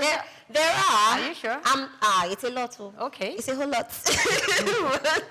The thing is, I think one thing that also stands out is you need to know your niche. I would just say that before you even get to the point of actually getting to like running ads and things like that, you need to actually know what exactly is different. I always give the example of that. On my street, we probably have like 15 bakers, 15 other companies, but what makes my own brand different? And that's when you have to look into the client. Who are the people that you're trying to, serve? And for me, I think the easiest thing I can ever tell anybody that asks me, where do you start from? Go and look for a problem. Go look for a problem. And with my business, it was a very simple thing. I basically saw that people want to gift their loved ones, custom gifts, and they want something that's actually heartfelt and emotional. And then I realized that people don't just buy gifts for themselves, they buy it for their loved ones. Yeah. So how do I ensure that I'm able to communicate the right product in the way that people want it? And some of the things I noticed was that, okay, you want a cake. I can see that you have on like a blue, navy blue cloth. Maybe you like navy blue. So whatever I'm giving to you, I'm going to have a touch of that in it. So if somebody knows that, oh, her favorite color is purple, I'm like, okay, fine, definitely. Let's go ahead and put a purple package there. Oh, it will make more sense if the person has a bag that has their name attached to the bag. So go ahead and write it. Can you write people's names on the food? Sure, you can. And it's still edible and safe, of course. And then you go ahead and do that. And that basically blew up my brand for me. So I don't just sell cakes. If I tell people, I say I don't sell cakes. I package memories. That's what I tell people. That's beautiful, I package memories. And that's because when you have such things that are personalized just for you, that's a difference. That's my niche. That's what I'm basically saying, that, see, this is the difference between what you see anywhere else and what my brand does. And when you have that down and you're able to basically say this is what you're focusing on, it makes it easier. Then now you have to rely on ensuring that your processes, your data, everything is on check. And basically, you just see the business unfolding. And it comes to a point whereby the business has to show you and tell you the next steps to take. Oh, sorry, you've not talked about some of the challenges you had. That was where, you know, we enjoyed the conversation. So at some point, you So because someone just said now that, she has not told us the challenge. It's like there was no challenge at all. There were challenges. Okay, I'd say one of the main ones is the constant change in raw materials in Nigeria. It's a big one. I'm not gonna lie. The fact you don't want to tamper with your quality, but you also don't want to like have really overpriced products. That's one major issue there, and it takes a lot of work because you now have to either figure out a way to say, you know what, my clients, this is what it is. Unfortunately, we have to increase our prices. This is the quality we're offering you, but for us to sustain that quality, we have to do this. Or sometimes you have to basically think about alternative product substitutes that can still work, still giving the same quality as well. Another one of the challenges I'll say is also finding staffing. It's not easy to find able hands. If you're saying you want to multiply yourself and build a franchise, think about the likes of different big names out there today. You replicating yourself means that you've actually been able to build a standard team. It is not easy to build a team because it's the human resource aspect of running a business, it takes a lot of dedication. I can't even count how many people have walked through our doors, but you know, it's something that you have to basically sit through. And why I was tying it to what I was saying is because there is a time whereby the business lets you know the kind of person you need to hire. That's why most times with the problems that I have noticed, I go back and look into the big picture of what I'm trying to achieve. So like with the staffing, there's a particular kind of clients that you have to there's a particular kind of, employees that you have to have. There's a certain level of like degree or understanding or emotional intelligence they have to have for you to be able to break through that entire place. Another thing also is, I'll say where passion meets business. Okay. Yeah, and that is you as the entrepreneur. You know, it's easy. I don't know if you say if they say, oh, cakes. If you're a baker, where's my cake? Yeah. We don't carry it on our head like that. But you know, basically, you need to learn to stand your ground and not play favoritism with your business. Yeah, very If you're serious important. about, you know, a business. If I'm running a food business, don't expect to walk through my doors and expect me to serve you food like that for free if you're coming into my workplace, right? So it's for us to actually remain grounded. I know a lot of people don't go by these rules, but it's intentional. Like, I mean, for me, I'm counting my money. I can't just dash somebody something like that. I'm seeing how much this thing costs. Yeah. I'm seeing the figures, and that is something that's going to dent, you know, your business. And if your staff are also seeing you going in that light, then they know the kind of person you are and how you run your business. Yeah. So it's important to also put those kind of structures in place. I'll say another thing is also opportunities. Information. Yeah. Some people actually don't know how to get the information that they need to be able to run their businesses. But there are a lot of things there if you search for them. Yeah, yeah. Thank you very much, MEC. So looking at it, you mentioned price fluctuations. It's always up to date. Then does it come down?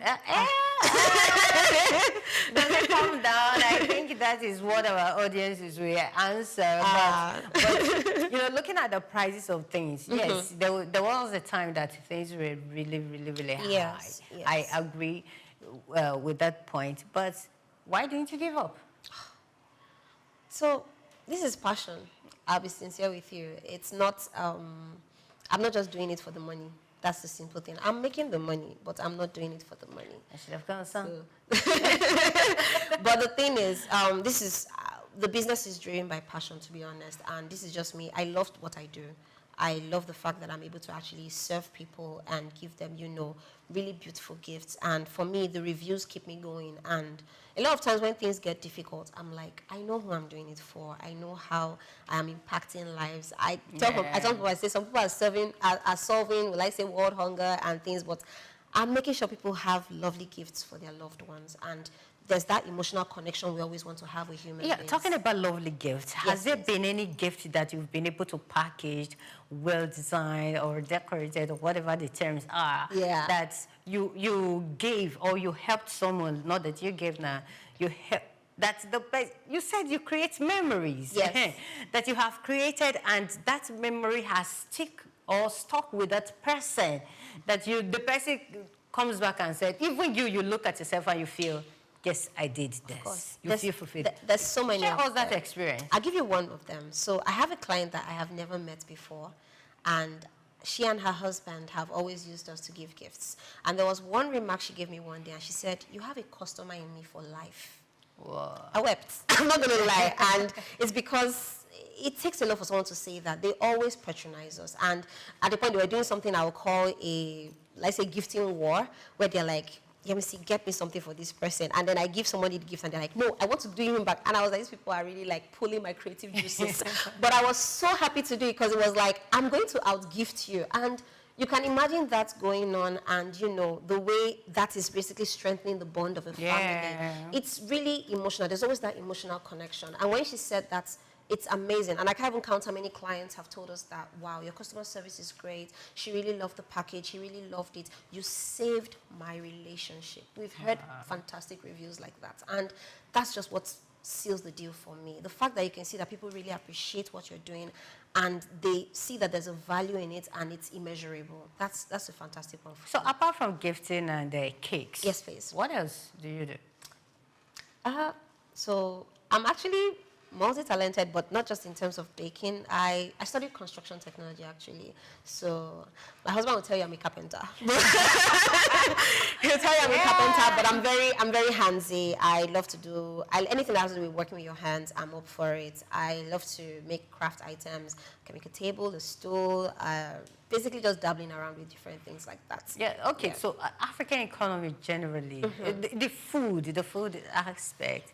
Like I said earlier, we have so many spices. I don't know if someday you'll have an outlet, have an eatery. Of course, if you're looking towards that, because you started this conversation with your mother who makes delicious meal. I don't know why MSC came on this show and they come with food anyways. You know, she was going to come on talking about it. So, what do you think we need to do to our spices? How do we preserve the memory? How do we ensure that, yes, the African spices goes beyond the African continent? I think as a country, we need to really invest in some of these entrepreneurs, especially the ones that are going into the manufacturing of the raw materials we use. For example, if I'm saying I want to scale up my cake business, by the time I start doing, say, 1,000, 2,000, 3,000 orders in a day in one location, by the time you have to be importing some of these things, you're basically, if you're someone that you're following the money and everything, you see that this is hitting hard into your profits.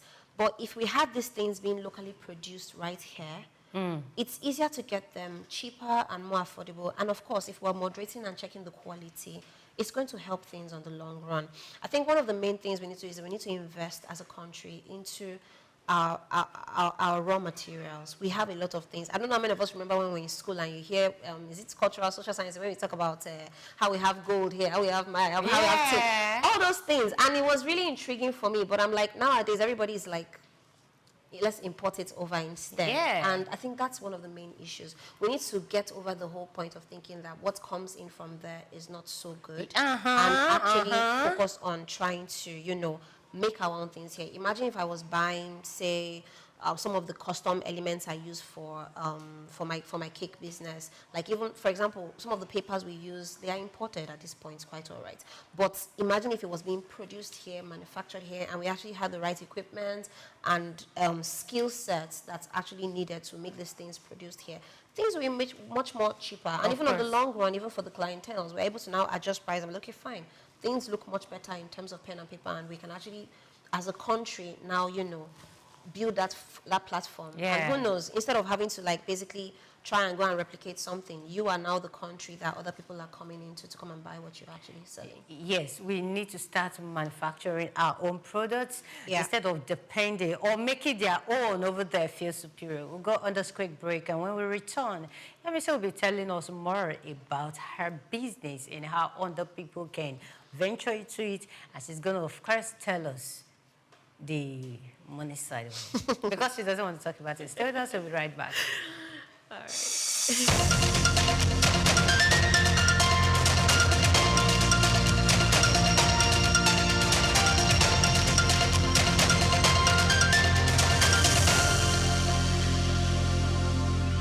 Welcome to Cashcraft, where we uncover the gold in every enterprise. Today, we explore a buzzing opportunity that is sweet, sustainable, and seriously profitable: beekeeping and honey production.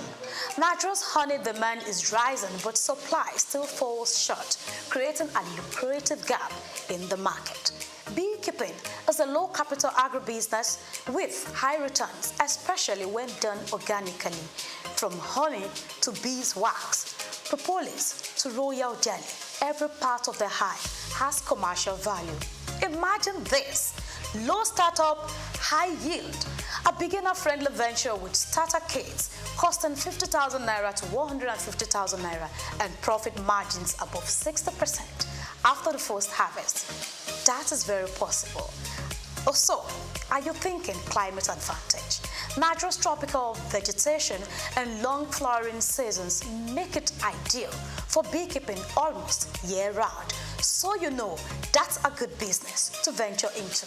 Now let's look at health and organic market boom. Natural unadulterated honey is in high demand. This demand kept increasing on a daily basis, not just locally but across West Africa and international markets. And it is used for different purposes, from health to skincare, culinary, and more. You may need further research, professional advice to understand exactly what I am talking about. Now, value chain potential. Processing and packaging honey, producing beeswax candles, selling hives, or even offering training is the way to go. Do not miss out. Just so you know, this is a climate-smart, gender-inclusive business that doesn't require owning a land or intensive labor. Here is how to take advantage. Start small with training and support. Enroll in the basic beekeeping course. Many NGOs, agricultural institutions, and cooperatives offer short-term hands-on training. Join a cooperative to access shared equipment, farmland, and easier entry into the market. Invest in starter kits. Begin with 1 or 2 hives. Starter kits typically include protective gears, a smoker, hive tools, and a bee colony. All you need to get started. Explore the full value chain. Process and bottle raw honey for local or boutique markets. Create value-added products such as beeswax candles, lip balm, soap, and natural polish. Build and sell beehives or rent them to farms for pollination services. Offer training and mentorship as your experience grows. Target empowerment opportunities. That's very key. Many donor-funded projects now support climate-smart, land-light ventures like beekeeping, making it ideal for women and youth with limited capital but strong entrepreneurial drive. From the wild to the wallet, beekeeping is more than a craft. It's a golden opportunity. With the right training and tools, you can turn nature's sweetest gift into your next source of steady income. And you know what? You don't need to think twice. If you want to go into it, take that decision now and get started. I am Grace Komalafe, and this is Cashcraft. I'll see you again some other time. Bye.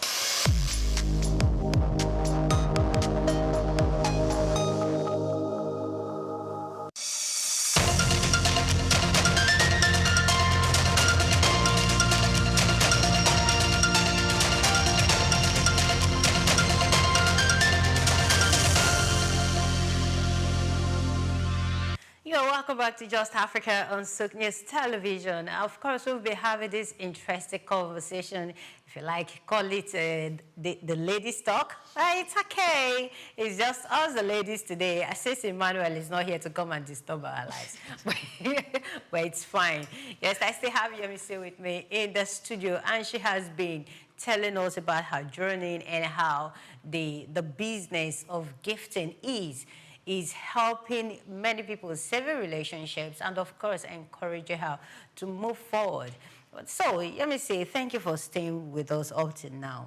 Now, let's talk about how international brands are doing. Okay. And, you know, some brands want to, our local brands or African brands, do you really think we are good enough to compete on the international stage? Of course.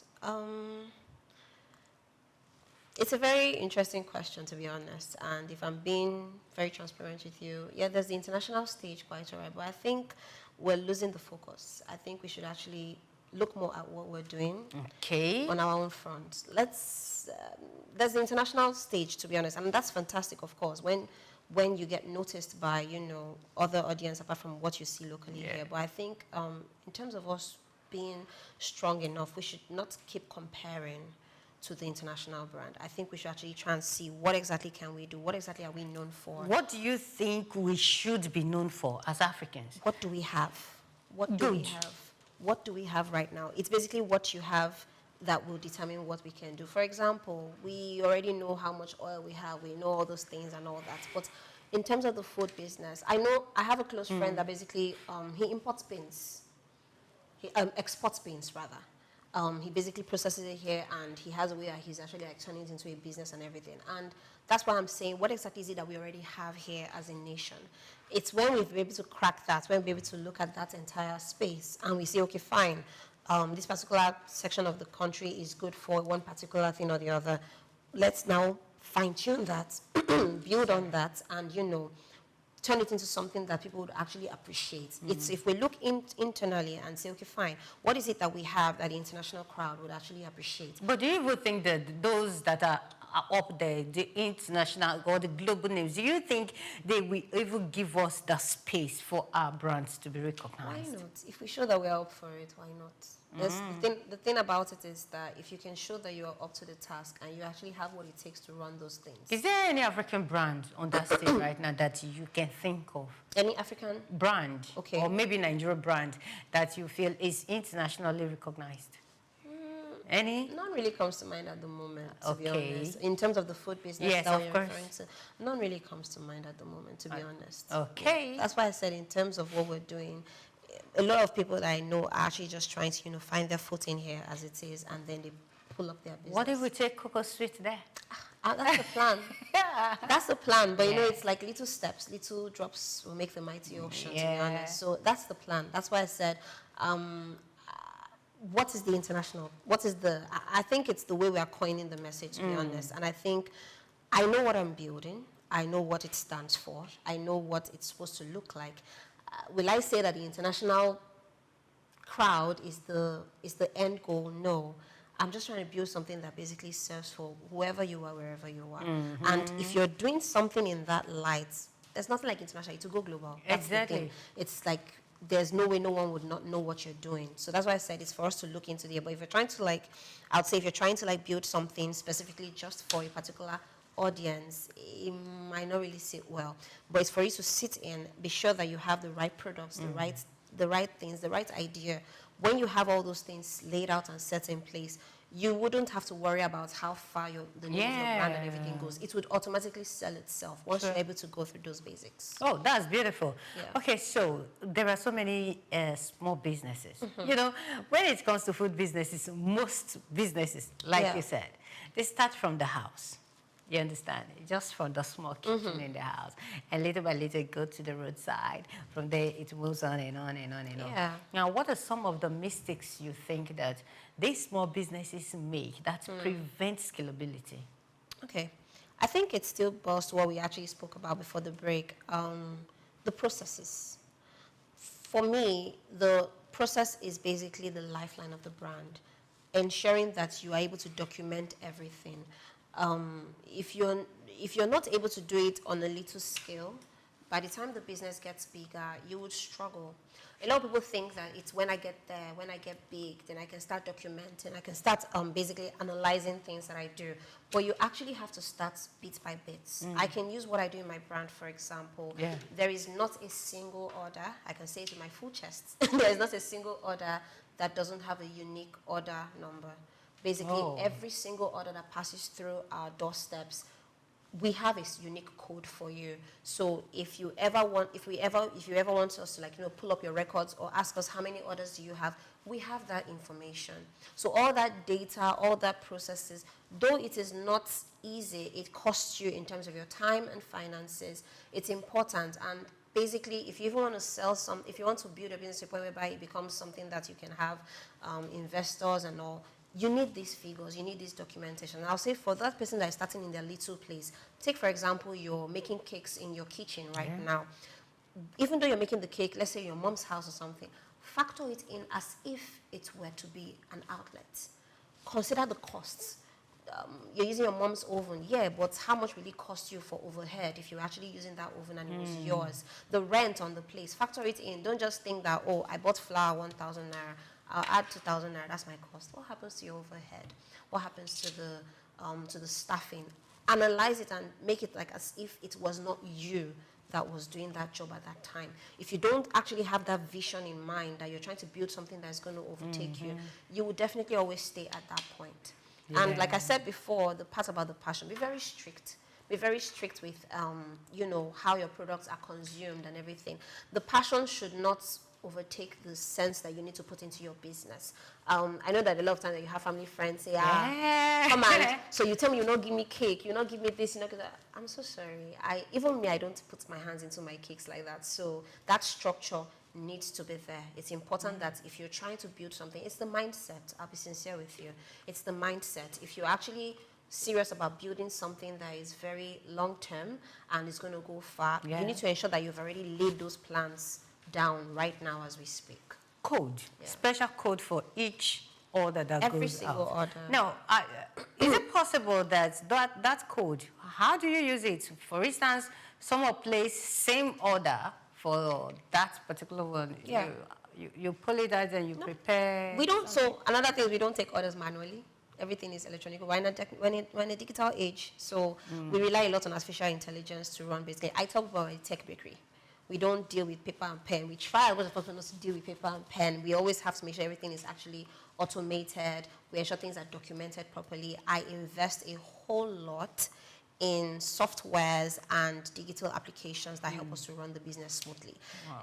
You need to think about it clearly. Even if I have, like I told you, imagine if you have 3,000 orders from one day from one client. How many staff do you want to hire to fulfill 3,000 orders? Cannot kill yourself. So you have to ensure that what are the ways you can do it. And I love the age we are in, honestly, because it makes business quote unquote easy, because there are so many lifelines and guidelines that you can use. So we use AI a lot. ChatGPT is our secrets just to let you know. And then we're always evolving. And then of course we use the softwares. We have a software that helps us manage our orders. So every single, it automatically generates a new unique order for every single client. We pay for a subscription, just like you do with your Netflix and the rest. And we definitely get all those, those codes and everything, and that way we're able to track. We keep track of the person's numbers, your names, your dates, your loved one, their favorite colors. All those little things are what actually keeps the lights on in the business. Oh, wow, that's beautiful. That's really beautiful. Just that it means that many business owners have a lot to learn from you. We have a whole lot to do. I'm going to be sincere with you. So how many people do you have not working now? Okay. Learning. I don't know if you mentor any set of people, or probably you have a school or something, but do you have people that are learning this, or you just want the knowledge to remain with you? So right now we're a team of 11 people. A team of 11 ladies. It's not intentional. Guys, we're waiting for you. I don't know what's going on. It's not. It wasn't planned, but we're a team of 11. And honestly speaking, if you come in and you look at the kind of ladies that work with me, these are fantastic young ladies. And the unique thing is that most of them didn't even have a clue about some of the things that I do. But that's where I talk about the processes. We basically have done it such that if you can follow a particular guideline, you'll be able to work. Just come with the right type of, integrity. What I look for, I'm not looking for as, let's say, first class and all those things. No, there are some other things I actually hold dear to heart. Your integrity, all those kind of things. So we actually train these ladies along the way, and we actually train them to be able to do the jobs and all. So those are the kind of things that I But some business owners are scared of training. They tell you when you train them and they become good and they leave and this and that. I had a very wonderful conversation with somebody on Sunday about this. And the beautiful thing is this, let's all think about it and be realistic about it. How many of us, if you were in the ladies' shoes, how many of you want to go with somebody and do you plan to submit your entire life to that person? I personally think, the way I run my thing, I think it's a simple thing like, see, you know what, someone comes, gives you 2 great years of their life, and then they do something unique and beautiful in your business, and they move on. It's a fantastic thing. I count it as a blessing that you've been able to come in and invest in my business. That is where I'm still going to take us back to our processes. I don't build the business around the clients or around the staff. It's built around the process. So even if you come work with me today, once you're able to look at my processes and I explain it to you and you go through a basic orientation, you'll be able to do whatever the other person was doing because everything is documented. So it's not, so that's the problem I think a lot of us have to do. We tend to invest so much in the human being as opposed to investing in the process, in the role itself. That way, the way we've built what we have, and we're still building it, to be honest, because along the way, sometimes you need to have actually like experienced some of these things. You need to actually know what to build. So it's when we have those kind of things that you're able to now say, okay, fine, you know what, when it comes to say, I need an operations person, these are the level of skills they need to have. When you find the person that has those level of skills, then it's okay, fine. The person needs to be able to understand Excel. The person needs to be able to understand, say, how to use like a Canva, Pinterest, things like that. And then you now have your SOP that basically describes and says, you know what, step 1, do this. Step 2, do this. When you do this, do that. When you do this, do that. When you put something like this is what you should get out of it. That's the process around it. So if a lot of us can actually, you know, take time to look at those processes. You know, we have how people talk about, oh, there are secret recipes and everything. It's there, yes. But if you're serious about building something that is big, I mean, you would have to expand. Why do you have secret recipe? It's not a secret recipe. That's what I'm saying. Okay. I'm saying like you would have your recipes laid out, right? Okay. That is your brand thing. Of course, you get your client, you get your staff to sign the NDAs and everything, and you know, back up your business legally as well. But what I'm saying is that when you have all those things detailed, if you tell them add so grams of this to that and everything, even someone that has never held a baking whisk before in their lives should be able to enter and do something decent. Yeah, backing up your business legally. How do you do that? You have to. With everything going on in the country right now, you have to. So you need to also know the rules and regulations and the guidelines. And a lot of people don't know what are the laws and the doctrines that guide the industry. And we're dealing with what people eat. So you need to be careful with that as well. Legally, you need to ask questions, make inquiries, know exactly get legal advice. And I know people might think, oh, legal. You have friends and families that can actually help you on the low scale, give you some bit of information and guidance until you're able to basically financially hire someone to actually handle that space for you. It's important to ensure that whatever you're doing, God forbid that you actually get your business to a point and then you have to basically, for one simple error or the other, you have to basically stop everything at the same time. It's to ensure that you're checking all the boxes, make sure you're backed up legally, make sure everything that you're doing is actually allowed and permissible in the country. Oh, that's beautiful. Because many people don't even look at it that way. It's business. Let's just like I said, it depends on what you're building. The mindset is a very big thing. The mindset. The mindset behind why you're doing what you're doing. And if you're in it for the money, please just walk like this. If you're just doing it for the money, that's what I mean. If you're just doing it for the money. But every business is set up to make profit. Not everyone. Then every business. Why run a business when you do not want to make profit? So every business is supposed to make profit, okay, to be honest. But then why are you building it? Are you building it to sustain your lifestyle? If you're building a business just to sustain your lifestyle, you're not building something that is going to be global like we're talking about. If you're building something like that and you just want to be maybe you just want to build something small that just your friends and families patronize you and that's the end of it. But if you're going to build something that is, supposed to basically outlive you, that's the way I would say it. I'm trying to build something that outlives me.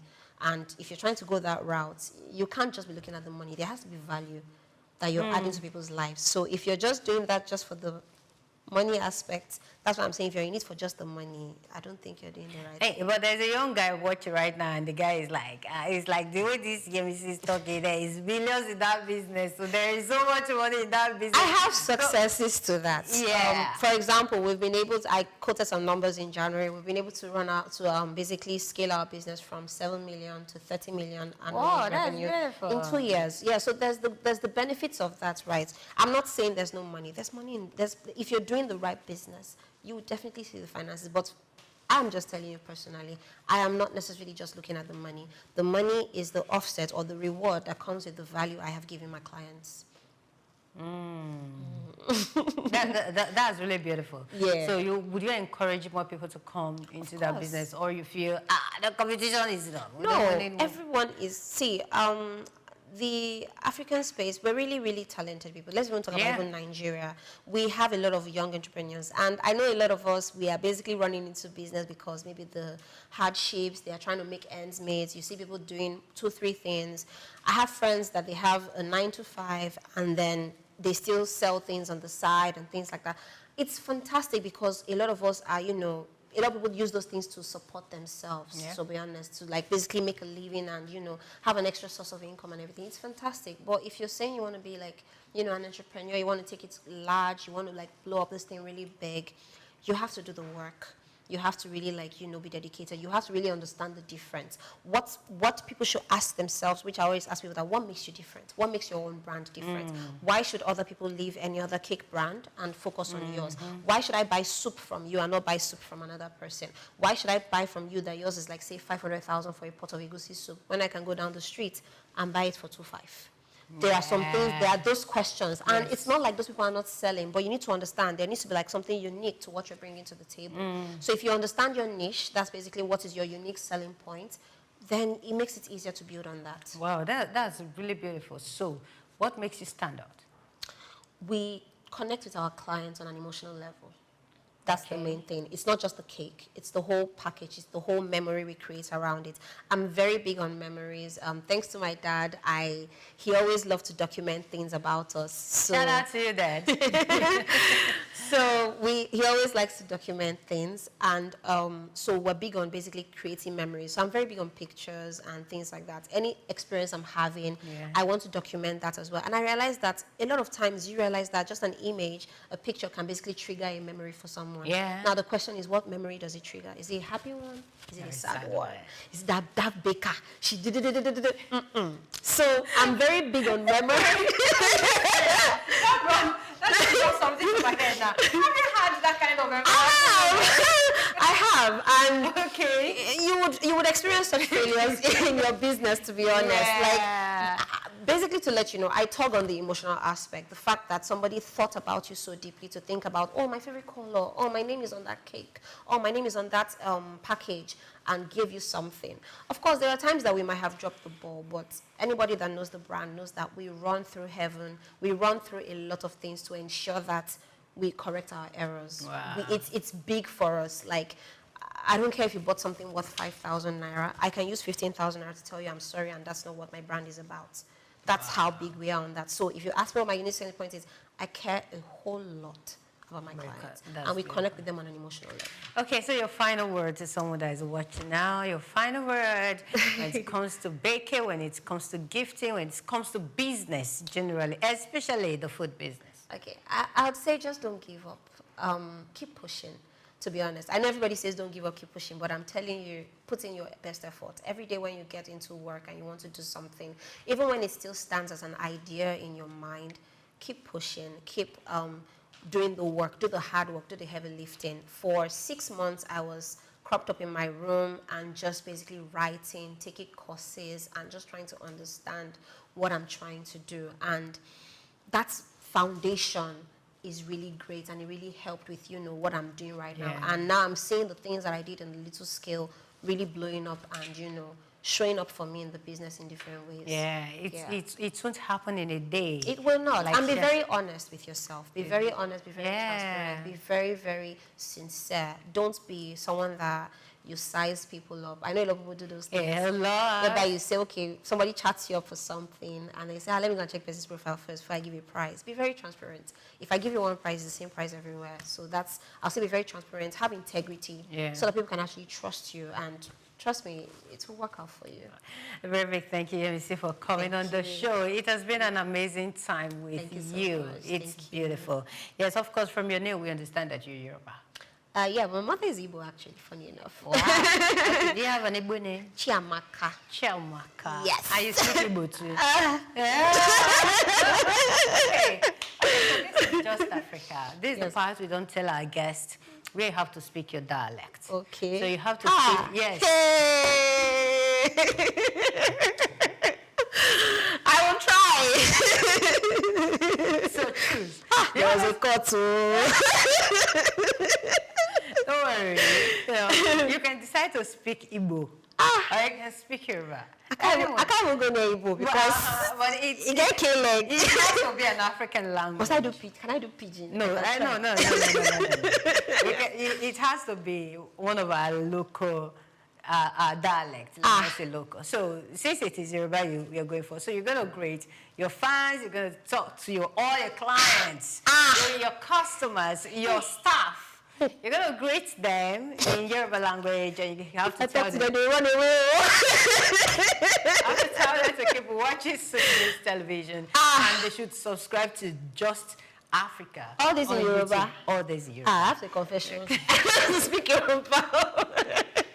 I can just try and say a castle. Okay. A show. End of story. That's so nice. I know. I honestly didn't learn. I wasn't taught Yoruba growing up, to be honest. Okay. Yes, but I can learn if you want to teach me, or if you know, I can try. Did you hear that? If I have a script to follow, I can try. Thank you very much, Elisa, for coming on today. Thank you so much. It was an interesting conversation. Thank you very much for having me. All right. Yes, so we'll be having this beautiful and robust conversation on food and gifting in Africa with Yemisi. She has expressed itself, of course. I've told you how you can go about your business, how you can scale your business from this level, of course, to this level. We'll go on this quick break, and when we return, we'll be coming back with the second segment of Just Africa. Stay with us. We'll be right back.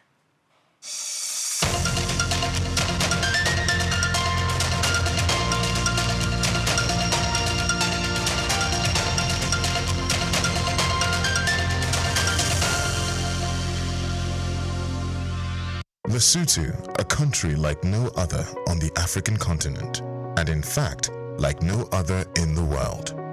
Nestled entirely within the borders of South Africa, Lesotho holds a unique geographical distinction. It is the only independent nation on Earth located entirely above 1,000 meters in elevation.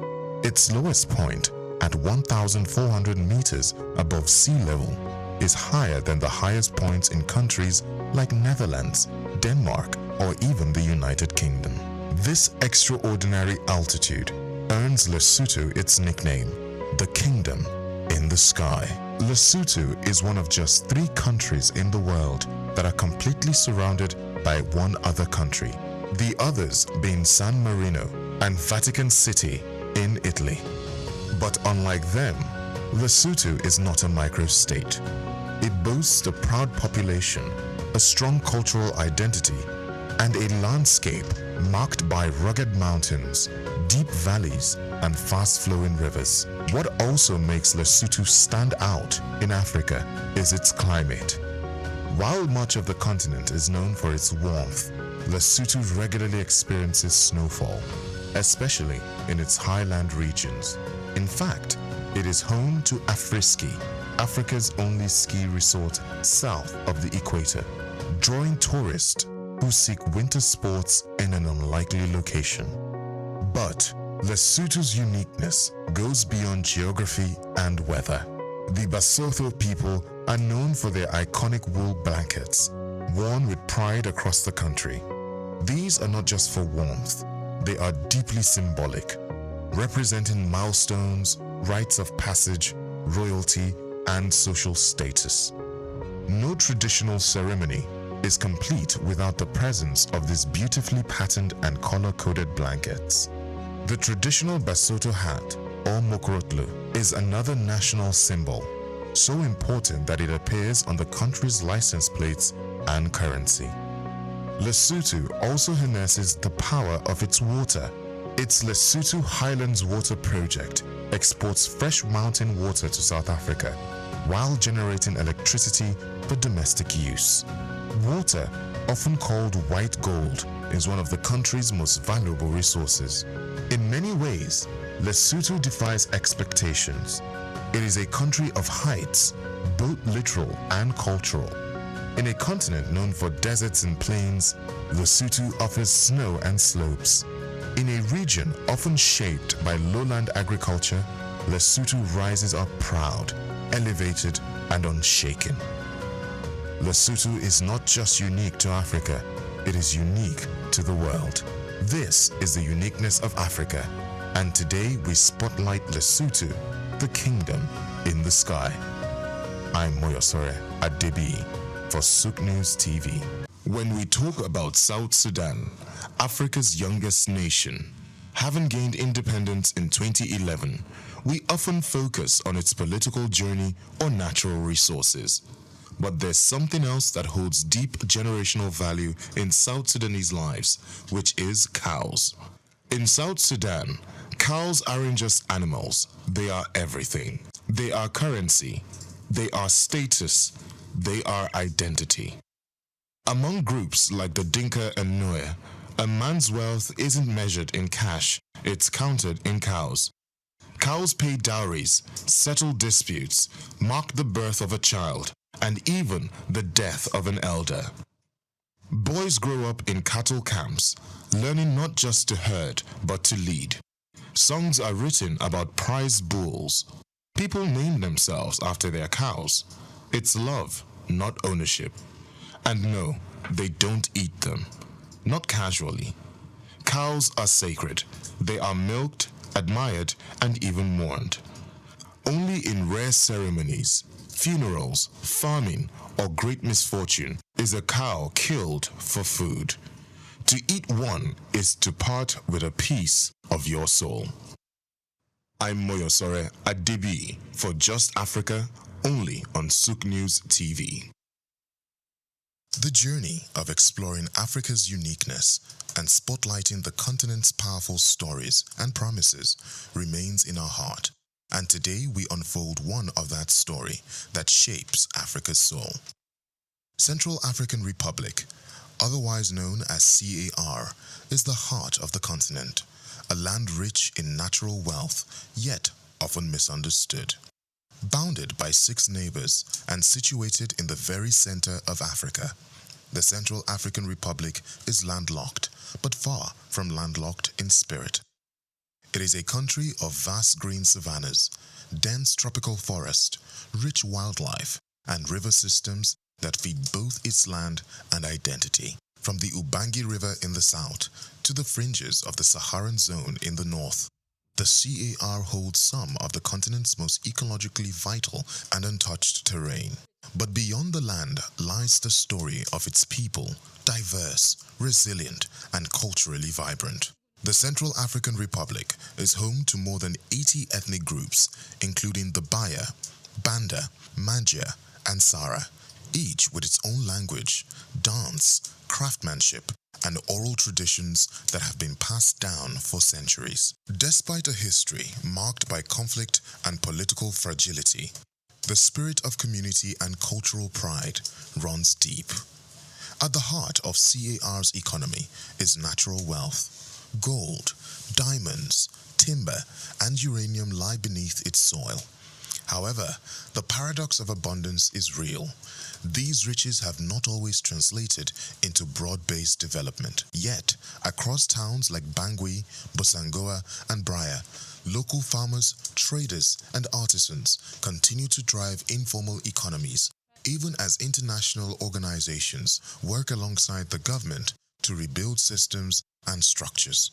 Hope also beats through the arts. CAR's vibrant music and storytelling traditions are rich with wisdom and resistance.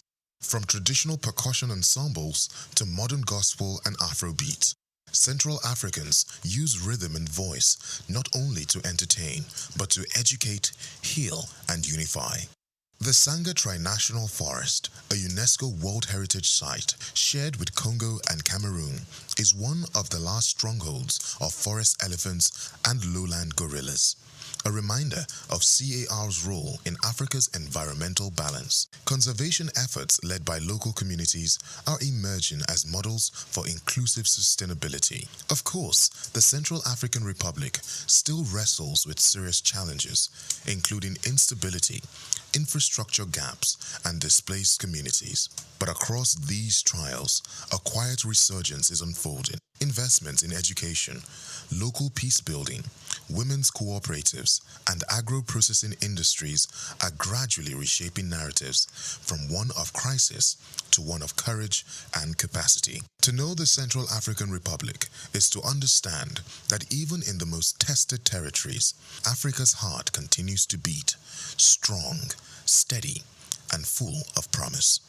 This is the uniqueness of Africa. I am Moyosore Adebi for SOUQ News TV.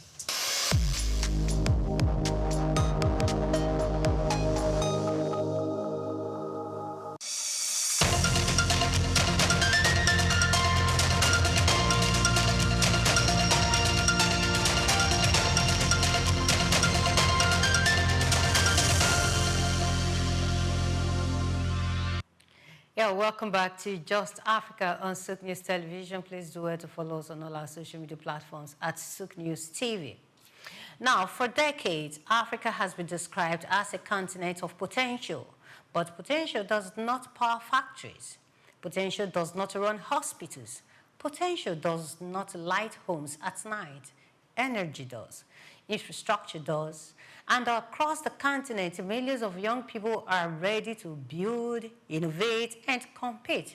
Yet, unreliable electricity, weak transport systems, and outdated grids continue to slow growth. At the same time, Africa holds some of the world's greatest solar, wind, hydro resources. The opportunity is enormous. So the real question is no longer whether Africa can develop. It is how Africa will power that development. So today, we examine how sustainable energy and strategic infrastructure investment can move the continent from promise to productivity, from darkness to durability, and from dependency to self-sustained growth. Because powering Africa's future is not just about megawatts, it is about momentum. Our guest, Benedita Guiliano, brings over 8 years of experience across African and European markets in energy, infrastructure, and sustainability. With a background in law and business development, she specializes in connecting investors, engineers, governments, and communities to implement practical, high-impact projects. Benedita's work at Studio Santi involves guiding renewable energy, electrification, and infrastructure ventures from concept to execution, ensuring projects are viable, scalable, and sustainable. Hello, Benedita. Welcome to Just Africa. Hello. Thank you so much. Yeah. How are you doing? I'm good. I'm good. Okay. All right, so let's have this conversation. When we say powering Africa's future, what does that practically mean beyond just generating electricity? Well, powering African future means a lot of things. It means, firstly, from my experience in the continent, giving job opportunities and filling a gap that is not even a gap, it's the gap, because as we know, in Africa, in sub-Saharan Africa mostly, we have different priorities. Countries have different priorities, but the main ones are poverty reduction. And energy access is probably the first in the top list of the tools that can help government and the entire region to solve the poverty issue.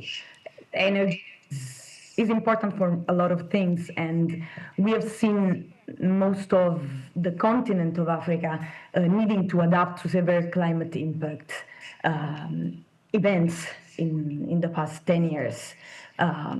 We've seen we are seeing an issue of powering 600 million people.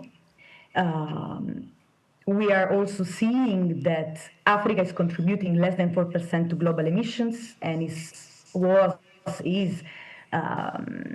forced to sign a lot of treaties that are harming countries to keep up with reduction of emissions and to not enabling them, let's say, to power themselves.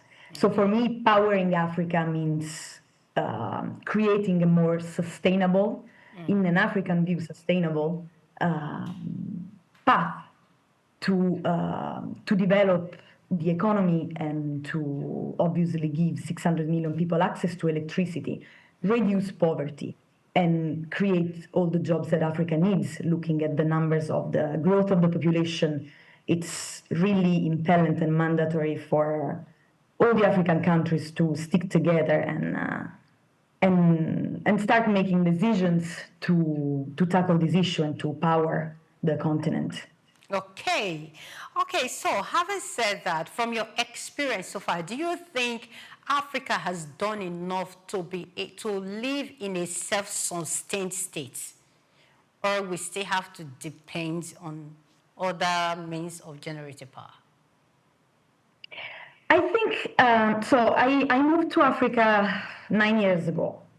So it was very interesting because my first work experience was in the continent. So I had the opportunity to start my career here, and Africa hosted me in really the best possible way.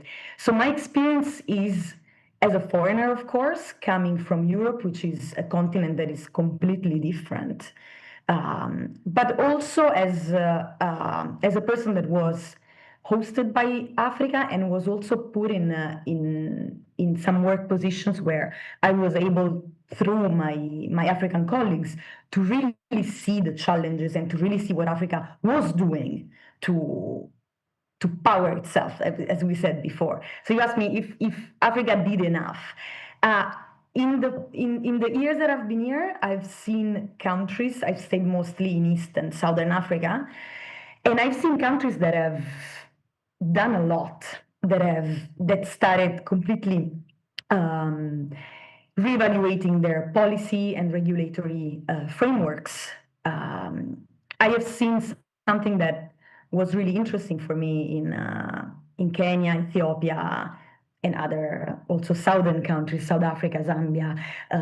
I've seen how private investments that weren't welcome before, probably because of obviously the history of the colonization and the history that the countries that went through independence in the past 34 years went through.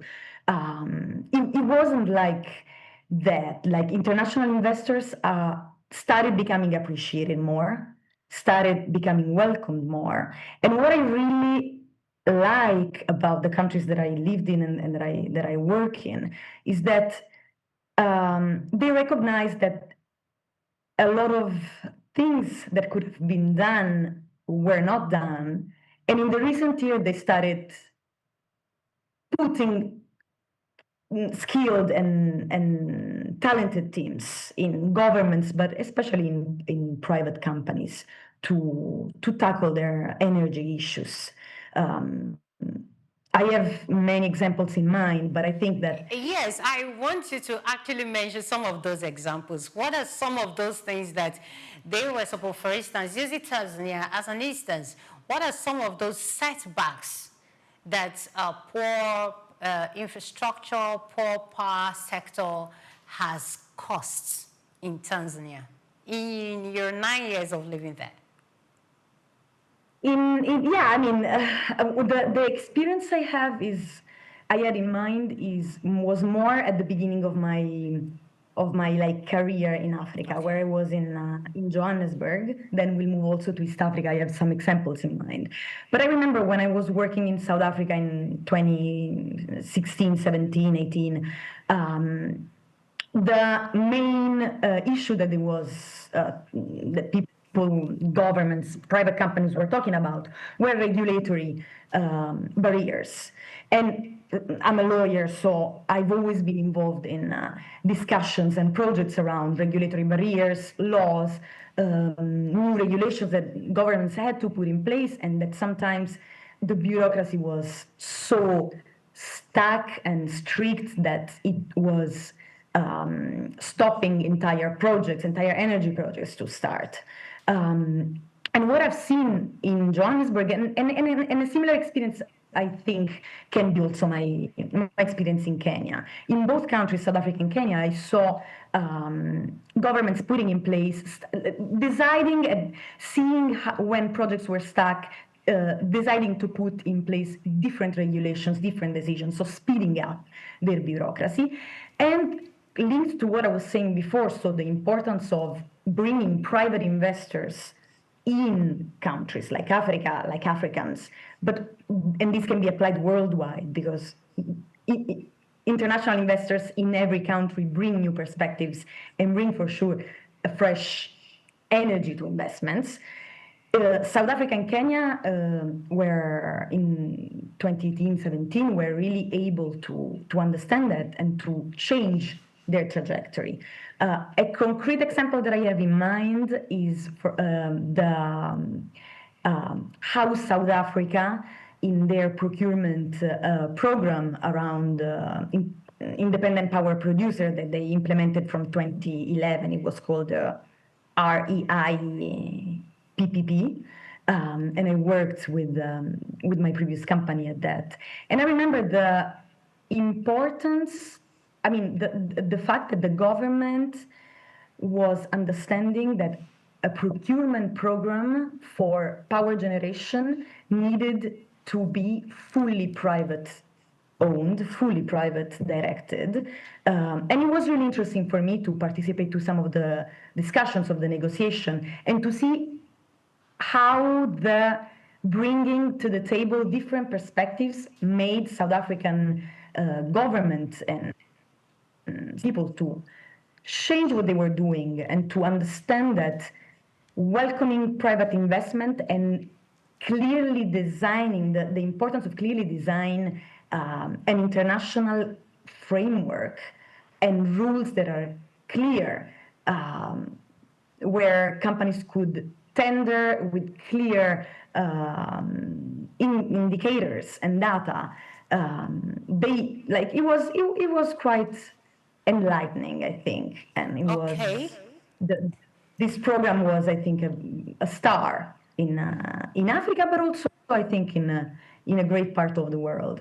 It's cool to see, it's cool to see countries that nobody really talks about in the sense of development. We always talk about Africa, at least from where I'm from, underdevelopment. But what I see and what I've seen in my experience is that when African countries see the issues and really want to tackle it, they're quick at doing it. So when they want to do it, they're really able to do it, to step. All right. Okay, thank you very much. I love the fact that you have seen Africa, you have been to different countries in Africa, and you've walked across Africa and Europe in energy and infrastructure. Now, what particular experience shaped your approach to sustainable projects? What particular experience? What particular experience, sorry? Yes, a particular experience. Can you share one of your experiences, having worked with African countries and of course you've worked in Europe, what particular experience do you have that shaped your approach to sustainable projects? Yeah, so I think that if I have to think of many of the projects that I was involved in this continent, there is a common ground, which is that, I've worked in energy, but mostly renewable energy.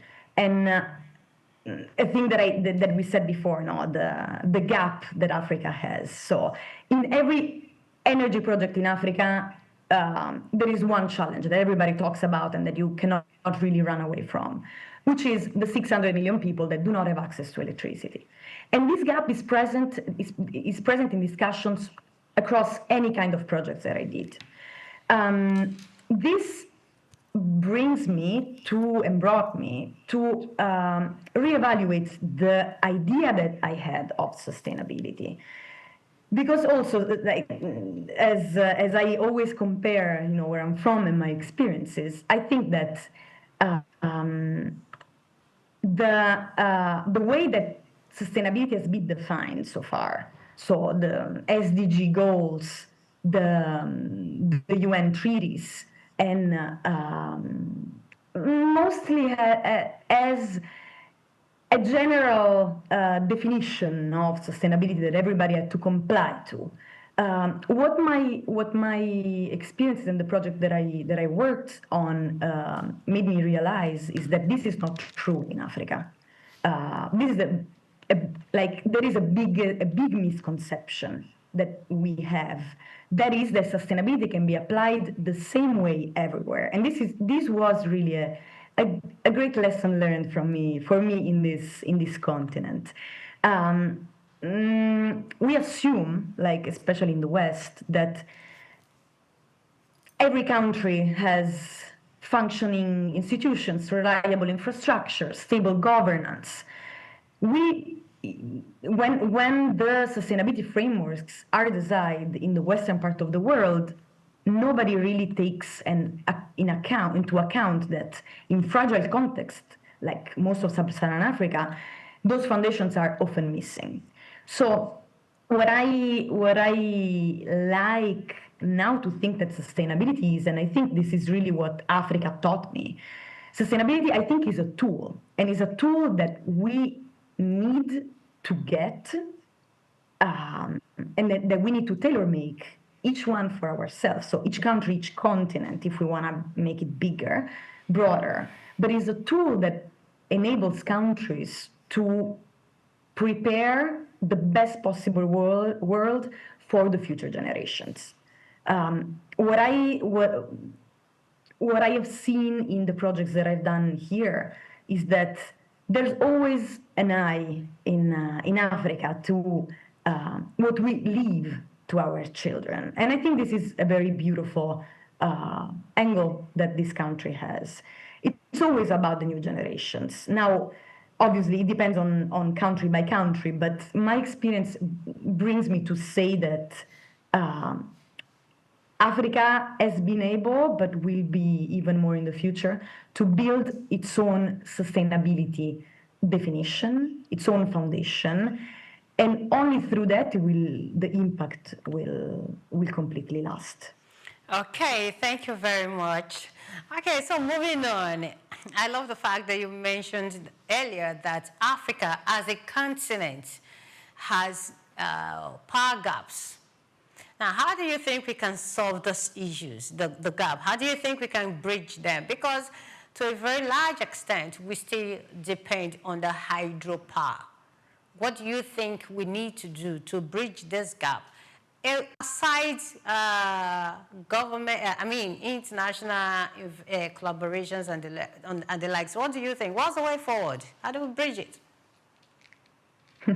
Thank you for this. I think it's a topic that me and my colleagues here in Tanzania discuss every day. So what can be done to fill the gap? Firstly, I think that the biggest key is energy diversification.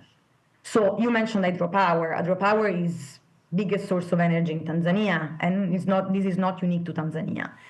But when you have one source you rely on, and this is pretty common knowledge, so it's not, we not only see it from doing it, we see it from the history. If you rely on only one source of energy and you do not put any work on your grid, you fail. And I'm now currently talking to you in Tanzania, and it's been, I think, almost an hour that I don't have power. So I hope my computer will last. But we're talking about like a country that has a huge source of energy, and that also has put in place in the past years very interesting regulatory framework to allow the development of energy and also of renewables. So I'm pretty confident that they will overcome it. But I think that the first big key is to diversify energy. So we all talk about renewable energy. Africa is very rich of renewable sources and should put a lot of investments there. And I work in the sector and I fully agree. At the same time, I also think that renewables are fundamental to the development of energy and to filling the gap that I've been talking about. But this needs to be in a much bigger framework, which is all the possible sources of energy that Africa has. It needs to work on that, and needs to create a system that relies on all of them. Energy sources need to team up, as humans have to team up. So it's the same. Like we cannot solve an issue alone. We need our community, and it's the same for me, for my experience. Of the energy sources. So if we think, for example, about Tanzania, looking at Tanzania, for instance, apart from the traditional way of generating power, what other areas would you encourage the Tanzania government to diversify into?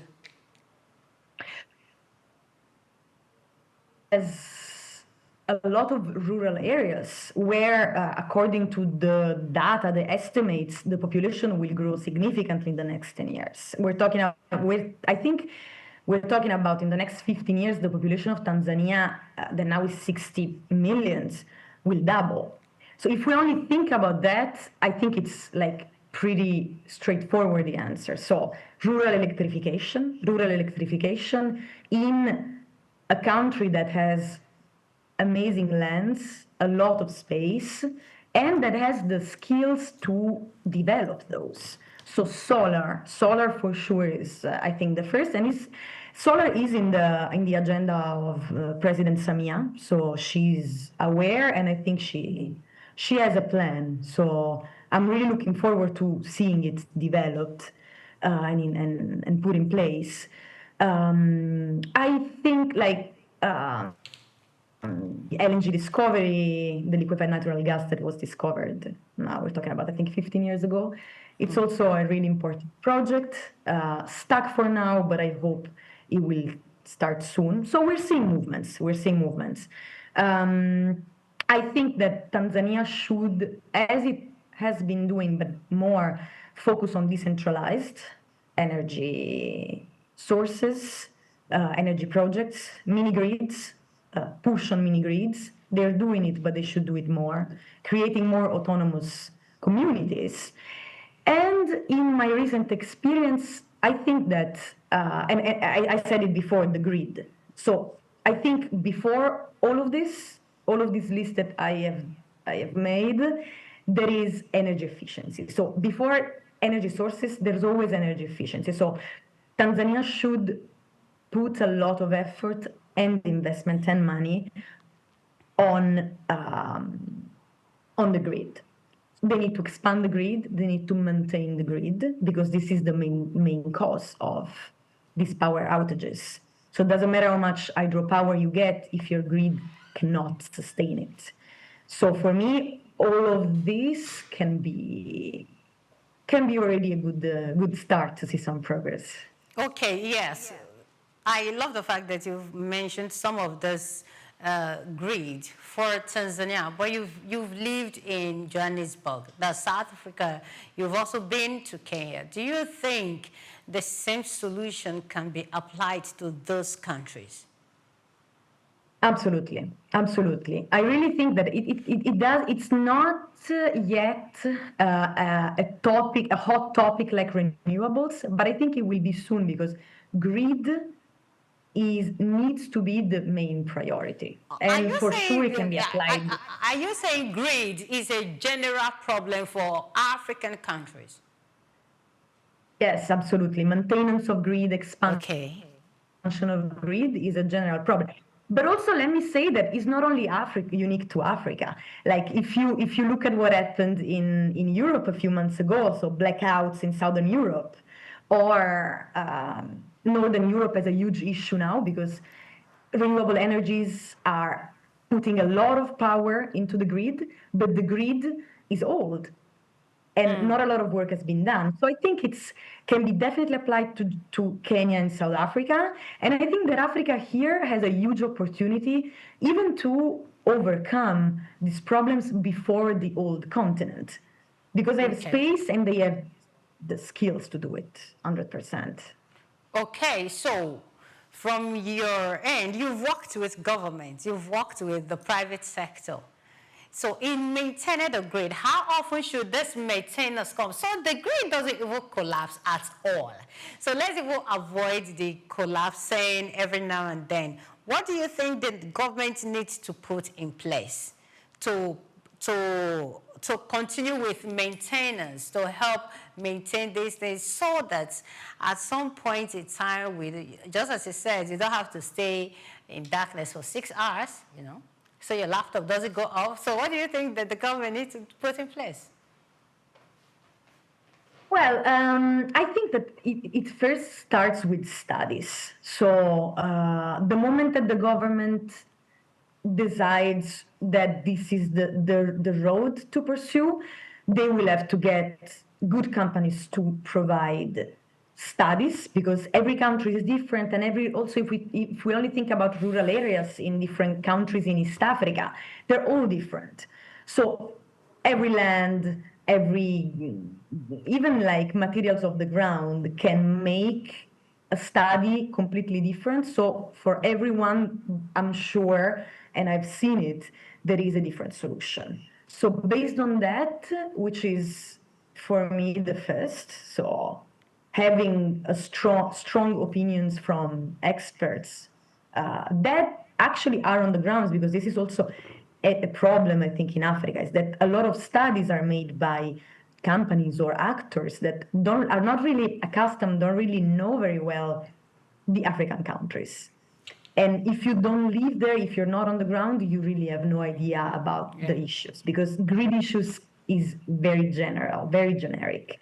So I think every country needs to get the studies in place, proper studies made by local experts, and with a blend of international and locals, and then needs to expand the grid. So for sure, infrastructure works, so proper infrastructure installment, building of it will need to be done.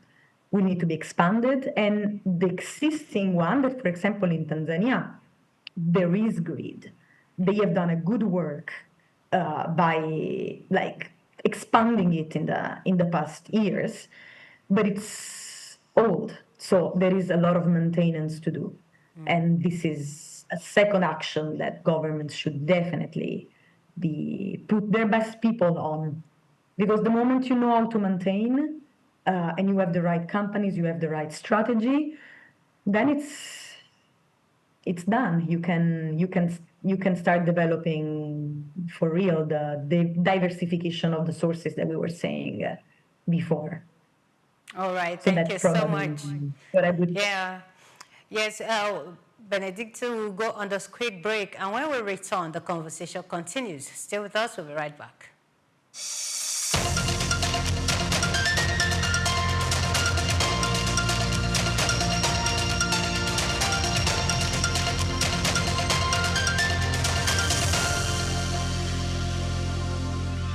Africa is a continent of different individuals, tribes, languages, and even destinies. Every African country is unique in its own way, with something that sets it apart from the others. Today, on the uniqueness of Africa, we take a look at Chad. Chad, located in north-central Africa, is a land of extremes and quiet resilience.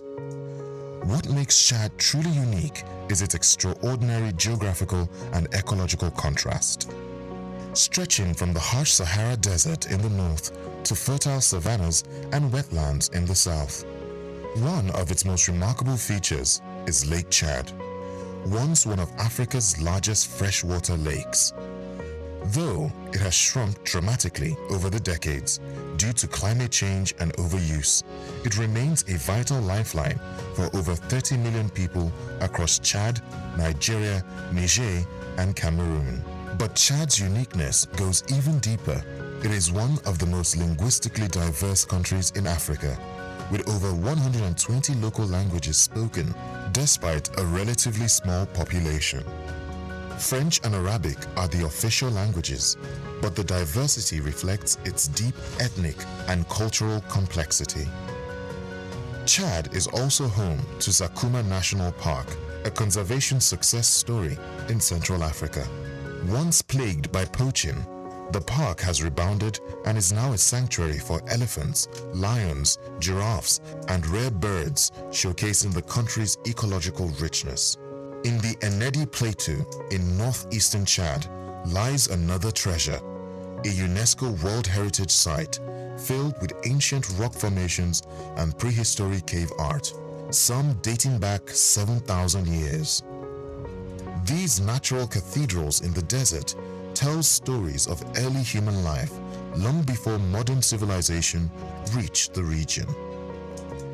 In terms of identity, Chad is where Arab and Black African cultures blend, creating a unique socio-cultural fusion seen in its clothing, cuisine, languages, and traditions.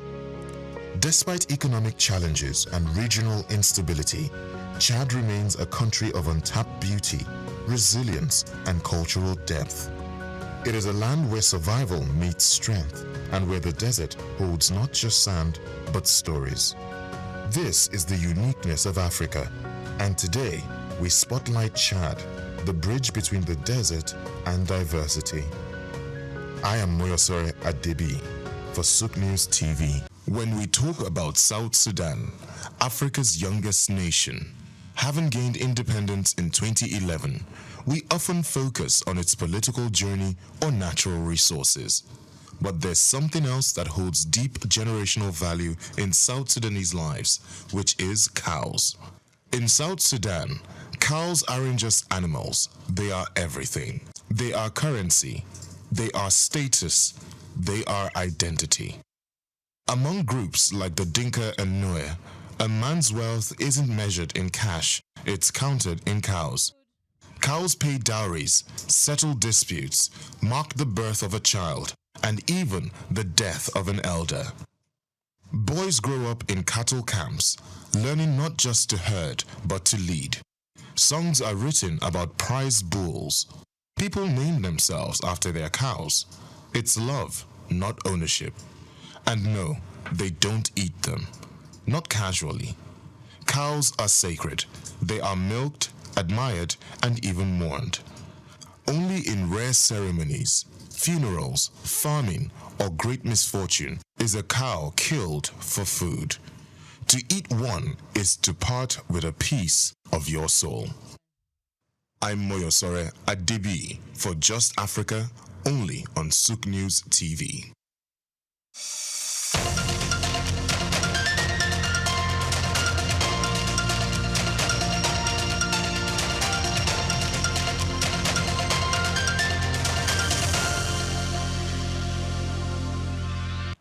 Yeah, welcome back to Just Africa on SOUQ News Television. We'll be having this conversation with Benedita.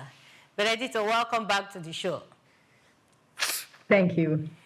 Okay, so I want to ask, what unique opportunities have you observed in African markets compared to the European ones? I think it's something that I said before about, specifically maybe about Kenya and Tanzania.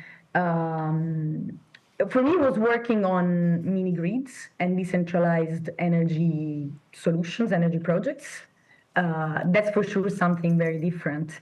And not only the type of projects, so the type of energy and the type of the way the project is built, because of course it's built like not connected to the main grid for local communities in rural areas. This was really fascinating for me to see, and was one of the first projects that I did when I moved to East Africa.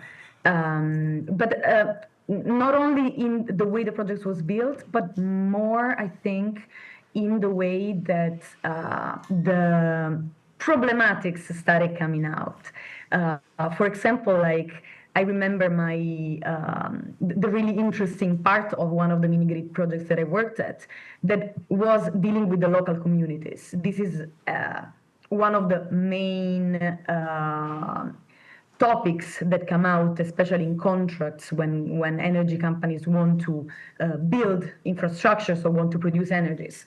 One of the first things they have to understand is which local populations live there, how it is organized, what's the chief of the tribe, and all of the incredible and very interesting developments that are around that. So I would say that this is probably the main difference that I noticed at first when I moved.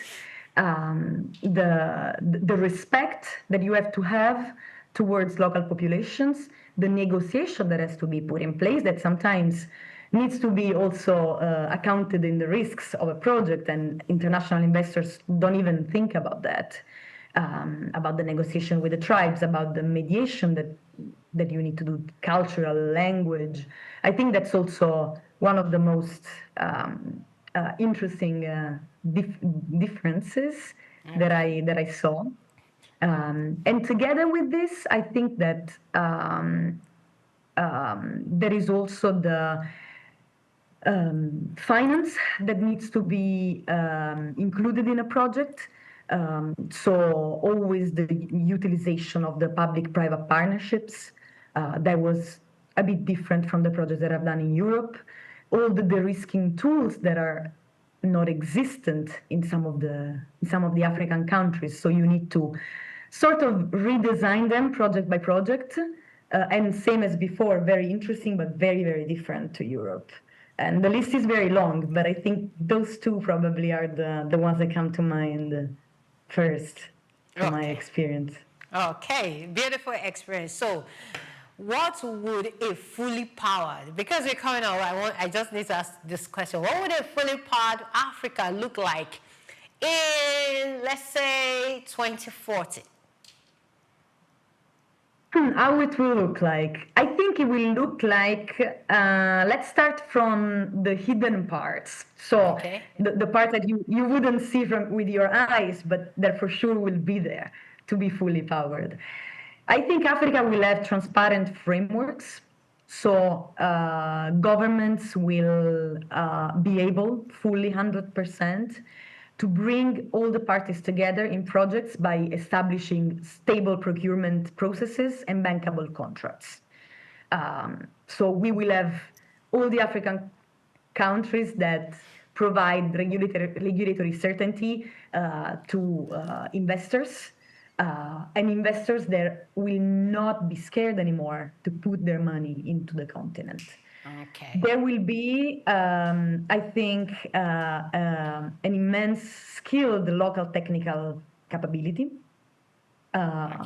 What I really want to see in a fully powered Africa in a few years, let's say, is African people working at African projects, local skills in every job, from the maintenance, from the constructions until the top management, until even the investment companies. So I think we will have finally also local investors that are probably coming from abroad, but that will invest in their own countries. And I think that another important point and another important thing we will see in a powered Africa is a data transparency.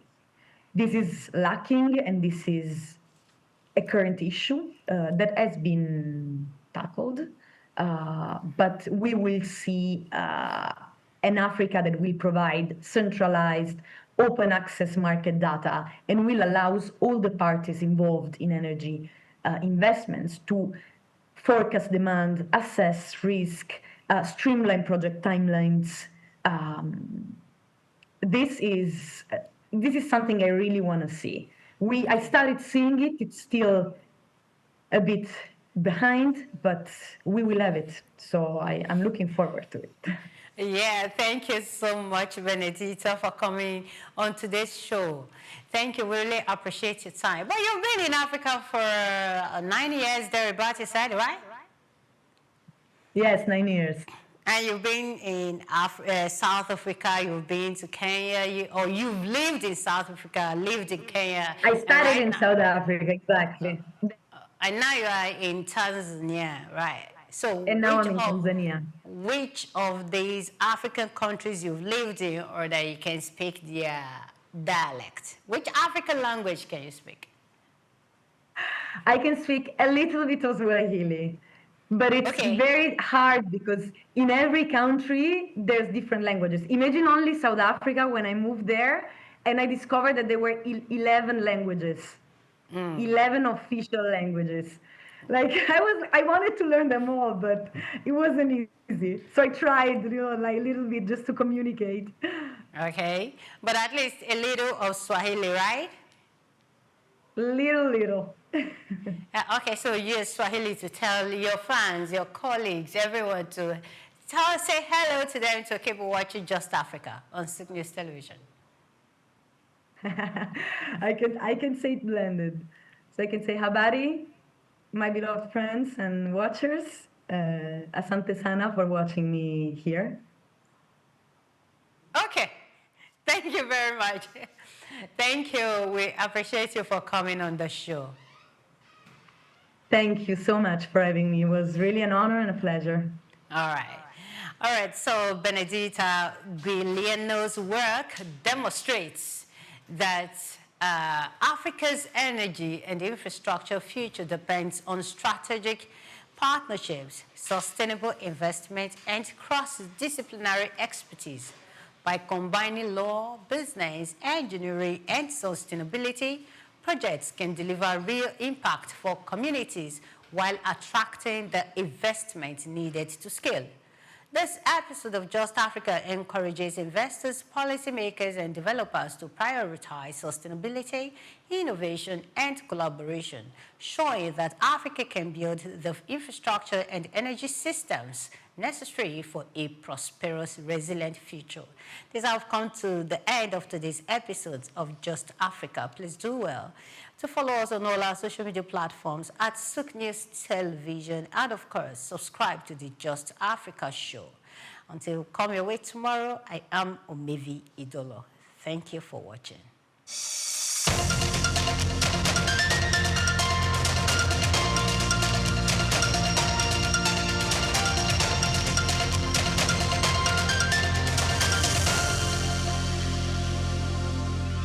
Africa, a continent with 54 unique countries, countless tribes and tongues. We see a country in this continent, despite not being the richest or biggest, it is rich in things that last a lifetime. Malawi treasures such as its natural beauty, cultural resilience, and Lake Malawi are some of the continent's most underappreciated economic lifelines. Malawi is referred to be the warm heart of Africa because of the friendliness of its people and its tranquil surroundings. However, Lake Malawi, Africa's third largest lake and a UNESCO World Heritage Site, is the economic hub of this landlocked nation. This glittering body of water, which covers an area of over 29,600 square kilometers, is not only a wonder of geography, but also a vital economic hub. For millions of Malawians, fishing is their main source of income. More than 700 different species of cichlid fish, many of which are indigenous, may be found in Lake Malawi. In addition to supplying communities with food and boosting local markets, this biodiversity links Malawi to worldwide aquariums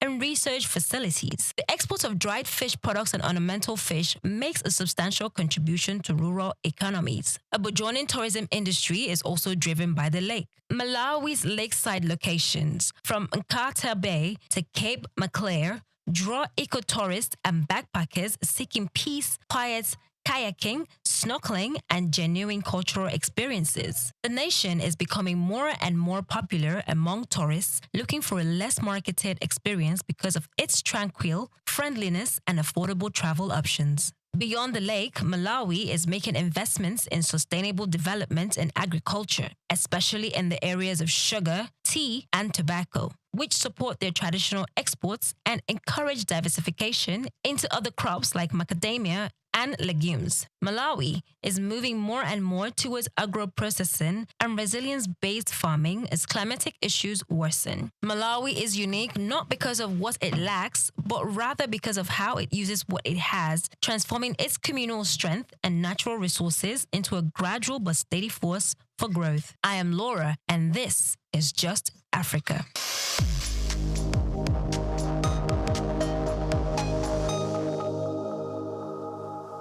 From Dubai to Lagos, Nigeria, and across the globe, SOUQ News TV is your #1 station focusing on business, economy, and development. With global digital reach, we connect Africa's pulse to the world stage. Welcome to SOUQ News Television, and here we go beyond the headlines. From breaking news, in-depth conversational programs, to market analysis and indices. From policies affecting growth to unique documentaries, from live event coverage to bespoke productions, we deliver content that connects you to the world.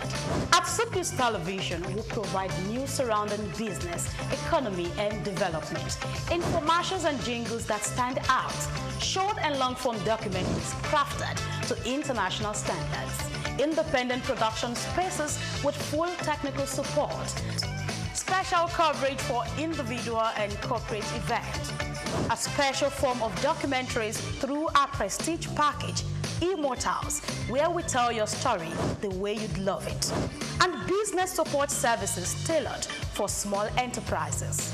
SOUQ News TV, powered by FemWatch Limited, also home to the Isle 95.9 FM Lagos and Kasua 99.7 FM Kano, and Emirate News Television Abuja, together forming Africa's trusted media powerhouse. Storytelling, coverage, and connection that matters. SOUQ News TV, your home for business, economy, and development.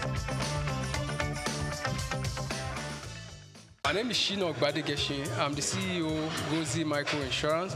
Continue to watch SOUQ News. Adenike Adeyemi, Executive Director of Faith Foundation. Keep watching SOUQ News. My name is Shepherd Michael Adewale Onofuye. I enjoy you all to always watch SOUQ News TV. Hey everyone, Majuli Obaje here representing Gigi. Keep watching SOUQ News, okay? Stay updated with SOUQ News. My name is Aton Kene. I am the head of MSME Banking. Please keep watching SOUQ News and stay glued to SOUQ News. I recommend that more and more people should watch SOUQ News because they deal with business news. Hi, my name is Amaka Wokolo. I am the director of the Faith Institute at Faith Foundation. Keep watching SOUQ News.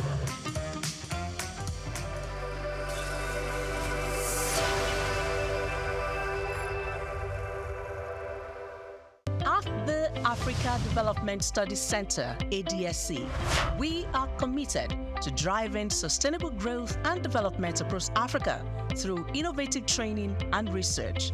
Our mission: empowering leaders, policymakers, and professionals with the tools they need to create lasting change. With customized training, dynamic research programs, and study exchanges on leadership, management, and other critical development topics, ADSC offers a platform for exchanging cutting-edge ideas and global best practices. We provide comprehensive services in research and consultancy, capacity building and training, education programs, publishing, and knowledge sharing. Our esteemed faculty, composed of seasoned experts and researchers, ensures a learning experience that is insightful and practical. We specialize in policy development, implementation strategies, monitoring, and evaluation. At ADSC, learning is engaging and enjoyable. Our unique methodology includes talks, interactive exercises, games, video screenings, and lively seminar discussions, all in a comfortable and friendly environment. Ready to make an impact? For more information, email us at info@adstudycenter.com or call +234 912 439 2362. Visit us today at www.adstudycenter.com to explore our programs and upcoming events. At Africa Development Studies Center, rethinking development for Africa.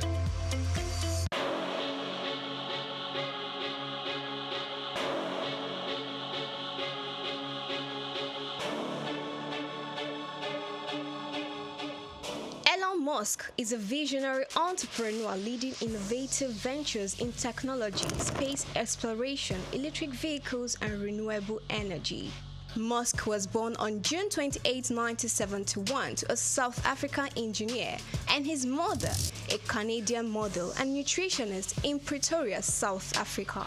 His talents for computers and entrepreneurship emerged early, and at age 12, he created and sold a video game. Musk studied physics and economics at Queen's University and the University of Pennsylvania. In 1995, Musk founded Zip2, sold to Compaq for $307 million. He also co-founded X.com, which became PayPal, acquired by eBay for $1.5 million in 2002. Driven by a vision for humanity's multiplanetary future, Musk founded SpaceX in 2002, developing affordable rockets to support International Space Station mission and NASA's Artemis program. He became a major investor in Tesla 2004, launching electric vehicles like Roadster, Model X, and Model 3. Tesla unveiled the Cybertruck, beginning deliveries in 2023. Musk acquired X, formerly known as Twitter, in 2022, aiming to enhance future and transparency. Musk has at least 12 children from multiple relationships, including Justin Wilson, Tallulah Riley, Grimes, and Siobhan Zilis. Through SpaceX, Tesla, and other ventures, Musk shapes technology and innovation globally, and his influence extends beyond business into politics and culture.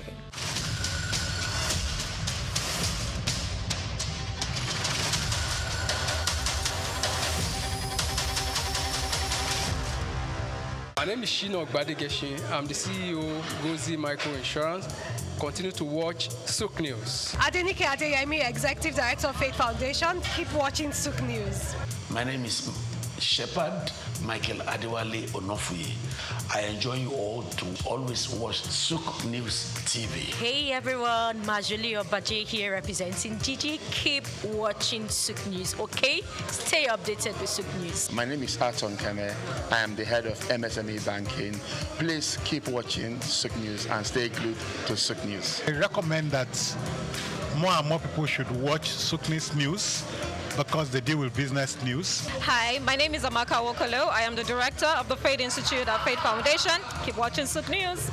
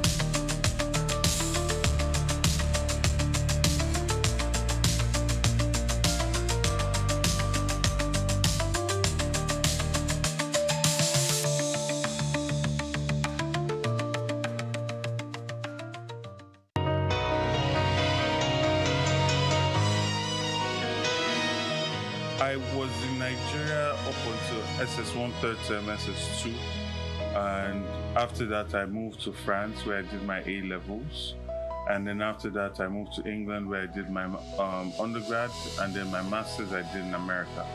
And European culture is European culture, right?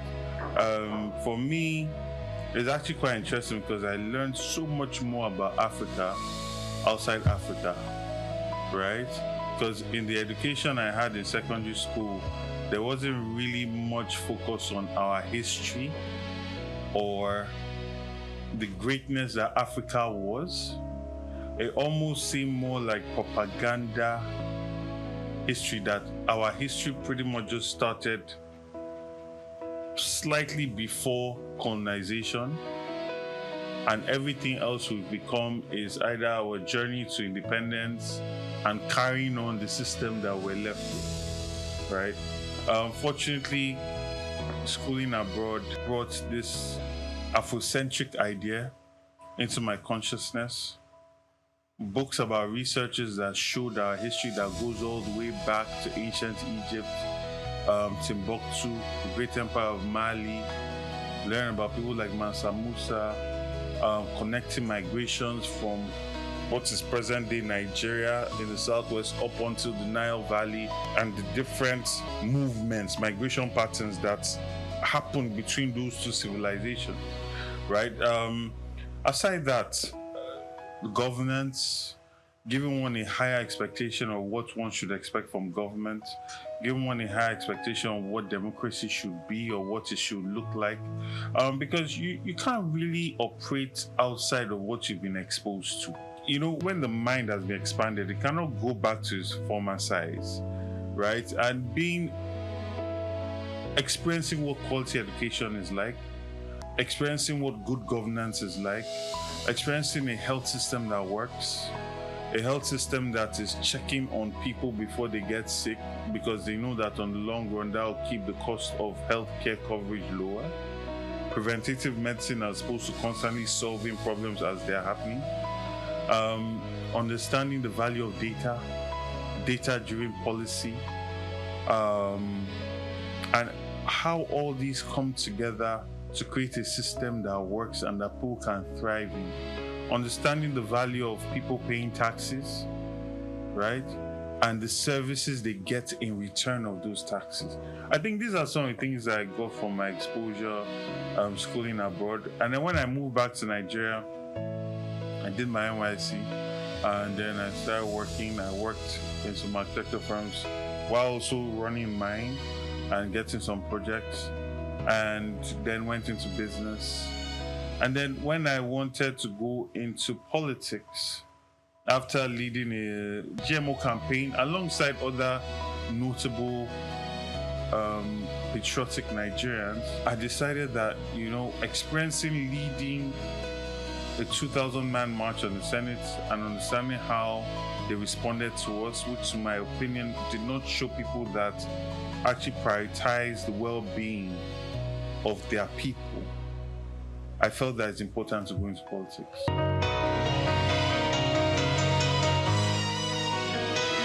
Okay, so I ran for student council president in high school and won. So politics that way, yeah, you can say since I was 19, having an idea, having the manifesto and selling that idea, understanding problems and proffering solutions and implementation strategies. Yeah, so I can say 18, 19. When I came back and after the GMO, for those that don't know, genetic modified foods, we led a 2-year campaign against the Ministry of Agriculture that was chaired at the time by Akinwumi Adesina to prevent the adoption of genetic modified foods in Nigeria. And that process, engaging with politicians and our representatives, I felt that Nigerians deserve better. And I'm not one to just complain and point fingers or tweet on social media. I believe if you engage in something, you need to see it all the way. So I ran for local government chairman. But before that, I actually went to UNILAG and got a master's in research and public policy. Now, I had some very brilliant professors, without a doubt, some very, very brilliant professors. People like Professor Jikutu, people like Professor Logbenla, Onoha, a number of very brilliant people. But at the same time, in relation to the level of organization, there's still a way to go, you know. And I think this also comes down to funding our universities properly, ensuring that our professors are well paid, ensuring that we have enough professors, because a lot of our professors, they are taking so many classes with so many students, and they have to bring in their A game to all of these things. We need to prioritize education a lot more in this country, you know. Nigerians are some of the most brilliant human beings in this world. Brilliant. And I'm talking, I just named 3 different countries that have operated in terms of education. And then there are some other 4 countries that have done work in and I currently have interest in. And Nigerians are there and they are doing wonderful things, right? So we're an intelligent group of people. What we need are the structures and organization that create an enabling environment for us to thrive. I mean, think about what it takes to be successful in this country today. Think about what it takes to be successful in Lagos. Now, imagine a government that puts everything in place and is more like a partner than, you know, this person that's just trying to take from me, right? You would experience an exponential increase in wealth. I think that a person that values education must have had a very good education. If you don't value education, it's a reflection of your own education. I can't think of somebody that's experienced good education that will not prioritize education, because you will know the power of education. And this goes to show when we talk about how it's okay for someone with a NEPA certificate to be our president, and we see the ruin that it brought Nigeria to, or a person that's using lawyers to hide the certificates, right? It will reflect in the quality of your education. So I feel that we need to start demanding more from people that aspire to lead us. Go and look at the quality of education that the leaders of America got. They either went to Yale or Harvard or recently Princeton, Ivy League schools. The top of us have to lead. This idea that you can just pick anybody to lead you to where? This person is like this with you. Where is he leading you to? What vision is this person bringing that is outstanding? Your leader should be outstanding. He cannot be, or she cannot be part of the flock. You understand? They must be outstanding, either in their strength of character. So you look at America when they want to select their president, George Washington. Why? Because when there was war, the man stood in front. He was a leader. Intelligence, he was a leader. These were people that were inventors. Benjamin Franklin. These were people that were inventing things. They were not just thought leaders. They were on ground. They were policy leaders. They were kings in their own right. It was not a commoner. And I don't mean commoner in the sense of money. You see, people think it's just about money. No, it's about what are your values? What are you willing to stand for? What do you stand for? Right? If the wind blows, you just move to the place that favors your pocket. You clearly don't have a backbone. So how can you lead? And people will say, okay, they just want somebody that they can associate with. Yes, but associate with in what way? In poverty and failure and mediocrity, or in success and a vision that will benefit you, your family, and your children, and the greater society, right? Because if you think about it, I say this thing in most interviews I do. My father tells me that his father told him that Nigeria was better in his day. My father told me Nigeria was better in his day. My father graduated, there were jobs, you could get a car, like only the man had to work, the wife could be a housewife, and they were comfortable. They don't need to steal, to travel, to go on holiday,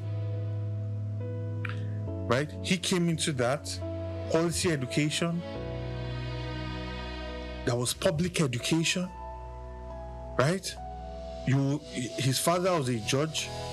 His father's driver who sent his child to the same school as his boss's son.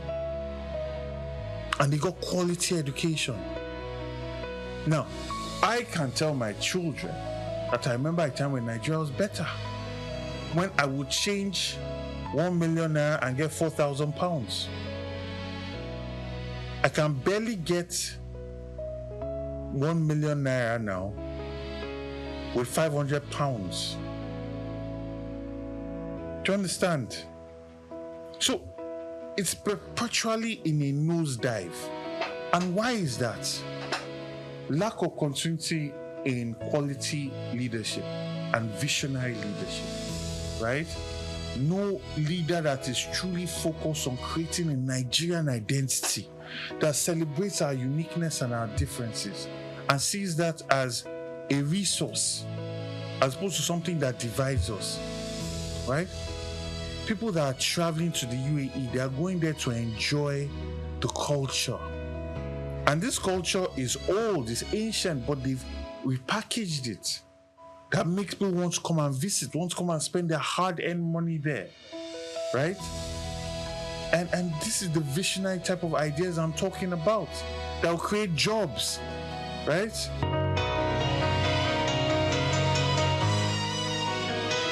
Well, you know, it's a very interesting one.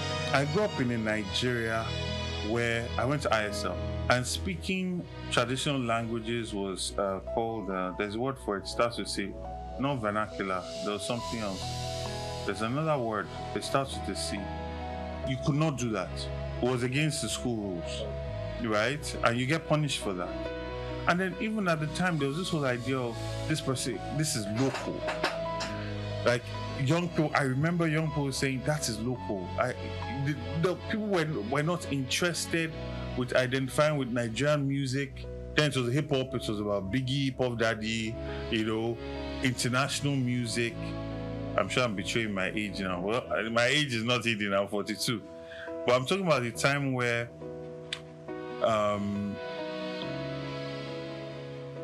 nobody was wearing trad. We grew up seeing our parents wearing suits, trousers and shirts, you know. And like I said, I don't feel that the education that we got in Nigeria really laid any foundation for you to look deeper into our history, into our culture. And I know this now because I've experienced education elsewhere. And I know how the British lay emphasis on their history. So that even if you're an art student or a science student, you had an in-depth knowledge of the history of your people. And this history is not just a linear one. It's one that is connecting different events and moments and always trying to show your people to be great, right? So you see the British will hide the idea of the part they played in slavery and enslavement. It will not be prominent in the history, but where they conquered or where they uprooted slavery from the African continent, the role they played in doing that will be highlighted, right? That is curated. Now you might say that's not right, it's not fair, but they're programming their citizenry. And that is what a thinking government will prioritize. Same thing with America, right? So I don't really feel we had that in our education system. But then there was an Afrocentric awakening that happened later on. And this had also happened earlier. The kind of thinking that informed people like Nnamdi Azikiwe when he traveled to America, the kind of thinking that informed Fela Anikulapo Kuti when he traveled to America, or even to England, where he met Afro-British people that knew the histories of Africa, that awoken that idea in him, in Fela, in Nnamdi Azikiwe, in a number of Africans, in Kwame Nkrumah, right? They didn't get it at home, they got it elsewhere, and they came and they brought that, we are African, we are great, black is beautiful, you know? And when you open that doorway, it then starts to lead you into understanding your culture more, understanding the depth of it, you see? And it's not our fault, right? We're conquered, our kings were removed, at least the kings that had the courage to fight They were removed, they were exiled, some were killed. People were kidnapped with the collaboration of some Africans. People were kidnapped and sold. Some of the strongest men were kidnapped and sold. So you have diaspora cousins and everybody outside of the country. The few that were saved, you know, were brought back. But you now had a situation of religion. And unfortunately, the religion that came through in partnership with colonization pretty much said to us that everything that we were before them was bad, was evil, was demonic. So you have a people that claim that they are from a certain tribe, speak the language, but the depth of the thinking they associate with being evil. So there's still a significant level of identity crisis that we struggle with. And you don't really see that with Indians who were colonized by the British. You don't really see it with the Chinese who also dealt with their own level of colonization, nor the Japanese, right? And you see, understanding your identity or crafting your identity as a people, because China, as we're seeing it today, was not just monolithic. It was not just one group of people. There are huge, different groups of people all over China, different tribes, but they were united by a visionary king. Similar thing happened in Japan, right? Similar thing happened in England, right? In England, you had part in what you call England, or what was Great Britain or England at a point. You had the Welsh, you had the Scottish, you had the Irish, right? You know, and they were united at a point by a conqueror, right? So sometimes you also craft identity. Sometimes identity is created by facing a threat that is bigger than all of you independently. So you have to come together to face that. And sometimes it's just visionary leadership, right? You see visionary leadership in Singapore with Lee Kuan Yew. We saw that creates an identity that you can be proud of. Like there is no China man now, or even if there will be very few that will not be proud of China and not want to be associated with the bigger identity of China as opposed to their identity as a tribe, because China is so great and it pays you to be associated with it. It is when there's a failure in that bigger identity that people recoil back to their smaller identity, right? And that's what you find going on in a lot of places. But all in all, yeah. I think the government, you see, what has happened is because we've had governments or politicians that don't really have a vision to sell, they rely on selling division. Because the classic divide and rule strategy. If you have a vision, you want to sell a vision and unite people. Visions unite people, right? So you sell a vision, so people unite behind the vision. When you don't have vision, so you sell the vision so that people can be separated. When you separate people, it's easier to rule over them. And you see that has happened significantly from the last election, right? And you then see in how the government has ruled this country. Significant nepotism, significant levels of corruption, significant levels of lack of transparency or accountability. You see that the government is very extractive without really paying any attention to being accountable to the people they want to extract from. You see that they talk about stopping subsidy payments. And there was a hope that those monies that would have otherwise been used for subsidies would have been put to make life easier for the Nigerian. Life is not easier for the Nigerian. Inflation rates are at an all-time high, right? Insecurity is at an all-time high. For the first time in decades, we're having a foreign country bombing our land, our territory, which is an indictment on the failure of our security system. And you think about how much money is spent on these things, on our army, on our military, that goes unaccounted for. And you see how corruption is rewarded by ambassadorial appointments. So there's a lot of politicking as opposed to governance. And it is in quality governance, creating excellence in governance, where you are moving away from personalities to institutions, and people are now normalizing an excellent standard of service, right? So it's no more about the personality, it's about the quality of governance. Once that starts to be ticked, right, people will start to embrace the idea of Nigeria. When Nigeria is playing football, nobody is saying that man is from this tribe, this person is from this tribe, especially if we are doing well. Everybody wants to be associated with that greatness that is Nigeria. When I finished school, I'm telling you, I went to school where you did not have to leave the school to get the best jobs. Those companies came to do interview on campus.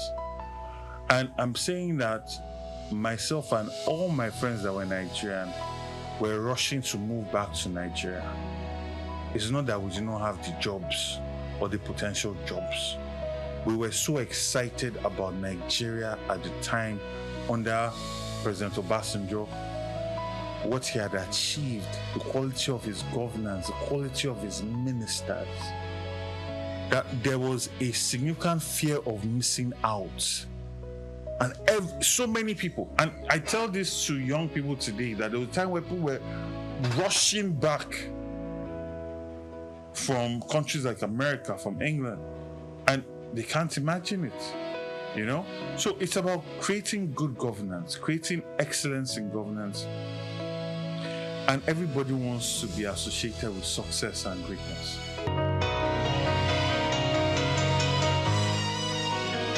There was a time where we had governments that were very empathetic to the common man. They were welfarist to an extent. Governments like Alhaji Lateef Jakonde, and that was really the ideology of Obafemi Awolowo. It was very welfarist. So civil servants did not have to hustle for housing. They had quality housing in prime areas. Affordable housing was a priority. It was prioritizing the people that were the middle class, that were the working class. That is the role of government. But you find that now government is more fixated on producing properties or being involved in properties for the rich. Whether it is how they are allocating land, whether it is in how they are sand filling. I mean, how many Nigerians can afford to live at Eko Atlantic? I read this year where they were proudly talking about how they are sand filling and reclaiming land in some parts of Lagos for housing. But by the time you've done all of that, your unit cost will be so significant that no average person will be able to afford to live there. Meanwhile, we have huge tracts of land in Ojo, Amuwo, Badagry, Ikorodu, Epe, Ibeju-Lekki that we can channel proper urban planning, bring in industries there, and focus on creating infrastructure that makes people want to live there. And then creating local governments that are independent in themselves. So most of the major services you need are in there. So nobody's going from Ikeja to Yaba for school. These are things that cause traffic. It's like the boroughs in London. You cannot even get into a borough outside of where you pay your council tax. Why? Because your taxes are used to fund the schools in that community. So it's a direct correlation. So your child can get into schools in the immediate vicinity of where you live. And that local council is doing their best to create affordable housing, council flat, and unemployment benefits, things like that, from the taxes. You understand? And that's what is missing significantly here.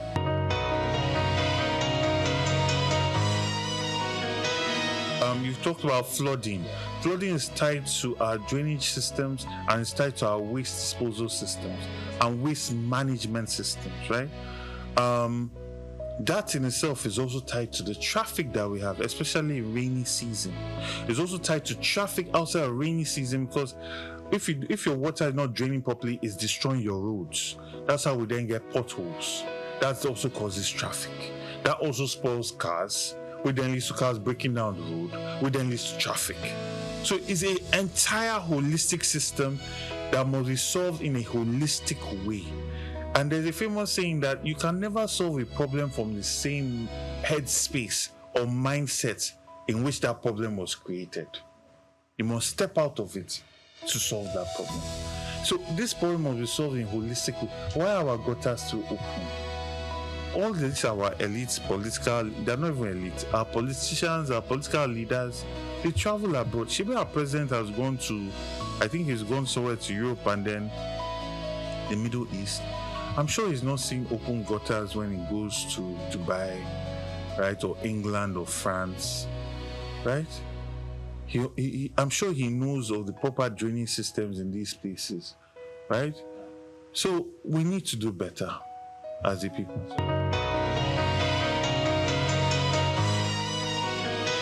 I even think it's wrong to use Lagos as a mirror. You cannot compare Lagos to any other state in this country. Lagos, first, was a water-facing arm for the Benin Empire at a point, which was very powerful at a point. It was, aside from the Awori and children of Olofin that came and settled it, the monarchy was from Benin, and it was a water-facing arm of the Benin Empire. Then Lagos then received all the influx of Europeans that came in for colonization. Lagos was the port in which Nigeria was formed.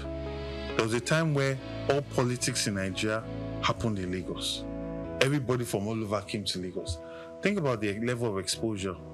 Think about the level of development from back then.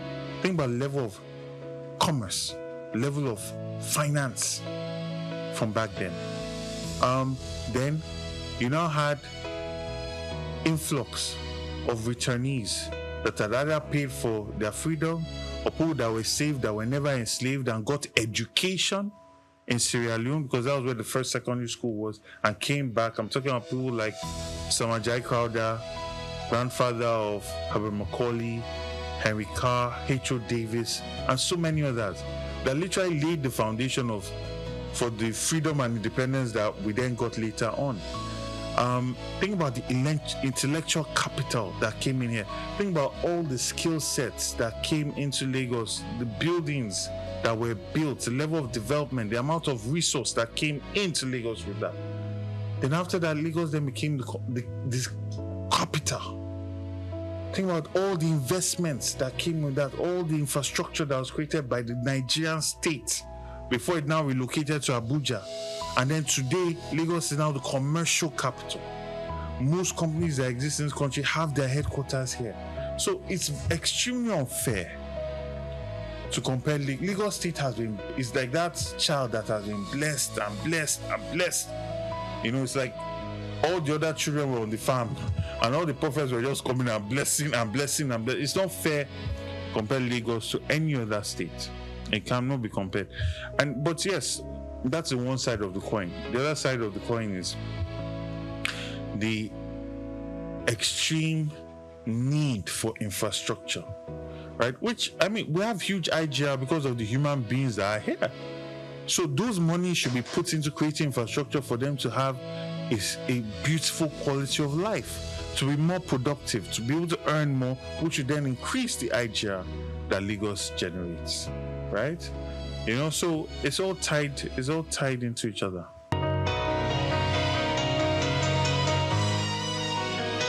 Well, first of all, it's not a thing that's unique to me. You know, the APC Lagos especially, the APC Lagos arm of politics is bigotry. It's based on bigotry. I mean, there's still pictures of banners that were hung of Jimmy Agbaje being called Jimmy Chukwu, governor of the Southeast. This is a man that is blue blood from Ikorodu. We know his grandfather. We know his antecedents. We know what he did. This is not somebody that his history or his pedigree or his name or his age or his sex is under question or under any kind of controversy. We know him. We know his grandfather. We know his father. We know his family. Right? And this is what they did. So anybody that seemingly rises to challenge the Tinubu hegemony, the first thing that is challenged is your Yorubaness. Right? I remember when they were saying that even somebody like Padibanjo, the reason why he supported Peter Obi or was anti-Tinubu was because his mother was Igbo. Or they said Obasanjo's father is this. Anytime somebody challenges the Tinubu hegemony, they attack your identity. They try to strip you of your Yorubaness. In my situation, unfortunately for them, they could not challenge my family. They could not challenge our history. There are all sorts of nonsense. But I give God the glory that my parents are alive. You know, I give God the glory that my family has a very good habit of keeping records, all the way to newspaper articles from the 1800s. So imagine if one did not have that. Imagine if one's parents were not alive and these people just came together with this propaganda. You start questioning, what's really going on? But I thank God, I come from a family that history has written a lot about, you know, so we know who we are. And as Lagosians, Amorawa, we know ourselves.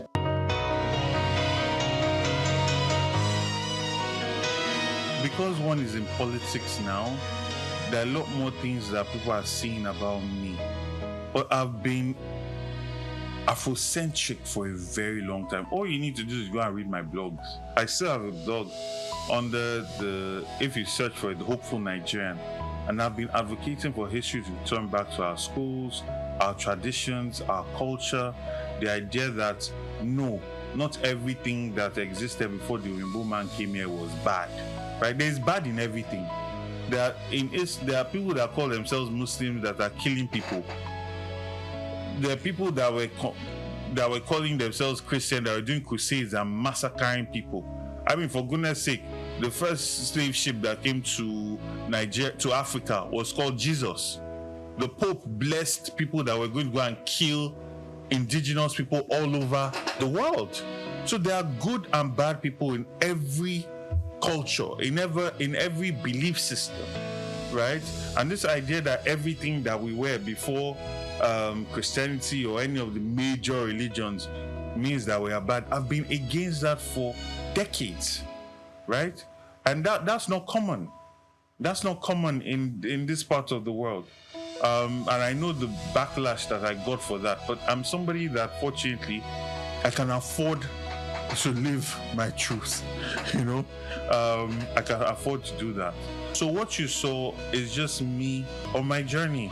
A lot has been consistent. It's just now it is obvious. People are seeing it. It's in people's faces. And I'm coming of age. I'm growing, you know? My first title was the Obalefon of Lagos that I got from the Obatala Temple in Ife, right? And that ties into my belief system that, you know, there is an African spiritual science, right? The entire binary code in which we build our computers is based on African traditional science, right? The understanding of time not being linear, but being circular and intertwining, right? These are things that quantum physics is proving, right? So you find that we have known things from time that science, Western science, is just interpreting and bringing to common knowledge now, right? And that is something that I will grow in. And you know, as some will say, your head calls certain things to you. You know, so that title is something that I embrace because, you know, it's something that I've understood and it's something I value. It's very important to me. And then also I am the Are of Igbale Koka, which is the house that was headed by Justice Koka. He was the Oloriayo at a point, and Baba Isale of Lagos. So those are the titles that I have, that I got recently. As relates to Yoruba titles, I also have an Igbo title, Ochiaga of Ndibo in Lagos State. Aside that, I was initiated into the Awe Adimu, and as a son of Lagos, you know, these are things that we hold very dear to us. I mean, you've been around my house, I'm sure you've seen plenty of your paintings. And if you go into any indigenous house, most of them, you see something Eyo. It will just be there, right? Either it's the Okpan Bata and the hat, or a sculpture, or something, because it symbolizes our heritage, our ancestral heritage, our ancestral culture. It's our day to show, you know, who we are as a people, because Lagos, like I said, is a cosmopolitan port, so sometimes our identity gets lost, and there are always different groups that, you know, it's almost like when you talk about the history of Lagos, it's somehow covered by the history of Nigeria, because so much of the history of Nigeria happened in Lagos. But we have our own history, a very rich history, with a lot of intrigues, right? And Eyo Festival is for Lagos Island, a way of showing our uniqueness, our heritage, our culture. And that is not to say that it's only limited to Lagos Island. You know, we have brothers that are coming, Ikorodu, coming from Ekpe, coming from Badagry, and then all of these places also have their own rich culture and heritage. Like the Zangbeto Festival in Badagry is amazing. I cannot wait for it to be properly mainstream, for the government to actually bring it into mainstream culture. You also have the masquerades in Ekpe and Ikorodu, masquerades all over the mainland, you know, all that Ikejai, Fakojai area, they have that culture there as well. These things need to be mainstreamed. They need to be brought into and repackaged, right? The tradition itself, the masquerades, the pageantry is beautiful, it's perfect. It's now the environment at which it operates, right? We need to create the environment that will pull tourists in, make them feel safe, make them feel comfortable, clean environments, right? That can now create these things with world-renowned cultural experiences that people fly in because they want to come and see. Think about the Brazilian Carnival, right? You know, I mean, yeah, things like that. We want people to fly in because this is how you generate income for those communities, and, you know, also puts us on that world map.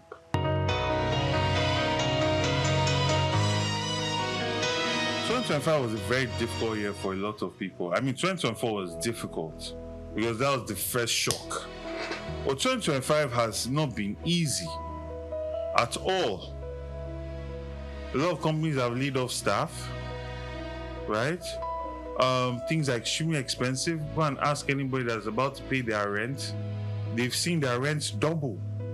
People that rented a place for 3 million are now looking at paying 8 million, right? People that got a place for 500,000 are now looking at 1.5, right? I have to acknowledge that there is a new bill that's passed in the State Assembly that is pushing for monthly payments of salaries that's protecting tenants, and I think that's a very, very good thing. Implementation of it, our laws are not the problem, it's the implementation of it.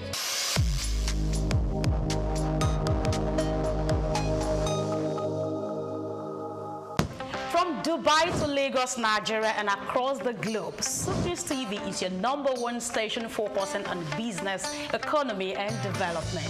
With global digital reach, we connect Africa's pulse to the world stage. Welcome to SOUQ News Television, and here we go beyond the headlines, from breaking news, in-depth conversational programs, to market analysis and indices. From policies affecting growth to unique documentaries, from live event coverage to bespoke productions, we deliver content that connects you to the world. At SOUQ News Television, we provide news surrounding business, economy, and development, infomercials and jingles that stand out, short and long-form documentaries crafted to international standards, independent production spaces with full technical support, special coverage for individual and corporate events, a special form of documentaries through our prestige package, Immortals, where we tell your story the way you'd love it, and business support services tailored for small enterprises.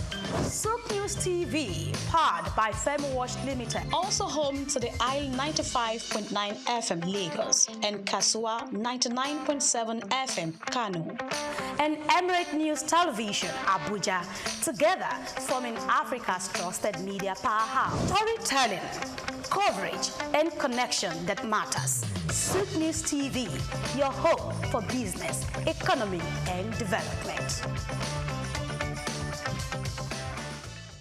At the Africa Development Studies Center, ADSC, we are committed to driving sustainable growth and development across Africa through innovative training and research. Our mission: empowering leaders, policymakers, and professionals with the tools they need to create lasting change. With customized training, dynamic research programs, and study exchanges on leadership, management, and other critical development topics, ADSC offers a platform for exchanging cutting-edge ideas and global best practices. We provide comprehensive services in research and consultancy, capacity building and training, education programs, publishing and knowledge sharing. Our esteemed faculty, composed of seasoned experts and researchers, ensures a learning experience that is insightful and practical.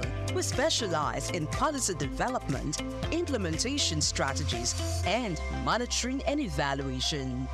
At ADSC, learning is engaging and enjoyable. Our unique methodology includes talks, interactive exercises, games, video screenings, and lively seminar discussions, all in a comfortable and friendly environment. For more information, email us at info@adstudiescenter.com or call +234 912 039 2362. Visit our website www.adstudiescenter.com to explore our programs and upcoming events.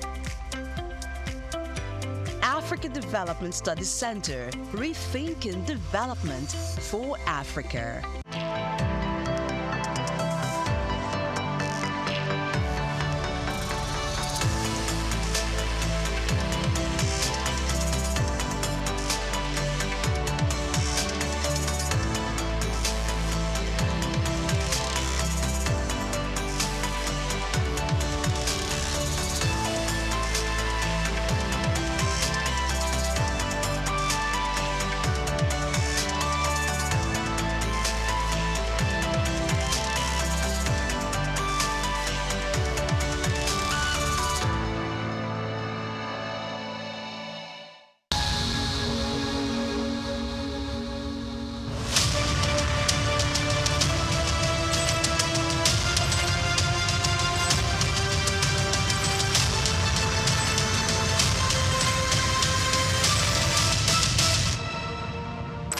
Bank was totally gone, so there was nothing to say they had. But we still approached them and said we would like to take over this bank. The journey since 1997 has been one thing or the other, and I'm happy that many years down the line we look back and we're happy that we're audacious and bold to make them move at the time. That's why today in UBA, perseverance, resilience is a core virtue, a core attribute, a core value of ours, because we apply that early on in this journey. So that's how it all started. Leadership, according to some Peters, entails vision, enthusiasm, trust, passion, and consistency. If there's one man who graciously combines these virtues, the name Tony Elumelu comes to mind. They say that success to a large extent is dependent on being at the right place at the right time.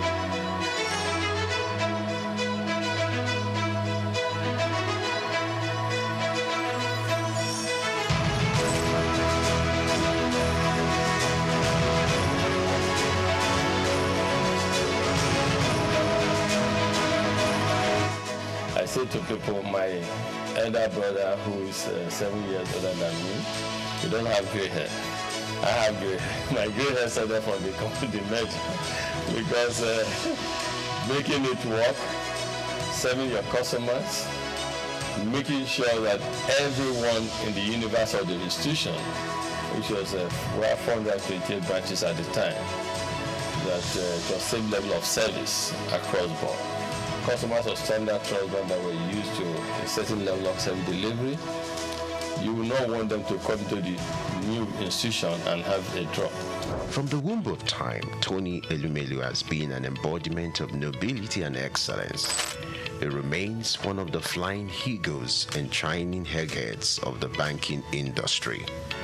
The life and times of Tony is an inspiring tale. He is one Nigeria who is unmoved by material wealth and self-aggrandizement. Tony's noble qualities were earned from his humble background. Growing up with 4 siblings in Jos Plateau State, the cowboy of the banking industry who hails from Anocha North local government area of Delta State, believed in the democratization of law combined with hard work. He began his career as a copier salesman. The Ambrose Ali University graduate of economics also bagged a master's degree in economics from the University of Lagos. In 2019, he received an honorary Doctor of Business degree from Bayero University, Kano. Going to university, I just thought I wanted to be a businessman because my mom's brother, my mom and his brother were just 2 of them. So my uncle was a businessman, in Nigeria, and was quite successful at the time. And I was influenced. I thought he was very rich, and also I wanted to be a businessman, but not knowing whether just a businessman, you know what I mean? Because he was described then as a businessman. And but in university, that was why I read economics, just to see. But in university, I got more enlightened because I knew more how things operated. And first degree, I was saying I just wanted a good job that would give me the start. But when I came to do my master's at Unilag, being in urban or Unilag, a lot happening at the time. And that was the era of new generation banks, a lot happening. Our friends, in banking, our friends, some got jobs in some banks. And so that's all of us who were doing masters at the time. I did masters in economics. Who were doing masters at the time, we just became interested and fascinated. We were interested in working in a bank. New generation bank, not old generation bank, not. And so that was how it all started. And we started applying for jobs in our banks. And I got, yes, at the master's level, it was clear I wanted to work in a bank. And yes, that was started. As in then, Santana was a posh guy. So they oppressed us in school, I must say. And then we too wanted to become the big boys in future with the blue shoes, suspenders, white shirt, dark suits, etc. The growth and development of any institution is determined by the quality of its leadership. For Tony Elumelu, his sterling performance and leadership scorecard in the banking industry remains a reference point. He rose quickly to become the youngest bank branch manager at Allstate Trust Bank at the age of 36. He formed a coalition to acquire a distressed financial institution, Crystal Bank, and became its CEO, an action that earned him and his circle of peers the nickname the Cowboys of Banking. In 1997, some of us came together and acquired a distressed financial institution. We acquired this financial institution, we turned it around, we set targets for ourselves, strategic plans, like, targets, we have first year strategic intent, we want to make it a viable financial services company. Second year intent, we want to become a leading financial services group on the continent. And third financial intent is a strategic intent to become a player in the global financial arena. As we all know, there's so much private global capital seeking the right investment destination. All it takes is for a leadership to show that this country is set for business and people come there.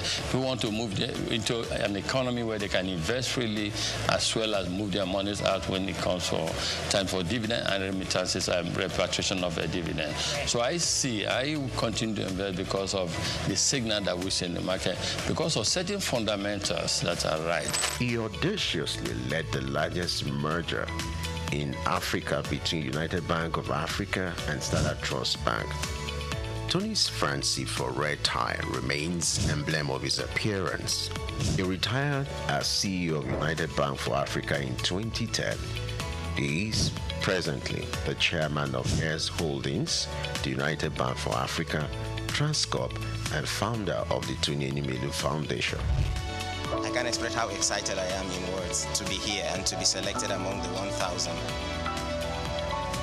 It's the opportunity for me to realize my dreams. So I go into business and start to make my way.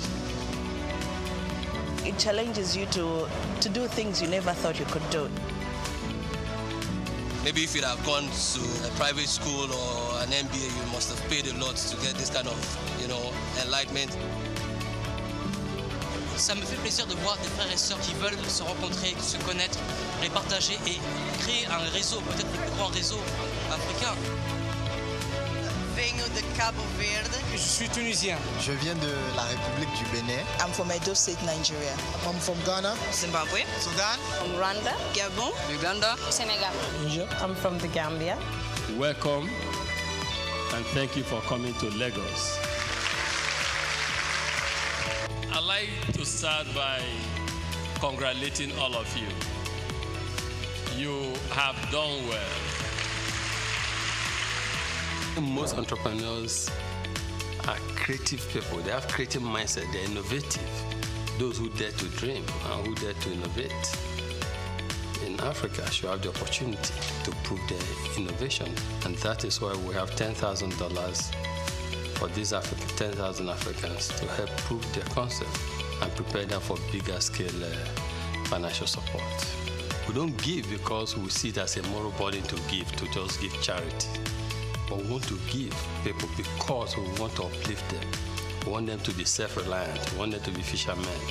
We want them to do what we are doing. We want them to prosper in life, become successful. Tony made a tremendous contribution to giving back to the society. His selfless efforts and huge investment into humanity through the Tony Elumelu Foundation is widely adjured as the leading philanthropy empowering a new generation of African entrepreneurs, driving poverty eradication, catalyzing job creation across all 54 African countries, and increasing women economic empowerment. Since the launch of the entrepreneurship program in 2015, the foundation has trained over 1.5 million young Africans on its digital hub.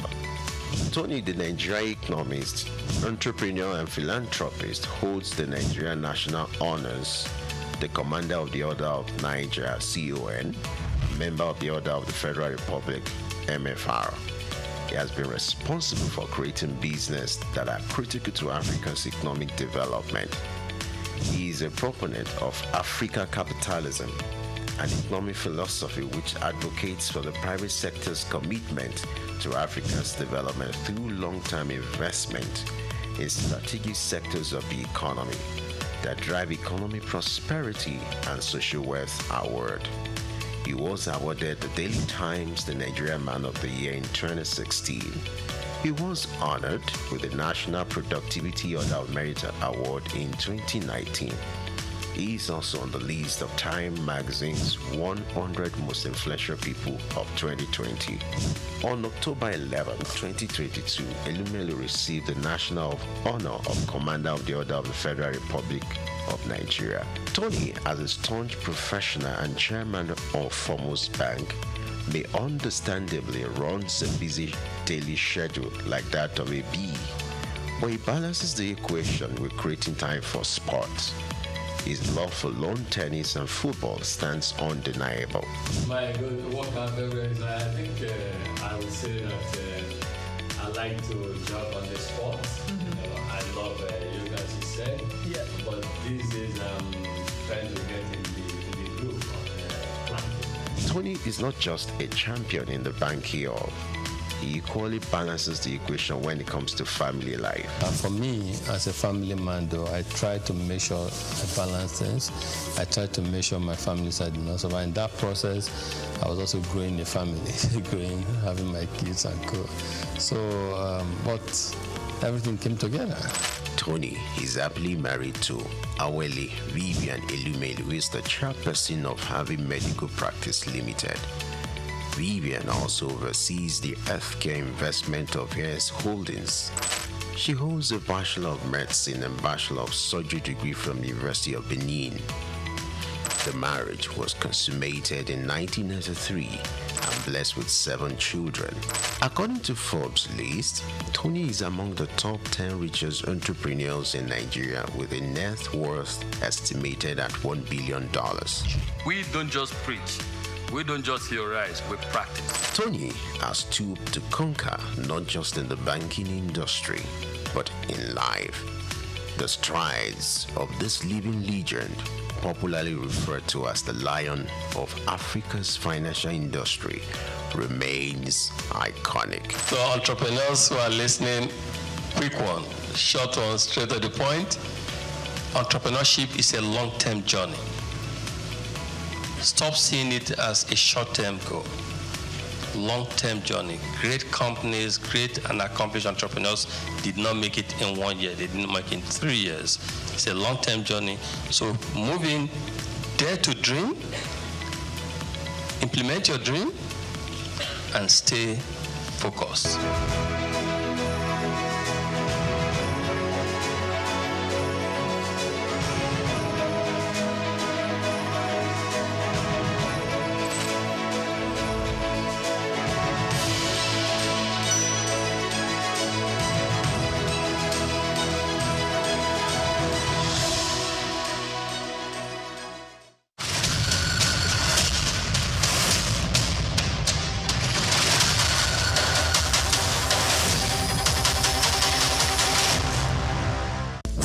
Just what you need right here at Femi Wash Media.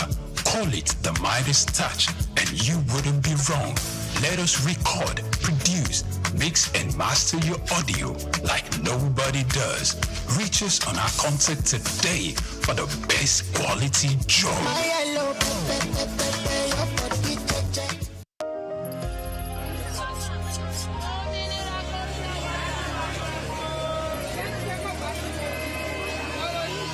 Hello Lagos, make we yarn. Hello, Wefi, this POS matter don't pass your call.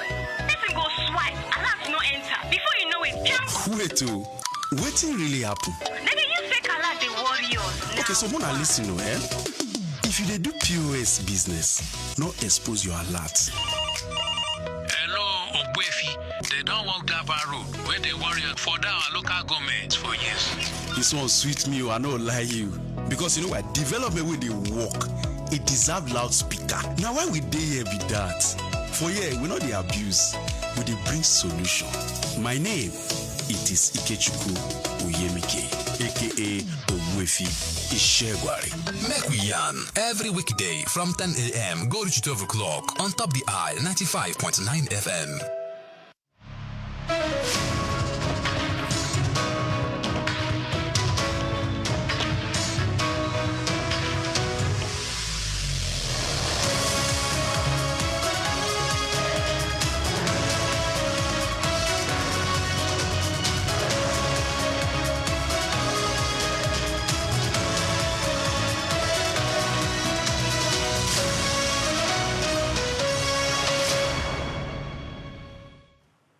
Hello and welcome to World News on SOUQ News Television. We're reaching you live from our studios in Lagos. I am Olumide Shukoya.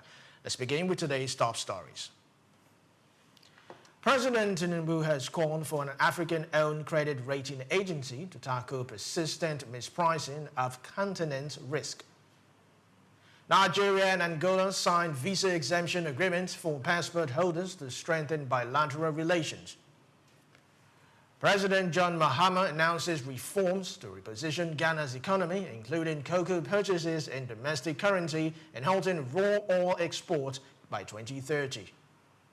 United States and Iran have begun indirect nuclear talks in Geneva amid heightened regional tensions.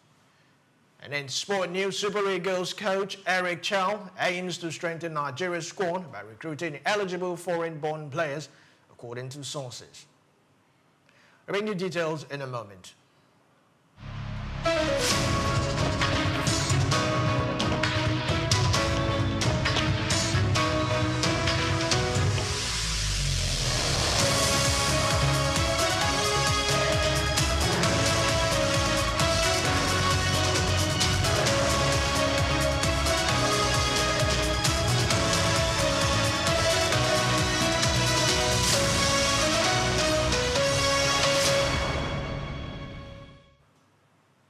President Bola Tinubu has urged the creation of an African-owned credit rating agency to address what he described as persistent mispricing of the continent's risk by global financial market. In a publication on Monday, President Tinubu warned that African countries are facing excessively high borrowing costs due to flawed external assessment. The current system, he argued, inflates perceived risk and undermines investment opportunities. President Tinubu highlighted the Africa premium, the gap between perceived and actual economic risk, as unsustainable and called for local controlled mechanisms to ensure fair evaluations, reduce borrowing costs, and promote economic growth across the African nations. The Nigerian Revenue Service, NRS, has begun a phased rollout of its electronic invoicing and fiscal monitoring system. The initiative aims to strengthen tax administration, boost transparency, and encourage voluntary compliance among businesses nationwide. Known as the e-voicing and electronic fiscal system, or merchant buyer solution, the system will be implemented in stages.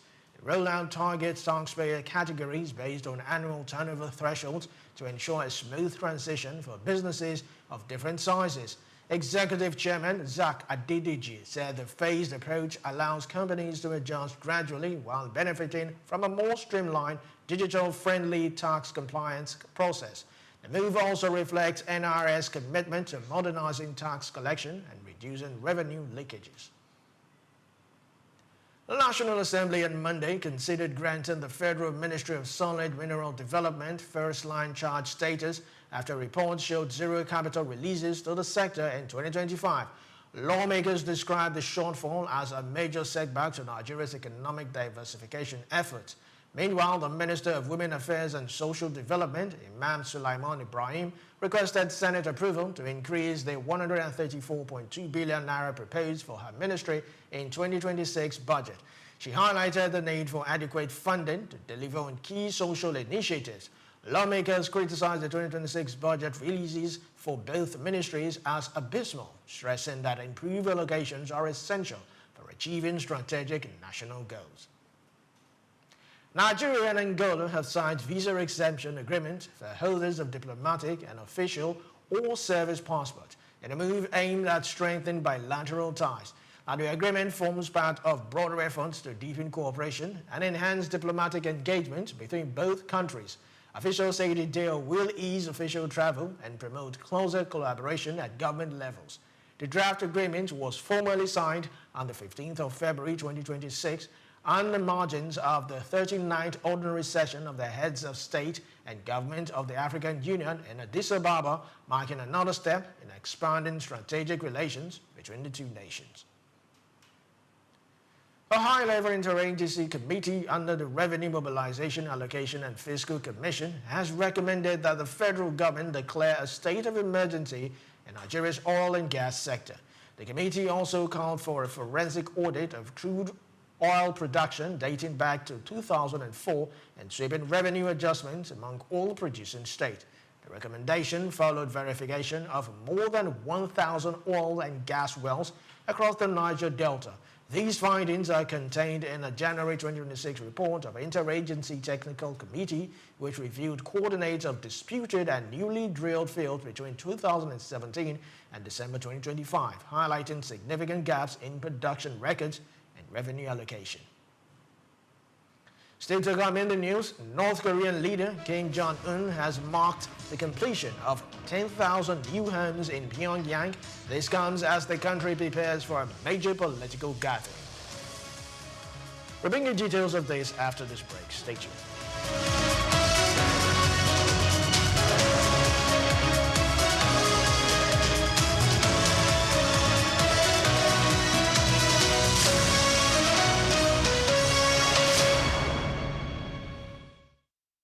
Madagascar, the world's fourth largest island, stands as a geographical and ecological marvel of the southeastern coast of Africa. Isolated from the African mainland for over 80 million years, this island nation has evolved into a biological treasure trove found nowhere else on Earth.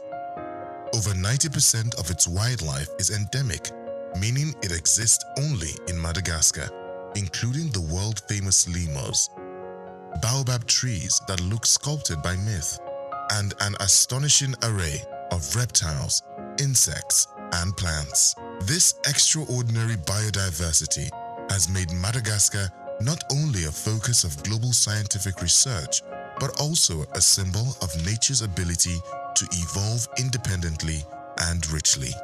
Beyond its natural wonders, Madagascar is home to a deeply diverse and culturally layered society. The Malagasy people trace their ancestry to both Southeast Asia and East Africa, making their culture a rare and fascinating fusion of traditions. This dual heritage is reflected in their language, rituals, architecture, and belief systems. The Malagasy language, derived from the Austronesian language family, is one of the few of its kind spoken on the African continent.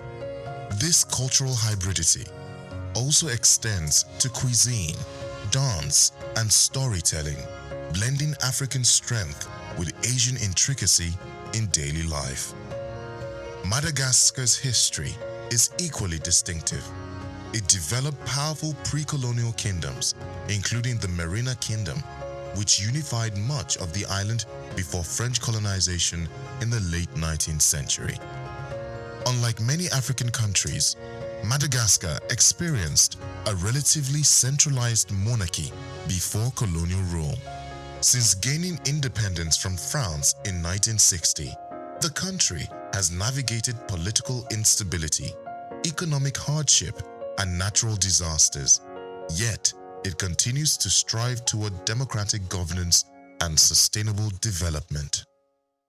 Strategically located in the Indian Ocean, Madagascar is positioned as a crucial maritime node for trade, conservation, and regional diplomacy.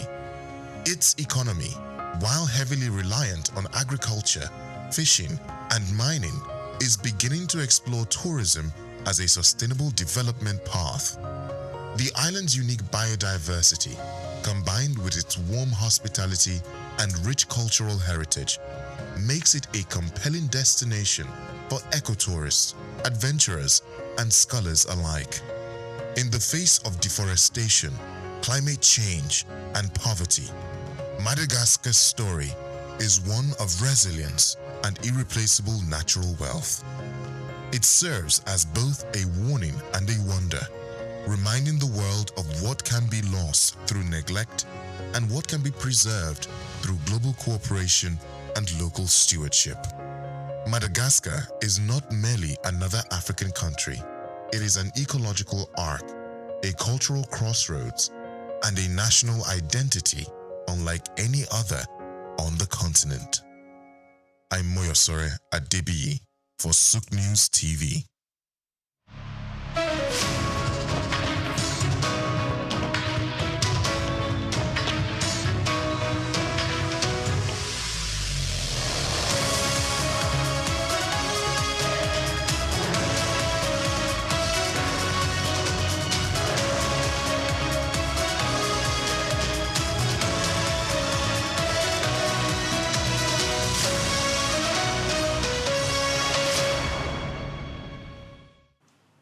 Thanks for staying with us on the World News. President John Mahama has announced sweeping reforms to reposition Ghana's economy, declaring that the country will purchase its cocoa using domestic currency and halt export of raw mineral ores by 2030.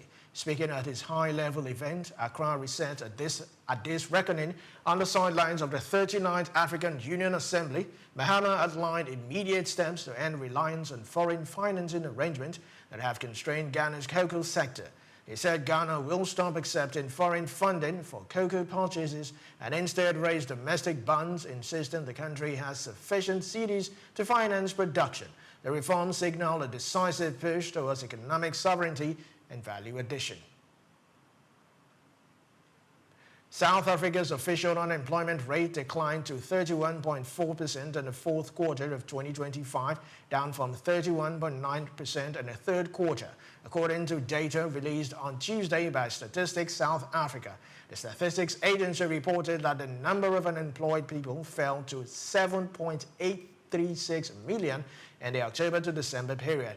This compares to 8.007 million recorded between July and September. Now, the marginal improvement suggests a modest recovery in the labor market, although unemployment remains elevated. Analysts say sustained economic growth and job creation will be critical to achieving further reductions in the jobless rate. North Korean leader Kim Jong-un has marked the completion of 10,000 new homes in Pyongyang, according to reports. The ceremony comes as the country prepares for a major political gathering. Kim Jong-un has toured construction sites in recent weeks, highlighting progress on flagship housing projects. The development forms part of a broader effort to showcase his achievements in infrastructure and urban renewal. The milestone precedes this month's 9th Congress of the ruling Workers' Party, North Korea's most significant political event. The Congress reviews national performance, set new policy goals, and can reduce leadership changes within the party structure. Israel's cabinet on Sunday approved new measures aimed at tightening control over the occupied West Bank and easing land purchases for settlers. Palestinians condemned the decision, describing it as a de facto annexation. The West Bank is one of the territories Palestinians seek for a future independent state. The move is expected to deepen tensions in an already fragile region. Much of the West Bank remains under Israeli military control, while limited Palestinian self-rule operates in designated areas administered by the Western-backed Palestinian Authority. The latest measures are likely to draw renewed international scrutiny. Now, the dollar maintained gains on Tuesday as investors awaited guidance later this week on potential Federal Reserve rate cuts. Market participants are closely watching for signals on the timing and scale of policy adjustment. The Japanese yen trimmed losses after weaker than expected economic data fueled expectations about additional government stimulus measures. Analysts say the development may provide temporary support for the currency. Meanwhile, the Australian dollar slipped slightly after minutes from the Reserve Bank of Australia indicated policymakers are in no hurry to raise interest rates further, signaling a cautious approach amid persistent inflation concerns. Still to come in the news, United Kingdom Prime Minister Keir Starmer performed a U-turn today, scrapping plans to postpone elections across 30 councils this May. This is World News on SOUQ News Television. We'll be right back after this break.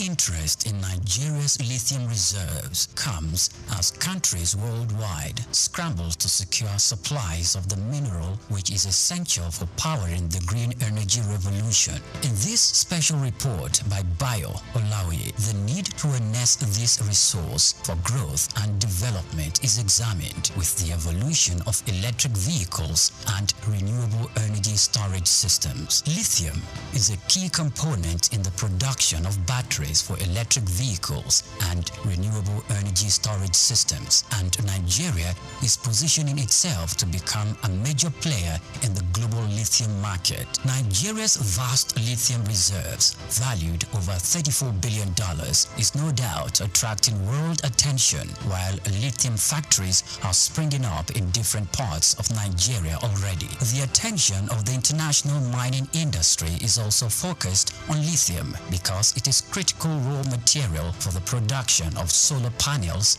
and electric vehicles. Analysts predict that global lithium market could grow robustly over the next decade, driven by the rapid adoption of electric vehicles and renewable energy technologies. Data from a global future market insight showed that the lithium mining industry has emerged as a cornerstone of the clean energy transition, driven by the skyrocketing demand for lithium-ion batteries. The surge in lithium demand is driven largely by the electric vehicles market, which accounted for over 70% of the global lithium consumption in 2024, according to an Iranian-based research firm. With countries such as the United States, China, and members of the European Union pushing for next zero emission by mid-century, lithium demand is expected to escalate further. The federal government, indeed, the Ministry of Solid Minerals Development, should intensify efforts geared at renewing and resuscitating the viable lithium industry in the country to its full potential. As Nigeria diversifies its economy into other sectors, the lithium industry offers hope and expectation that this sector would earn more revenue for the country. Nigeria should not just watch with folded arms, but must strive with the political will to develop and strengthen the country's vast lithium reserves.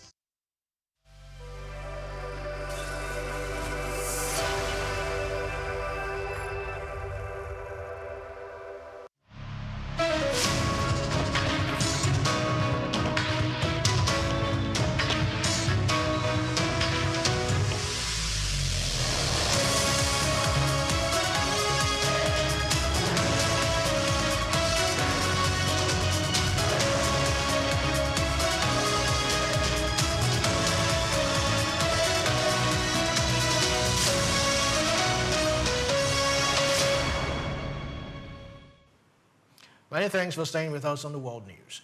The United States and Iran had begun indirect talks in Geneva over their long-running nuclear dispute amid heightened regional tensions. A senior Iranian official said progress depends on Washington avoiding what Tehran describes as unrealistic demands.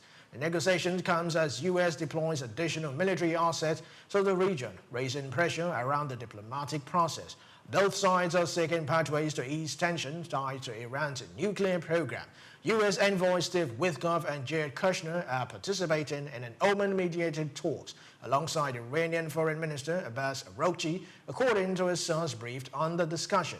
United States President Donald Trump has said he will be involved indirectly in the second round of the ongoing high-stake nuclear talks between Iran and Washington in Geneva. Well, it was extraordinary. I mean, last year we saw cancellations of elections without any real exceptional reason. This year, up to 30 councils, 4.6 million people denied the vote. In some cases, Norfolk, Suffolk, East and West Sussex, this would have been the second year in a row that people...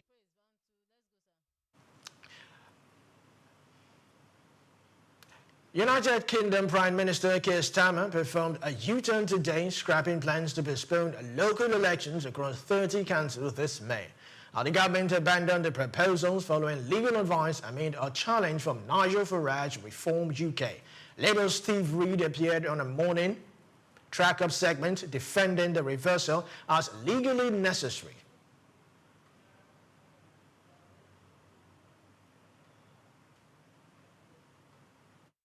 As I say, he was, of course, the Secretary of State who failed to act on eliminating the waste that came from duplication and allowed this two-tier system to continue, with millions and millions of pounds of council taxpayers' money wasted on duplicate councillors, duplicate chief executives, duplicate finance directors, instead of ploughing that money into frontline services.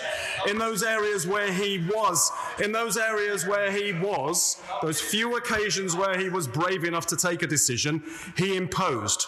By contrast, I have asked and I have responded. But the reasons he gave were the right ones. His words: elections in such circumstances risk confusing voters and would be hard to justify, where members could be elected to serve shortened terms. He got it right for once. He should be proud of himself. There is no question in ordinary circumstances for a general election to be delayed. That's only ever happened in cases of national emergency, and that remains the case. Nigel Farage spoke, accusing the government of backtracking under political pressure. Well, it was extraordinary. I mean, last year we saw cancellations of elections without any real exceptional reason.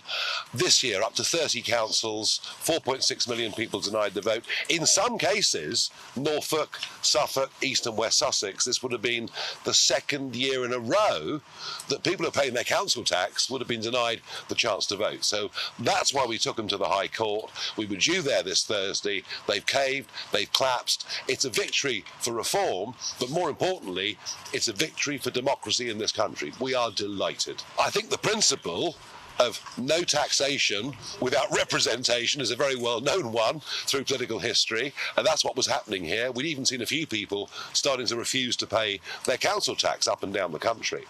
But what I do think now is the Minister, Steve Reid, has clearly acted illegally, and given that the government has now given in, knew they'd lose to us in court, I think Steve Reid's question as a minister should now be debated. We took a risk on this, but we knew it was the right thing to do. I thought we'd get a partial victory. I thought ones that were delayed for a second year in a row, we'd probably win that. But this is now a complete victory, and there'll be a lot of people up and down the country very grateful to us. Think about it. The Lib Dems were delaying in Cheltenham, the Conservatives delaying in Harlow and the other counties where they'd postponed last year as well. The rest of them were Labour, mostly in the north of England. It's a big win. The reversal comes amid rising economic pressure. Office for National Statistics figures show United Kingdom unemployment rate climbed to 5.2% in 3 months to December, up from 5.1% in the previous period, marking the highest level since February 2021. Now, the tiny oil-producing nation of Guyana is poised for further economic expansion amid heightened U.S. activity in neighboring Venezuela. Geopolitical and energy experts say ahead of Guyana Energy Conference in Georgetown. Officials and industry executives will meet over 4 days starting Tuesday to discuss strategies to train the local oil and gas workforce, attract more investment, and build a downstream sector to capture value beyond crude export. Guyana has rapidly grown into one of the world's fastest expanding economy thanks to offshore oil production, and leaders aim to leverage this momentum for broader development and long-term gains. Negotiators from Ukraine and Russia met in Geneva on Tuesday for 2 days of U.S.-mediated peace talks focusing on land dispute. The main sticking point on ongoing negotiations, U.S. President Donald Trump is urging both Kyiv and Moscow to reach an agreement quickly to end Europe's largest war since 1945. Ukraine's President Volodymyr Zelensky has expressed concerns over mounting pressure on his country to make concessions, highlighting the diplomatic and political challenges ahead as both sides seek a potential resolution. In sport news, Super Eagles coach Eric Chal is looking to bolster Nigeria's squad by recruiting foreign-born players with eligibility to represent the country. The Malian tactician aims to tap growing interest from dual nationality stars. Chal has already secured commitment from defenders Felix Agu and Rayan Alibiosu, alongside Wrexham goalkeeper Arthur Okonkwo. Reports indicate he is in discussion with 5 other eligible players to expand the talent pool further. Rangers defender Emmanuel Fernandez has also pledged his international future to Nigeria, becoming the latest foreign-born player to commit. Now, the strategy underscores Nigeria's ambition to field a competitive squad in upcoming international competitions. Still in sport news, the Super Eagles will play Jordan in an international friendly during March FIFA national team window. According to reports, the match is scheduled in Amman, Jordan's capital, between March 23 and March 31st, following an agreement between both football federations.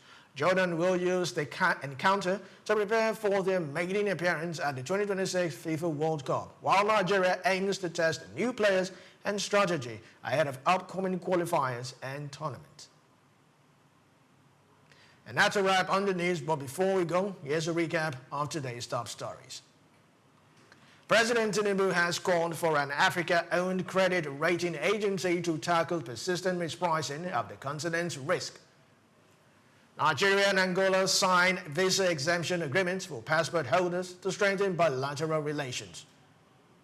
President John Mahama announces reforms to reposition Ghana's economy, including cocoa purchases in domestic currency and halting raw oil exports by 2030.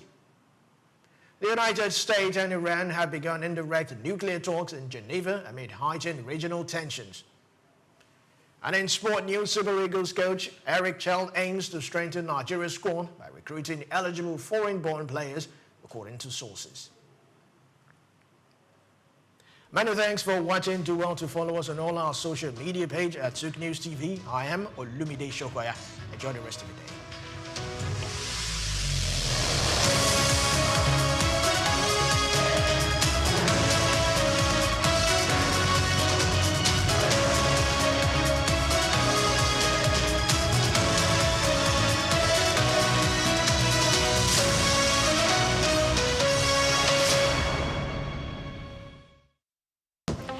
Dubai to Lagos, Nigeria, and across the globe, SOUQ News TV is your #1 station focusing on business, economy, and development.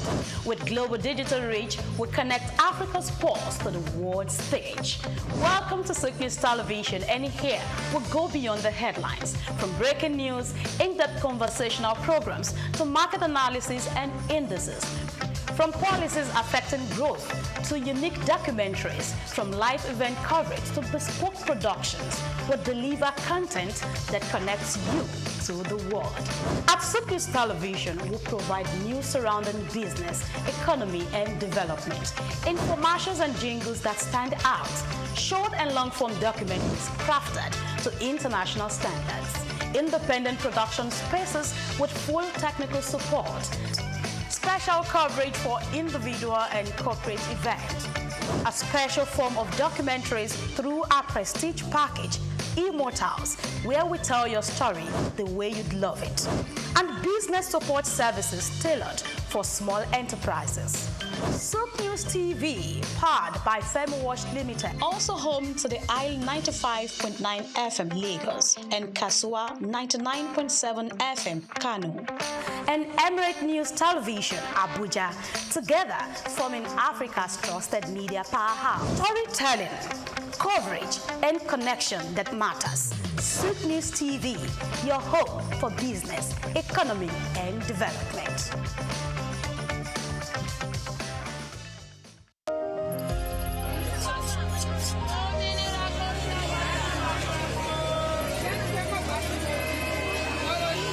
Hello, Lagos. Make we yarn. Hello, Wefi. This POS matter don't pass your call. Person go swipe, alert no enter. Before you know it, jump. Wait, wetin really happen? Then they use fake alert the warriors. Okay, so Mona, listen, if you dey do POS business, no expose your alert. Hello, Ogbefi. They don't walk that road where they worry for our local government for years. This one sweet me, I no lie you. Because you know what, development with the work, it deserve loudspeaker. Now why we dey here be that?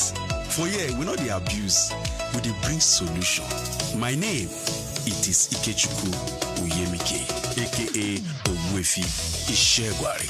Make we yarn every weekday from 10 a.m. go to 12 o'clock on top the Eye 95.9 FM.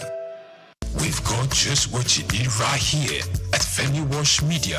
Call it the Midas Touch and you wouldn't be wrong. Let us record, produce, mix and master your audio like nobody does. Reach us on our contact today for the best quality job. Afrobeats is a classic overnight success story, except it didn't happen overnight. I'm happy to be here. One of the key things about the Omniverse is that it's designed to go beyond an event, and designed to be fully something that people can engage beyond the summit.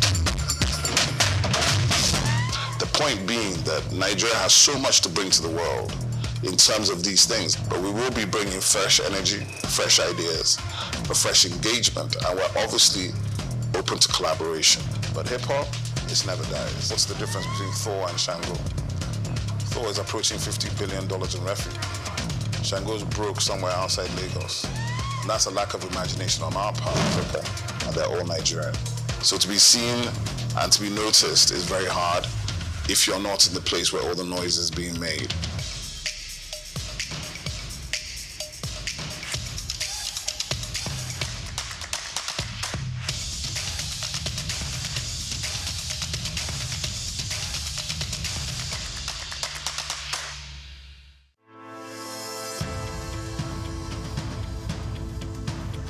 Plastic waste is a mounting crisis, but it also presents an opportunity for business and government to lead the vanguard for systemic change. While regulations, corporate initiatives, and citizens' engagement have made progress, much more is needed in how businesses shape consumer behavior, how governments enforce environmental policies beyond rhetoric, and how public perception is managed through strategic communication. For decades, Nigeria's reliance on single-use plastic sachets, bags, and food packaging has grown, driven by affordability and convenience. However, this has come with a cost. The country generates an estimated 2.5 million tons of plastic wastes annually, with only about 12% recycled. In urban centers like Lagos, Abuja, Ibadan, Port Harcourt, waste is a leading contributor to clogged drainage systems,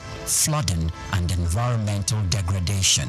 In this special report, Bayo Olaoye examines the challenges facing efforts to tackle the menace of plastic wastes in the country. Despite past government efforts to curb indiscriminate plastic use, such as Lagos environmental sanitation laws under former Governor Babatunde Fashola, enforcements have been inconsistent. The challenge now is moving beyond periodic government crackdowns and isolated corporate initiatives to a coordinated long-term shift towards a responsible plastic use, recycling, and waste management.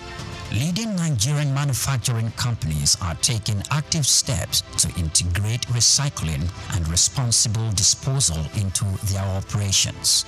Key initiatives include investing in recycling hubs, with Coca-Cola of Nigeria, Nestle, and Guinness setting up plastic recovery and recycling hubs, creating an ecosystem where post-consumer waste is collected, processed, and refused. Retailers and distributors are being encouraged and in some cases incentivized to set up collection points where consumers can return used packaging for responsible disposal. There is also brand-driven consumer education. Organizations have introduced citizen advocacy campaigns to influence individual waste disposal behavior.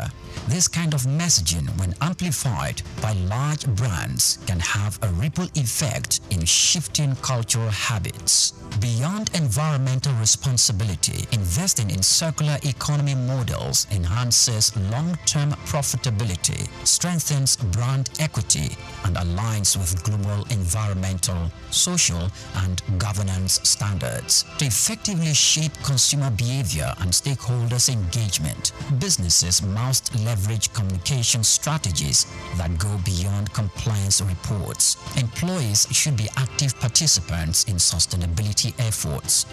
companies can integrate sustainability training, incentivize waste reduction, and implement office-wide plastic reduction policies, engaging suppliers, investors, and partners in sustainability commitments such as reducing excessive packaging or co-investing in recycling solutions to create an ecosystem-wide impact. Mass communication campaigns, social influencers, partnerships, and media collaborations can help educate consumers on practical steps for responsible plastic use and disposal. While Nigeria has engaged in international climate and sustainability conversations, the government must go beyond policy declarations and foreign aid incentives.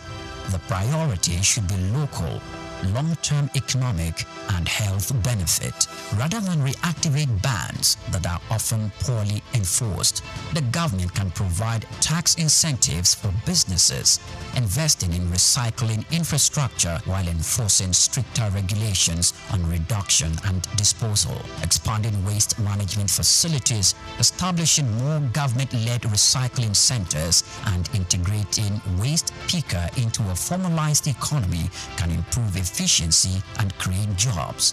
The administration of Governor Babatunde Fashola demonstrated that when the government takes waste disposal seriously with clear penalties for violations, citizens pay attention. The government must invest and consistently engage public education on the economic and health impact of plastic waste. A cleaner environment leads to a lower public health costs, fewer disease outbreaks, and increased workers' productivity due to better air quality and more usable public spaces. The Nigerian plastic waste problem is not just an environmental issue. It is an economic and reputational challenge for businesses and a government issue for policymakers. By adopting strategic communications, businesses can shift consumer behavior, governments can enhance enforcement, and citizens can embrace a cleaner and more sustainable future.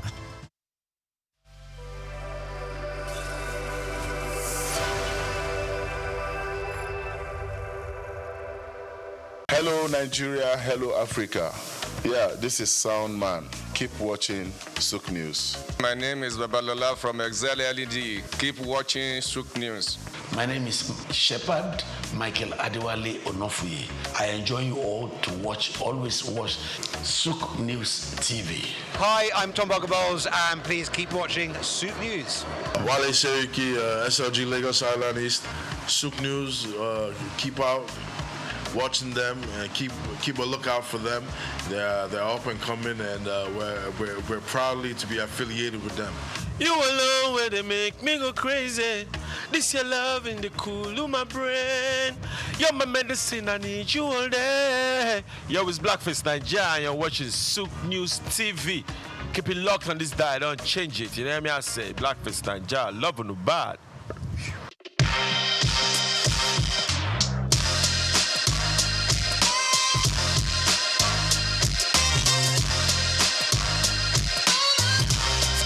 The unexpected rise of Ankara fabric in West Africa has transformed it from merely an industry into a vital part of culture, identity, and art, woven into everyday life. This evolution has encouraged many to enter into the business side of Ankara.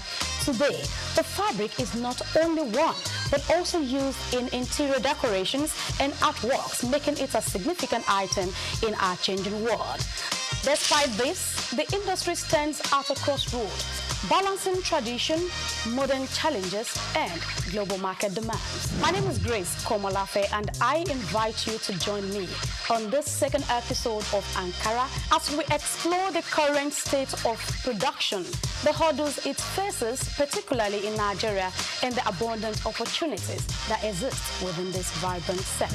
Ankara's journey from West African markets to the global stage highlights its enduring appeal and the resilience of its producers. However, to fully harness its export potential, addressing quality, policy and logistical challenges is essential. Ankara has become a global fashion statement with its bold patterns and rich colors now staples on international runways, reflecting a growing appreciation for African aesthetics. Nigeria and Ghana have long anchored Ankara production, keeping alive an industry with deep cultural significance. In Nigeria, there is a specialized market where you can find all kinds of Ankara fabric to suit your needs, whether for business parties or home use. Are you aware that Oshodi Market in Lagos is the major Ankara market in the country? People travel from every part of Nigeria to this market to make purchases for different reasons, either for Ashwebi, different occasions, or for business. In this market, you would find importers, you would find wholesalers, and again you would find retailers. Are you thinking of going into Ankara business? In this report, we have more information to share with you. No, this one is a different company.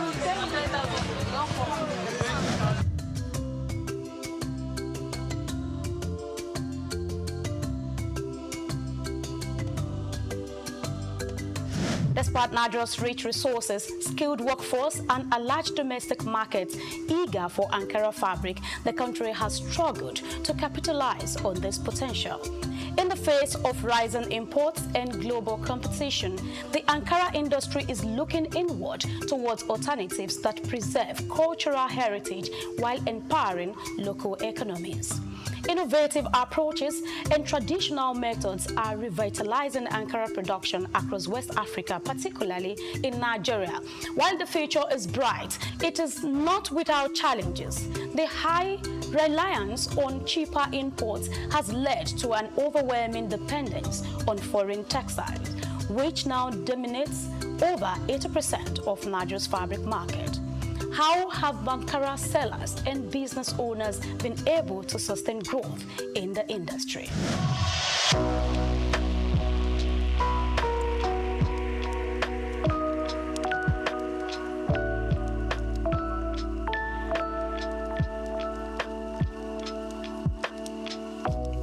What kind of Ankara do you sell? Big or small?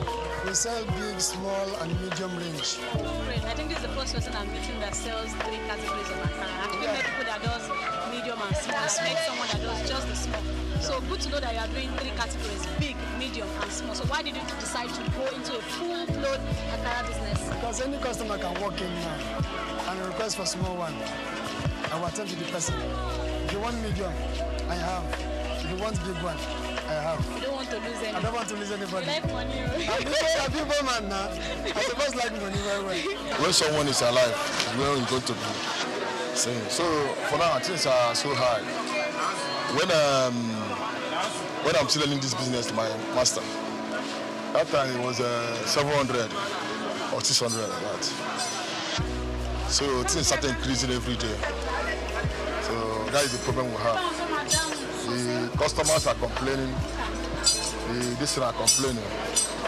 Both people that are coming from far journey saying that after this, there's no much gain on it again. So that's the challenge we have. Long before Ankara became a global phenomenon, West African textiles were celebrated for their craftsmanship and cultural significance, with Nigeria being a key player.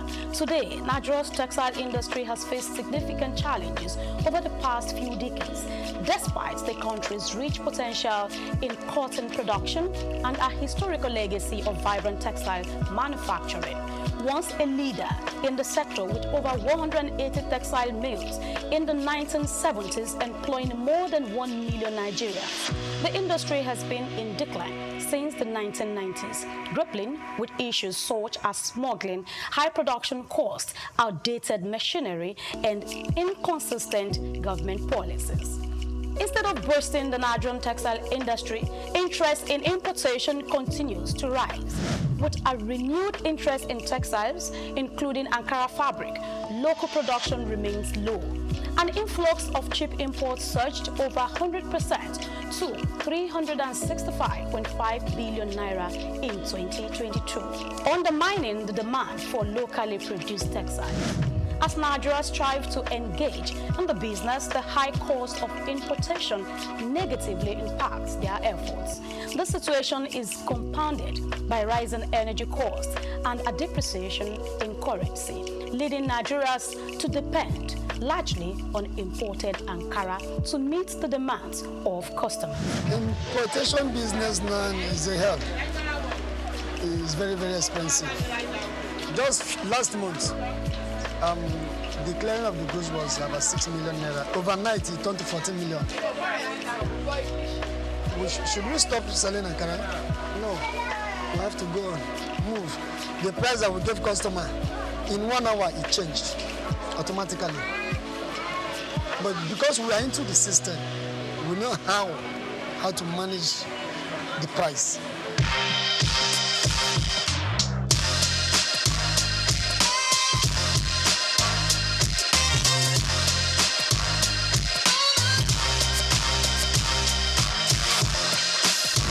As customers become more conscious of their environmental and social impact, the demand for sustainable and ethically produced textiles is on the rise. Ankara, with its deep cultural roots, is uniquely positioned to lead the way in this movement. The global market for Ankara is expanding, with new opportunities emerging beyond West Africa. However, tapping into these markets requires strategic planning, quality assurance, and effective marketing. Actually, like, the person wants to do the business, it depends if you have the money, because this business now is all about money. Capital intensive. Capital, no amount of money that is enough. No amount of money. If you have 10 million, 20 million, 100 million, you can start up something, because when you check this one now, this nylon now, per one nylon now is almost 40,000 or 37,000.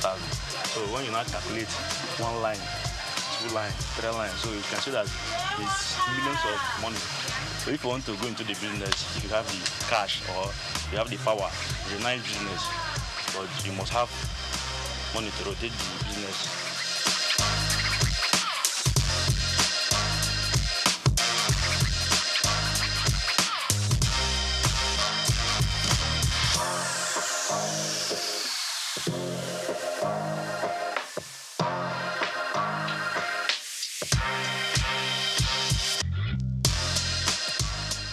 Ankara business is not a chance play, I want to say, with what I've heard today. You want to go into Ankara business, of course you can start a very small scale.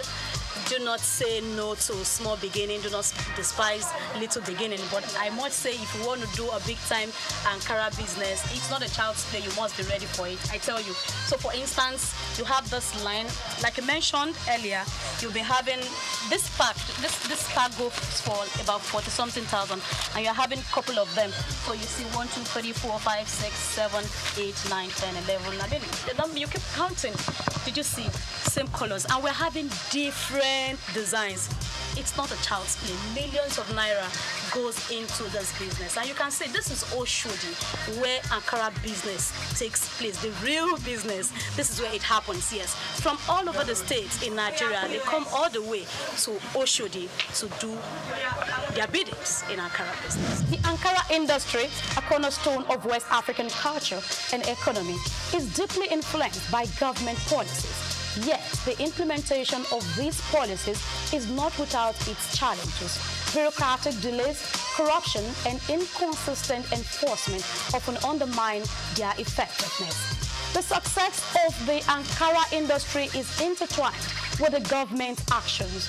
Thoughtful policies and effective implementation can drive growth. Moreover, regional and international trade agreements such as the African Continental Free Trade Area (AFCFTA) offer new opportunities for expansion and collaboration. The future of Ankara lies in the hands of the next generation. Young innovators are reimagining what Ankara can be, blending tradition with modernity and driving the industry forward.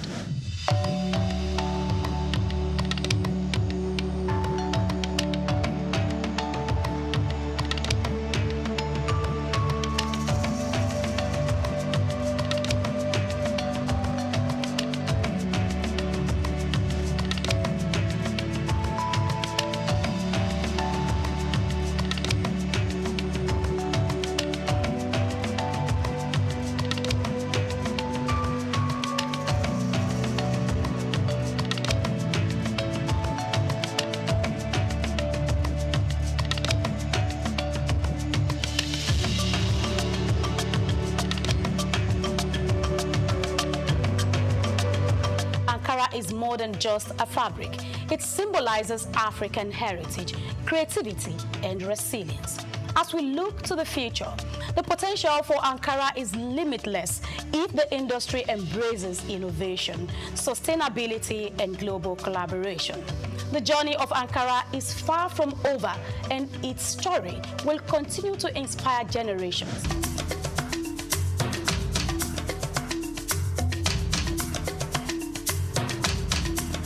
As we conclude our journey through the vibrant world of Ankara, we turn our attention to the future. What lies ahead for this iconic fabric?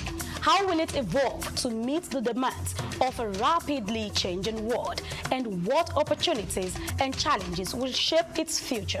Questions you may have quality answers for. See you again on another interesting topic on SOUQ Perspective. I am Grace Komolafe.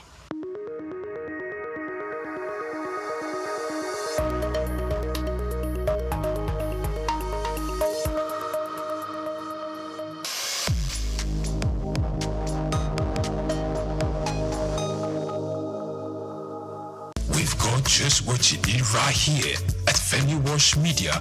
Call it the Midas Touch and you wouldn't be wrong. Let us record, produce, mix and master your audio like nobody does. Reach us on our contact today for the best quality job.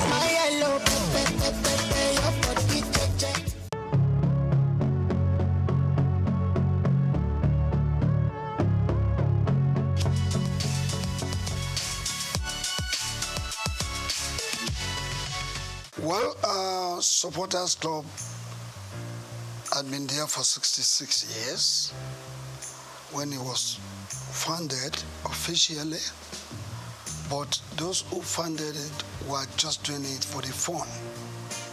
We just come to the field, drum, sing and go. Nobody gave them any recognition. But I joined them in the year 1977. Well, I paid 2 naira to join. And how did I join? It was because of an incident that happened at the National Stadium. The Shooting Stars of Ibadan and the Bendel Insurance of Benin were playing the semi-final of the FA competition that year. And I had to go to enter the stadium. I paid 4 naira to watch the game. But while entering the stadium, the whole place was filled. And when I got inside, there was no place for me to sit down. So many of us were standing. Out there, people outside the gate of the stadium, they were more than the people right inside. So as at a point in time, while standing, some people just took me off ground and threw me into the crowd. And I started rolling until I landed on the culvert, concrete. Concrete slab. Before I knew it, over 50 people were on my top. And I could no longer breathe. So to me that day, it appeared I was going to die. But through the grace of God, I was able to wriggle out myself of that position. And the man directly on top of me had to leave, because what I did was by biting him. And I had to struggle to go under the concrete slab. And I was right there for the first half of the game, 45 minutes. I was right there under the concrete slab. I couldn't watch the game. It was the breeze that was coming from the outer part of the stadium that saved the situation. After the first half, you know, people will get up to go to the toilets, to go and buy drinks and meet their friends. I had the opportunity of coming out, and a good Samaritan gave me a small place to sit. Even at that, I was very unconscious. I was not comfortable. But the game ended. It was a drawn game. When the game ended, everybody left the stadium. But because I wasn't very comfortable, I had to wait in the stadium for like an hour and a half before I left. So when I left and I got home, 9 p.m. network news, breaking news. 32 people died in the stadium that day.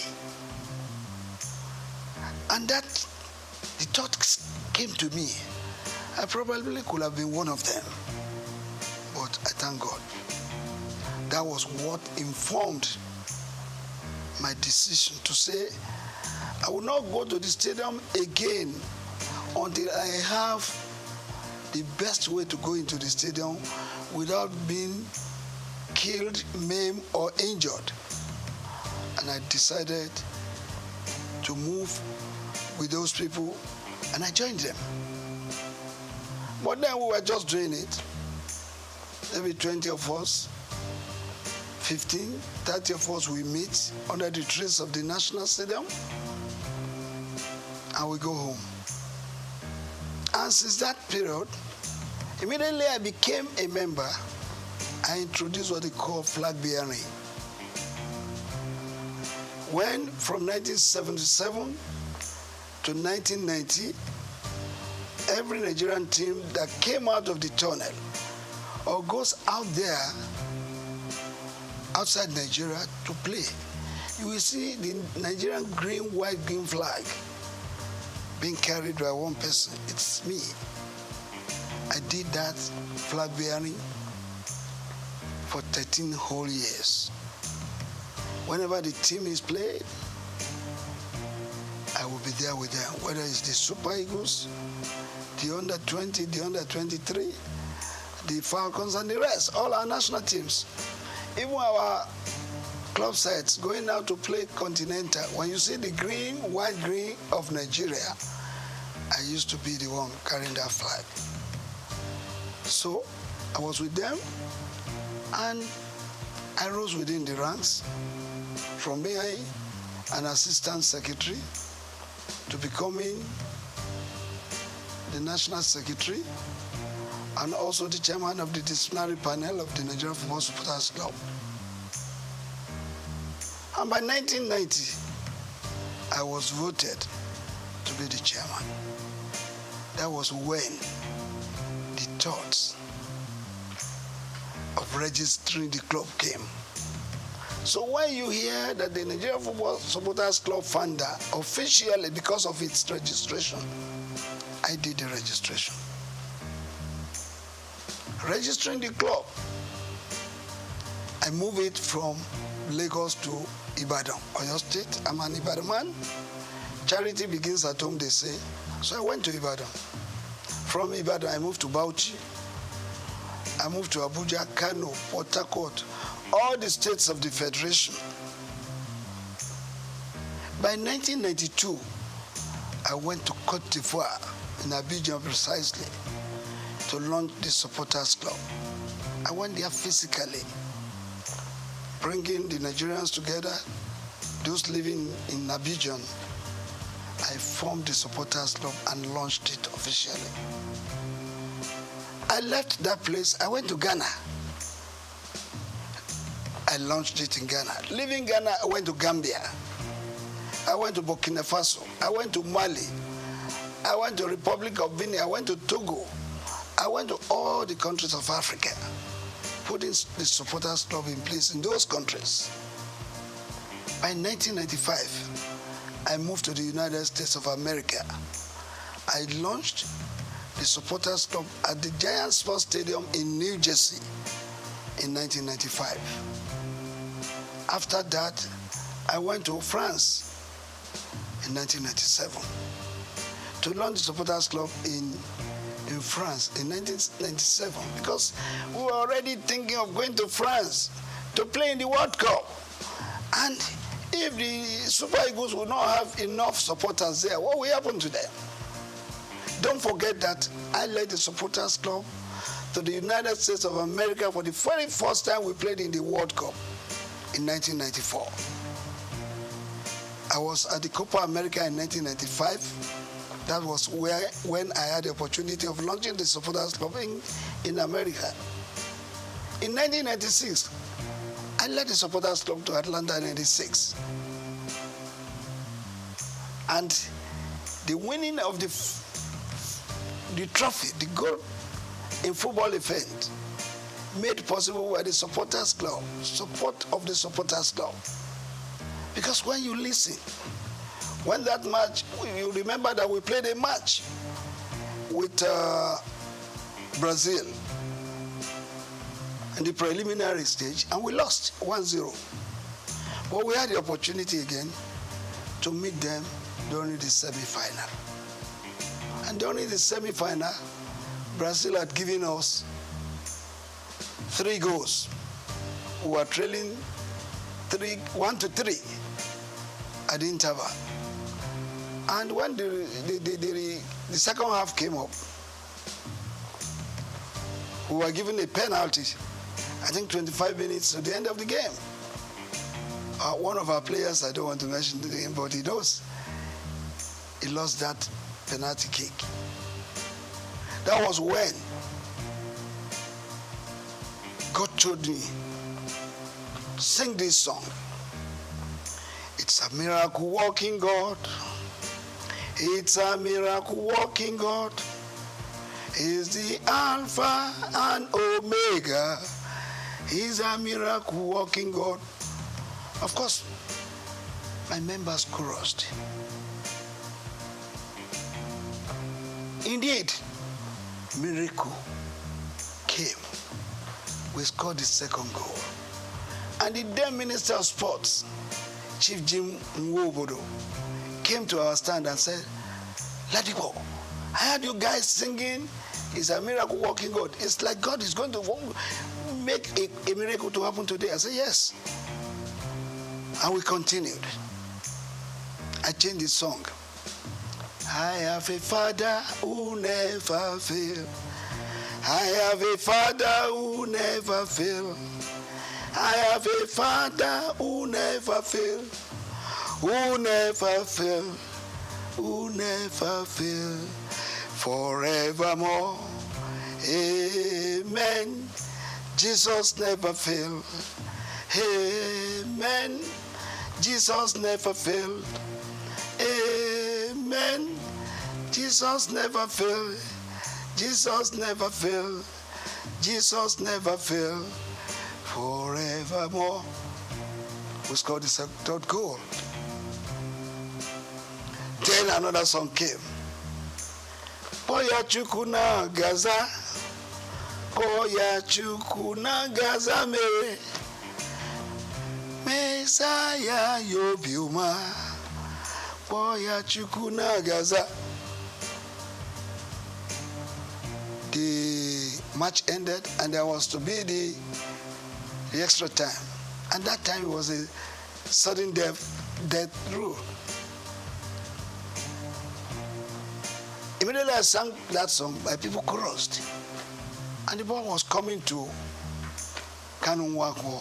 He was backing the goalkeeper. Chested the ball, raised it up, turned around and tapped it to the net. And that was the 4 goals the Nigerian team scored against Brazil. And they started crying. And I decided to form another song.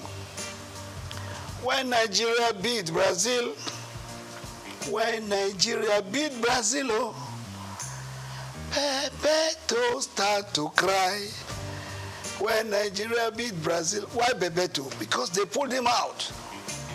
They were thinking they were reserving him because they thought they would meet Argentina in the final. Unknowingly to them, that they will be beaten, they don't know. So I did that song, and we sailed into the final, meeting Argentina in the final. And that again happened. Argentina was leading us 2-1. But we came from 1-2 to beat them 3-2. Yeah, to answer your question, I did that to tell you what the supporters club is to the team. And what this man felt by registering the club is that I have that belief, and it is general, everybody must have it, that this is Nigeria, it's our country. We have to do something by giving it a positive image, whether in Nigeria or outside. You do know that all of us cannot be Mr. President of Nigeria. All of us cannot be governors, and not all of us will be members of the National Assembly. But all of us as Nigerians have special roles to play in giving our country a befitting and positive image. That is the reason why this man has been following football supportership all the time to date.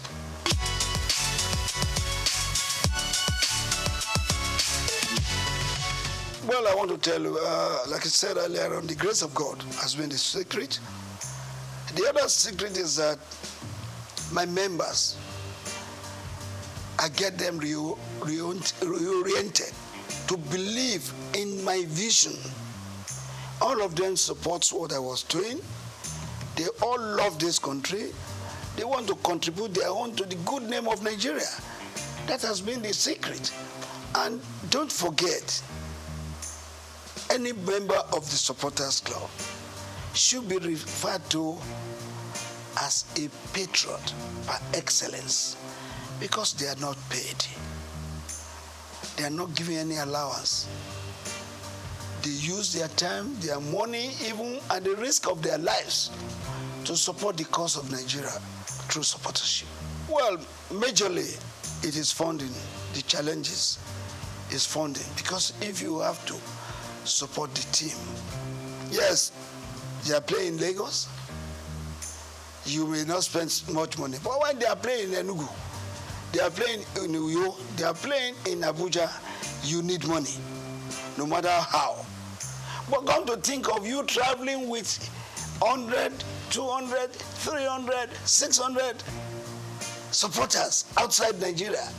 They will not go by road, they will go by air. It's a lot of money that we need in running the supporters club. So our main challenges has been that of funding.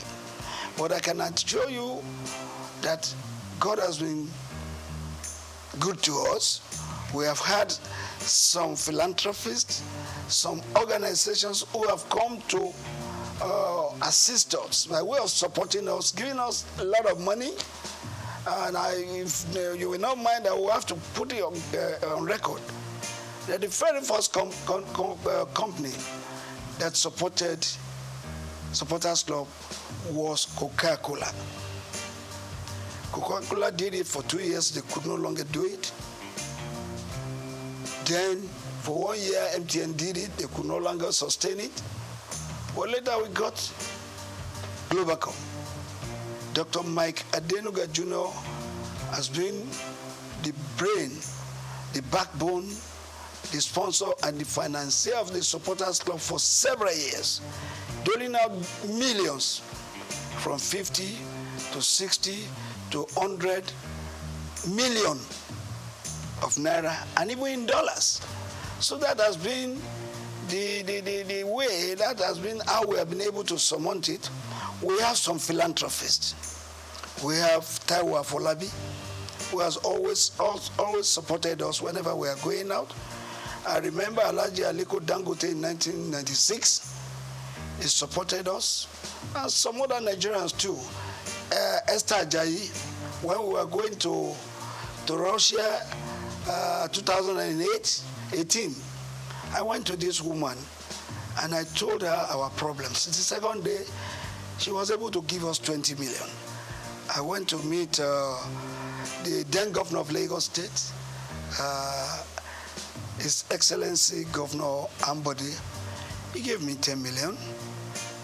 the club, not me per se, he gave the club.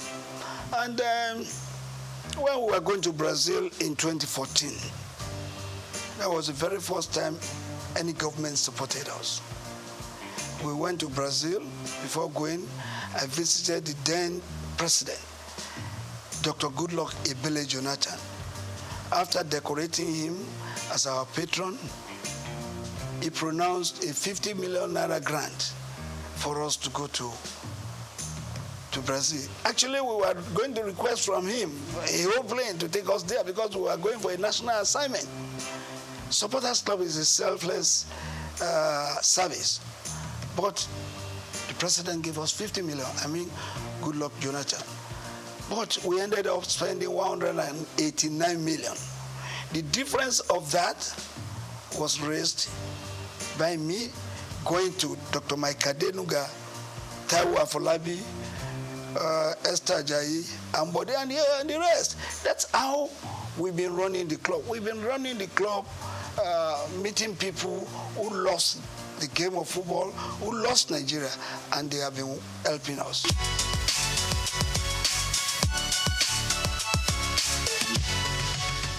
Well, very, very unfortunate. It's a story I hate to be talking about all the time because I've said many things about it more than 100 times. Supporters Club had been there for several years. And Dr. Rafiu Ladipo was the national chairman for just 10 years, from 1990 to 2000. I left that position in 2000. And then somebody else became the national chairman. And that was Alhaji Waidi Anderile Yusuf, who was the chairman for 8 good years. After him, there was Otumba Olatunde Bashonu.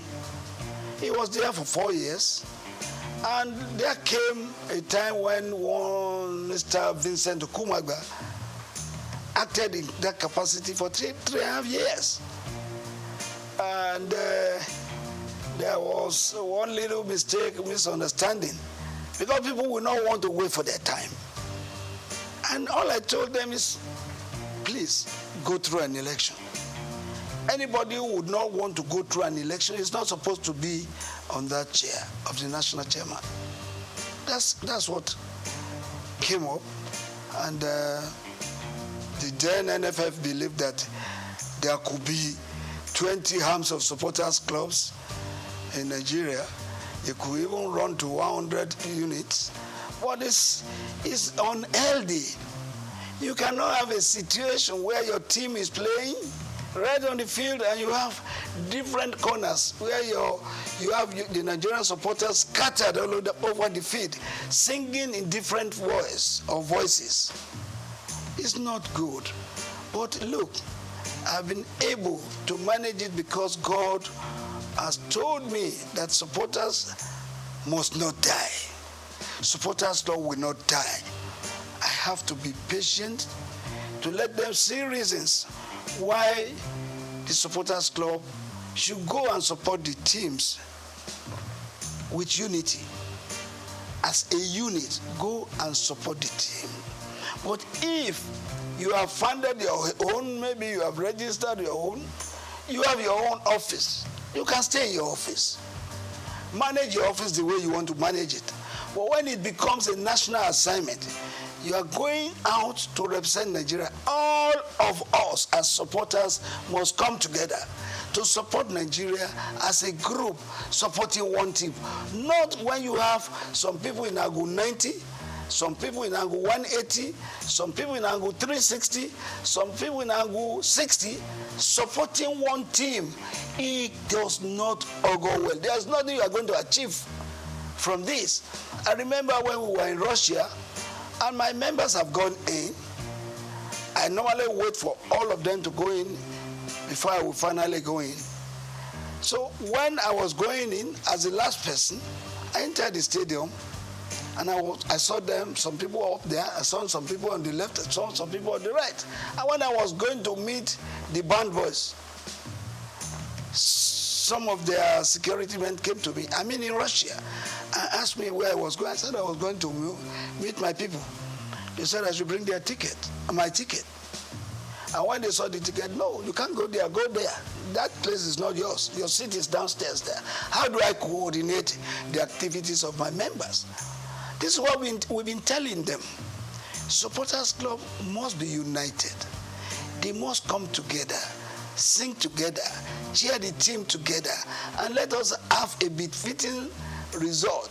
When the referee and all the match officials see a group of people, even if you are 200 or 300, converging in one special place together, in your uniforms, in your green and white, and you are singing, they know you have come to support your team.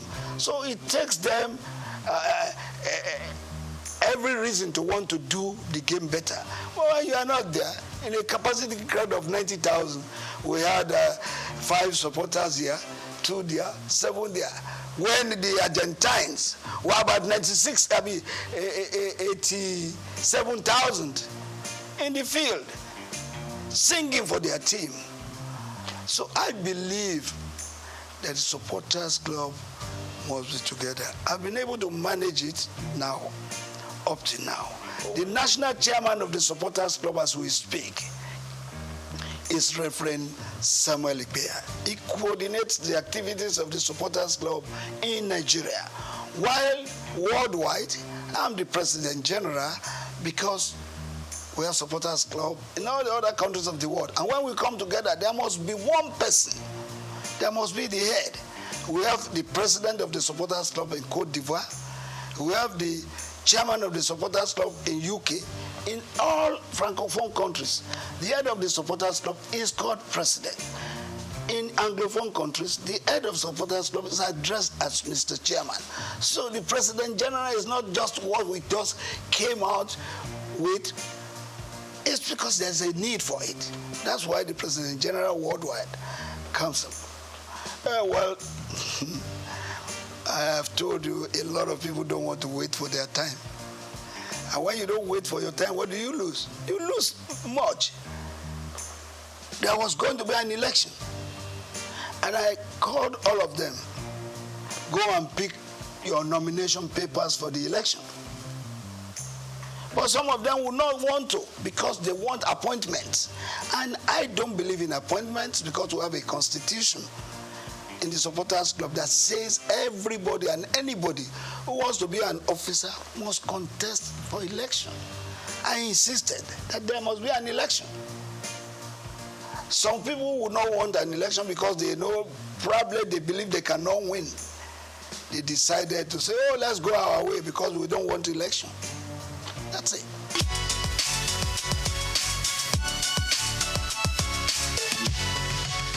Before now, up to about 8 years, 10 years ago, the Super Eagles were really super. But in the last 8 years, we have not been there. We have not been doing well. Don't forget that in 1994, Nigeria's team, the Super Eagles, were judged to be the 5th best in the world. What is our ranking now? 37th in the world. Even in Africa, what is our ranking? So the Eagles of the last 8-9 years ago, no, they have not done well at all. I want anybody to tell me what did we win in the last 8-9 years. Don't forget that in 1980, we won the Cup of Nations right here at the National Stadium. In 1994, we were in Tunisia. We won it. In 2013, we were in South Africa. We won the Cup of Nations. In 1996, we won the Atlanta Olympics. Since then, what can we point to that we have won? So the Eagles of the last 8-9 years, no. They did their best, but their best was not good enough for Nigeria. And that's why we didn't win nothing. But I want to believe that the present crop of Eagles being put together now, going for the Cup of Nations, we want to write their names in gold. And if that is so, it means they have to put in their best to see that going to Côte d'Ivoire 2024 will not just be going there to make a number. We're going there to give a very good account of ourselves. Who says it is not possible for Nigeria to win the Cup of Nations again? It is possible, but it takes a determined group of people as players who wants to write their names in gold to do that. When you are rating the coach, a coach is as good as his last match. Pasero was employed, he was given a target, and the NFF has the power to either sack or renew his contract. I think according to them, maybe he has performed according to what they want.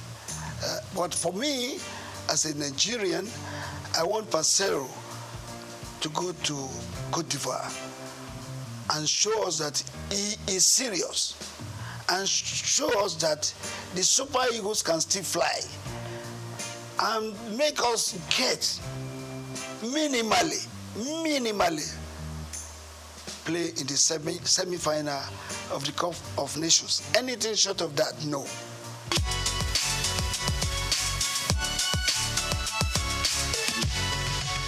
Well,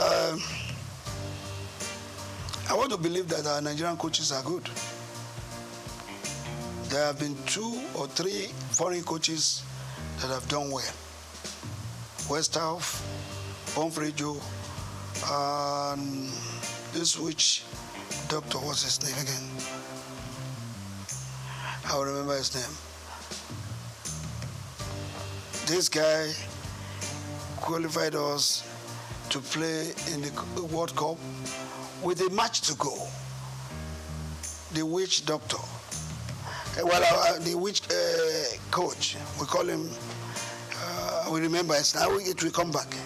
So, since then, there's no foreign coach that has done better. I was one of the people that went to London to recruit this man I'm talking about. When we recruited him, he came to Nigeria and he made us to qualify for the World Cup with a match still to go. Philippe Trouzet. I was there in England where we interviewed him. Well, since then, it has been one coach coming to take our money, not giving a very good account of us, of himself. But the Nigerian coaches, let's also praise some of them. Some of them. The late Shuaibu Ahmadu qualified us to play in the World Cup, even though he did not take us there. The late Stephen Keshi also made us to win the Cup of Nations of 2013 in South Africa. So if that happens, who says the Nigerian coaches are not good? Some Nigerian coaches have proved themselves, but they still need to do more. But these 2 coaches, exceptional. That is the real reason, the real controversy we're having between the NFF and the coaches. You don't hire a coach if you know you cannot pay his wages. You must be ready to pay his salary as a twin deal. There's no coach who will labor and labor, and after which he would have trained your players, and you are owing him salaries of 5 months, 7 months. Which coach will take that? Where is that happening across the world? Nobody will accept that. So that has to be looked into. And that is why the NFF has got to look for serious sponsors and raise funds for them to be self-sufficient, to be able to take all these challenges of paying the coaches wages. That is a big problem, and I think the present NFF board, led by Ibrahim Gouzo, will look into that, look for sponsors, serious sponsors who are interested not just interested, but who are genuinely interested in the Nigerian game and in the Nigerian nation. You may be interested in the Nigerian game, but if you are not interested in the Nigerian game, the Nigerian nation, you may not give what it takes to do. You must have the love of this country at heart, and then love the game also.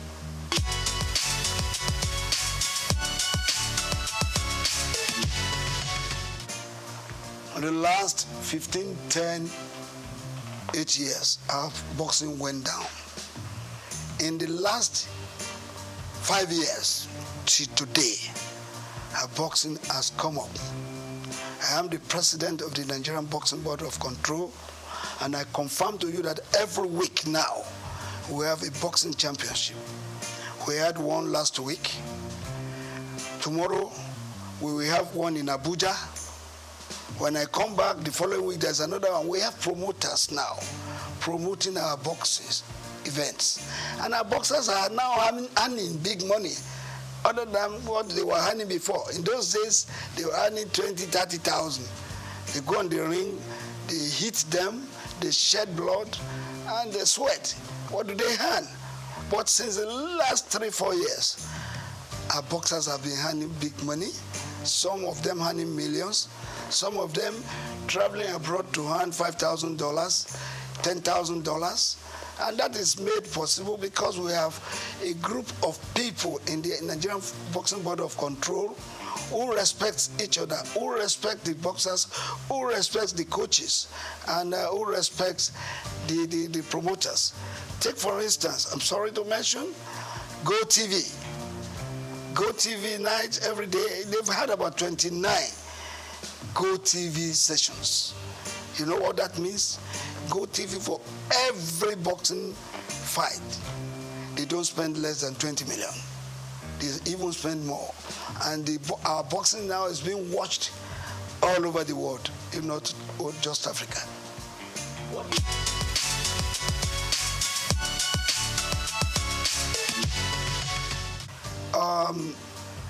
A lot of things have been said about this.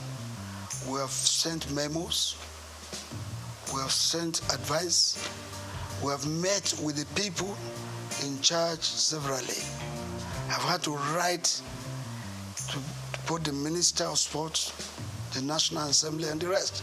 How can we develop our sports? It's very important. Without grassroots development, you won't be there. As a matter of fact, Kanu Nwankwo happens to be a product of the Nigerian League. J.J. Okocha, product of Nigerian League. Finidi George, Emmanuel Amunike, and all of them played in the Nigerian League. How many of our Super Eagles players, those that are playing for us now, do you see what developed here? Maybe you have 2 or 3 home-based players playing. But the real product for our football development, they are here in Nigeria. We have to go back to those things we were doing that time when we got the likes of the Segun Odegbami, Henry Nwosu, Christian Chukwu, down to Stephen Keshi, Okocha, and the rest. We have to go back. We don't have to rely on those players who have been serving us in the last 12, 15 years, believing that they will continue to serve us the same way. No matter what you do, players will get weak. They will age. And when they are aging, that's when they start referring to them as tiring legs. You need replacements for them. How do you get that? You can only get them from the local scenes. We have various clubs in Nigeria playing the leagues, the Premiership, the National League, and the rest. 20 teams in one. Do you know how many of our boys out there that can play football? If we harness them, bring them together, and give them the right training. Of course, let me ask you, how many of our club sides have feeder teams? Feeder teams, they are very important to the development of the game. When you have a junior player playing the feeder team and is maturing, bring him to replace a tiring leg. In the senior team, how many of those teams that we have can boast of feeder teams? How many of them can boast of their own fields? Perhaps we have about 3 clubs that are privately owned. But others are owned by governments, state governments. And state governments, what do they use them for? For political gains. And if it is political gains, well, it's off it. Let's do football like it is done elsewhere. Football is big business. People are making billions of dollars in football. Nigeria can do same. If we do same, we will take off all this nonsense. The boys going about doing a lot of violence, going to do yahoo, going to do kidnapping and the rest. You will have all of them looking forward to becoming millionaires and billionaires in future, and of course becoming employers of labor apart from fending for their families.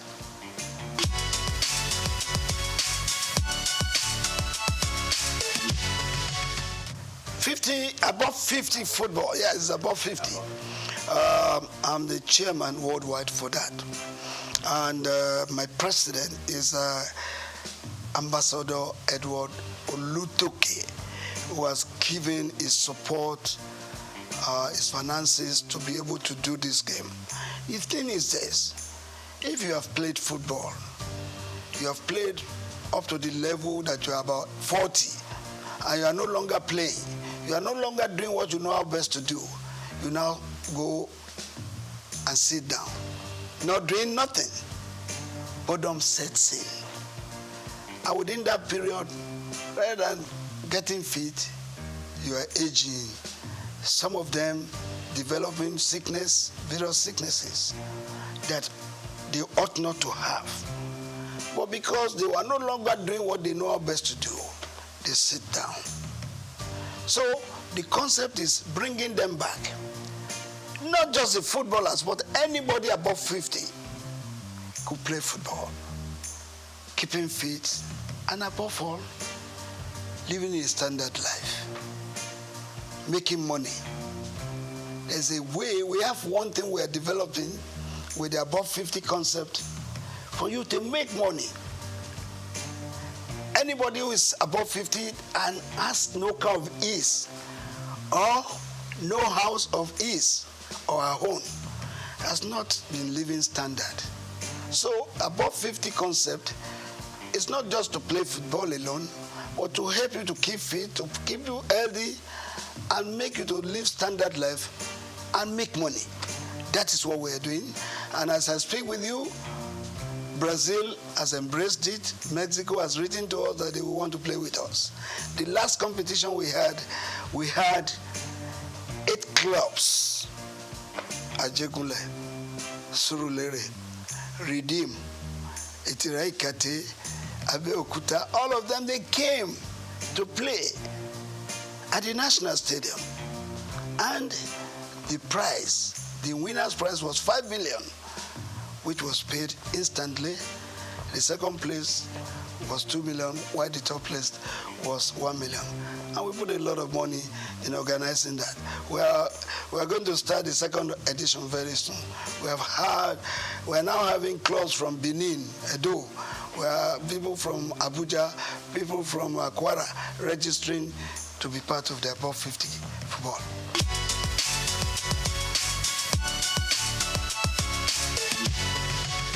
How much do they put into sports? What you have in sports is noise. How much money do they put into sports? They need more money to run sports, particularly the development of the sports, not just taking part in competitions. Because if you have to develop sports, it takes a lot of money. And all those successful countries doing sports is because they have put money into its development. So government has got to put more money into the development of sports. Fantastic women. They've done us proud severally. Having been champions of Africa for 9 times. I don't think any country in Africa can boast of that. But beyond that, we should also realize that these ladies, they are getting old. Some of them are 40, 38, 36, down the ladder. You need replacements for them. That's where we're asking that we should put more money. We should put more focus in the development of sports, both male and female. I think with what the female national team has done for Nigeria, we owe it a duty to put more money into the development of female football.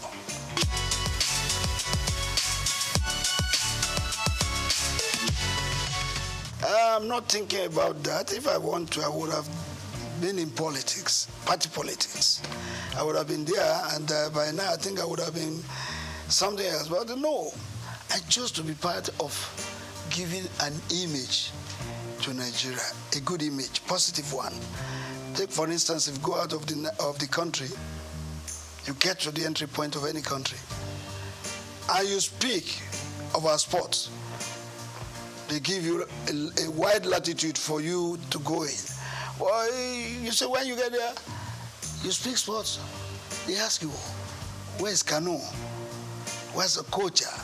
Where's Finidi? Where's Amokachi? That means they recognize Nigeria sports. In fact, that's the only thing we can be proud of right now. Every other thing we talk in diversities. But when it comes to sports, every one of us were together. If the Nigerian team is playing and a Christian has to pray, and he say, I pray that the Super Eagles wins today's match. In Jesus' name I pray. Even the Muslim will say amen. So together in sports, where in this country, football and sports is a lifeline, particularly football. Football unites not just the states, it unites the country, it unites the countries of the world. So I believe we can do much more in promoting and supporting our sports so that we get the best benefits, as we say. First and foremost, I want to use this opportunity once again to congratulate him on his appointment. I've met him twice now, and I'm going to meet him soon again. And why am I going to meet him is to advise him on what I think from my own views and from what I've seen to improve sports. First, we have talked about it. The development of sports is key, not just the taking part in competitions. Because if you are not developing sports, you are only taking in competition. If you don't win, what happens? But if you develop sports, 1, you are helping the youth. 2, you are helping the nation. 3, you are growing the economy. And thirdly, you are removing restiveness and restlessness of the youth in the society.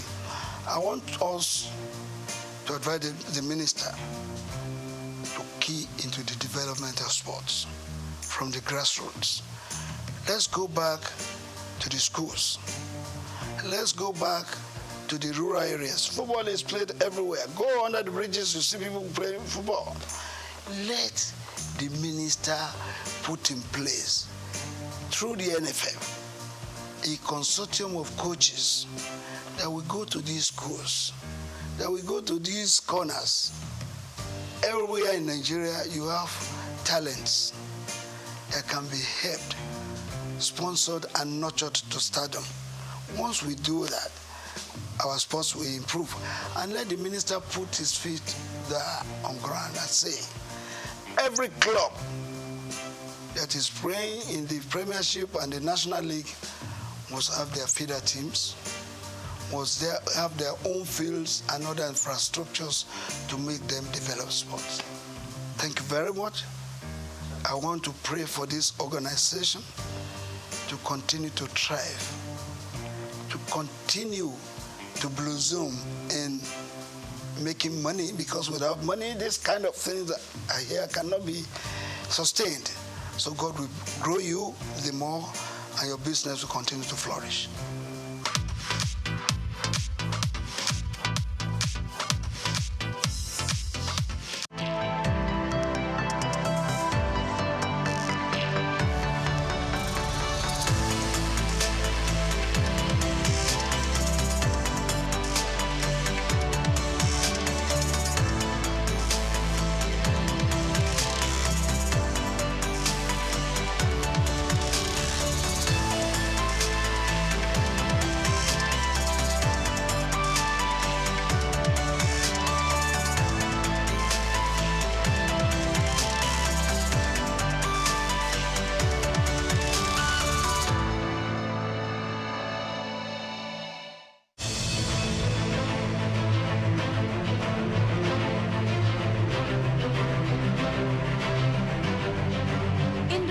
Human achievements, goal setting, hard work, and dedication have been proven to be some of the elements towards success.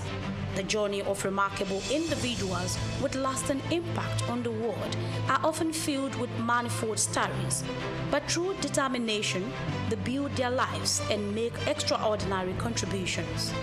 Join me on the story of a trailblazer in business and philanthropy, Aiboje Ig Mokwede, a lawyer turned banker who has done well for himself, made an indelible mark within the banking sector, and has continued in his ambition of touching lives within Nigeria and across Africa.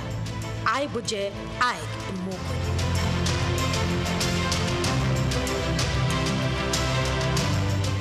Within the Nigerian business space and philanthropy, few names resonate and are respected profoundly. Such is Aiboje Ig Mokwede.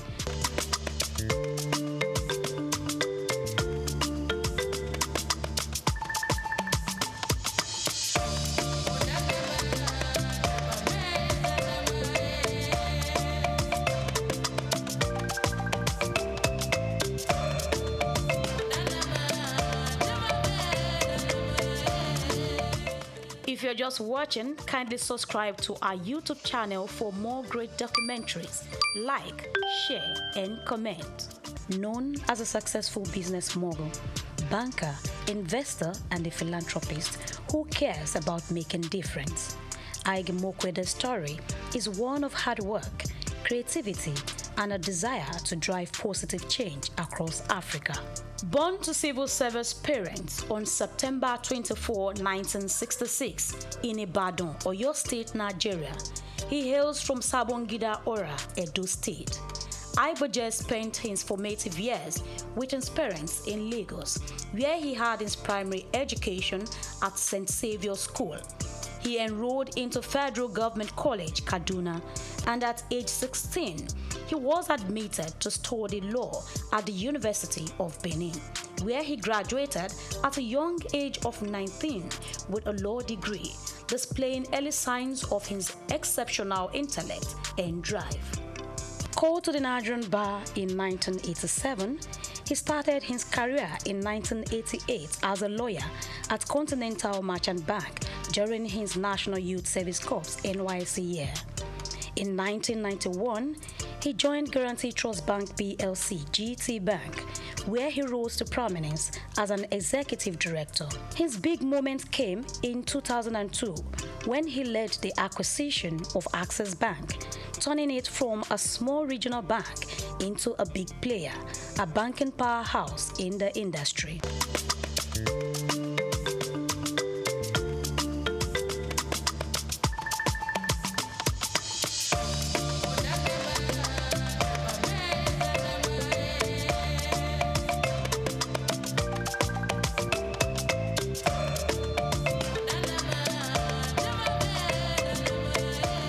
Throughout his career, Ig Mokwede has taken on different leadership roles, including Group Managing Director and Chief Executive Officer of Access Bank until December 2013. He later became President of the Nigerian Stock Exchange and retired in 2017, but remains on the National Council.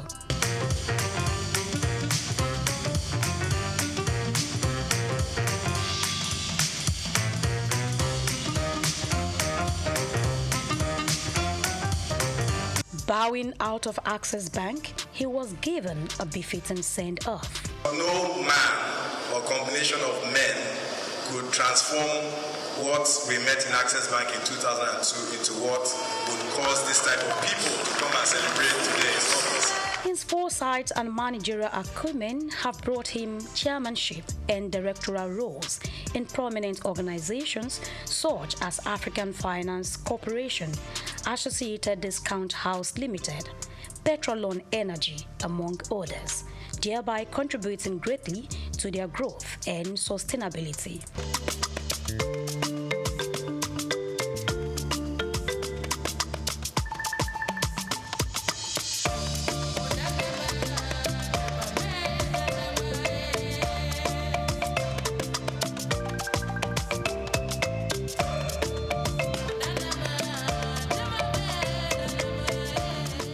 Hard work, they say, pays. Igboje Agemokwede's hard work earned him many awards and honors. He received the National Productivity Order of Merit Award in 2009, conferred with Commander of the Order of the Niger CON in 2011 by the then President of Federal Republic of Nigeria, Goodluck Jonathan, during his administration for contributing to banking and finance. As a visionary leader, he was installed into the E&Y World Entrepreneurs Hall of Fame in 2011 as the EY West Africa Entrepreneur of the Year and named African Banker of the Year in 2013. These amounting to how much others values his leadership and ideas. He got honored by Chartered Institute of Stockbrokers of Nigeria. Beside his work, Agemokwede also gives back to society. This philanthropist is involved in efforts to improve governance and healthcare across Africa through his Agemokwede Foundation, making a positive impact on people's life. He initiated the Adopt a Healthcare Facility program in 2019, and he is the chairman of ABC Health and director of the Private Sector Health Alliance of Nigeria. He is the founder of chairman of Coronation Capital Limited since 2015 and has contributed to the growth of the Coronation ecosystem. Coronation Capital Limited, with other arms of its businesses, also bettered Coronation Art Gallery in Lagos on the 13th of May 2022, a platform for showcasing exceptional works of art that embodied the essence of cultural significance and artistic expression. Igboje Agemokwede founded Coronation Art Gallery with the vision of democratizing art, foster appreciation and understanding for the artistic world, and making it accessible to a wider audience. Bumi Augusto is, I knew Bumi when she was born. I know her parents, and I know all her siblings. She's a beautiful, wonderful, gifted Nigerian artist, and just like many of the others here. The piece behind me is a triptych, long throats, all up to longer throats. I actually thought that I was going to caption this collection. This is really a microcosm of my entire collection, but I was going to capture it longer throats because this represents a lot of this collecting I did during COVID. Many of these pieces actually were not in Nigeria. I brought them home. I'll tell you something. I'm known for collecting masters, the Enwonwus and the Yusuf Grillos and so on. I still do, okay? And I kind of stuck to that genre of classic. Those are the people who, when I was growing up, as I told you, those are the people who were my parents, either just older than them or contemporaries. So I grew up knowing these artists as my uncles, okay? So my first collecting was, from works, done by masters like that. After a while, these works are really priced in. But Bumi Augusto, her works, which may appear even a bit pricey now, in 10 years' time, So this is also hosted by Coronation, which are companies that are all about wealth creation. So there's also the investment angle. I don't collect for investments, but with all that these great Nigerian and African artists, the young ones, have been doing, and the way their prices have been rising, I've got to focus on investments now.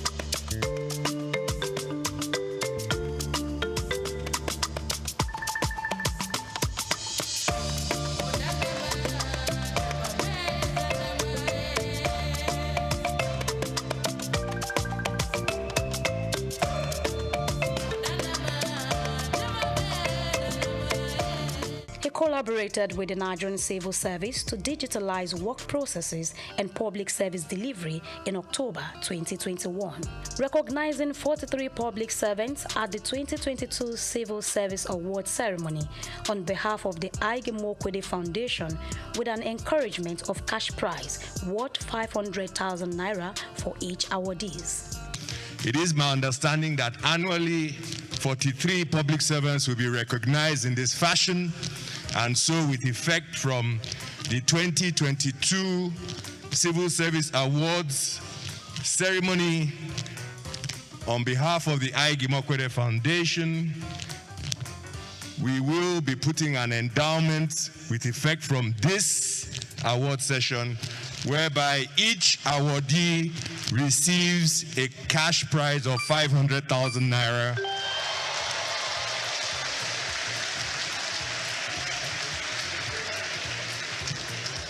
And in the interest of digital culture, the credits will go directly to your accounts.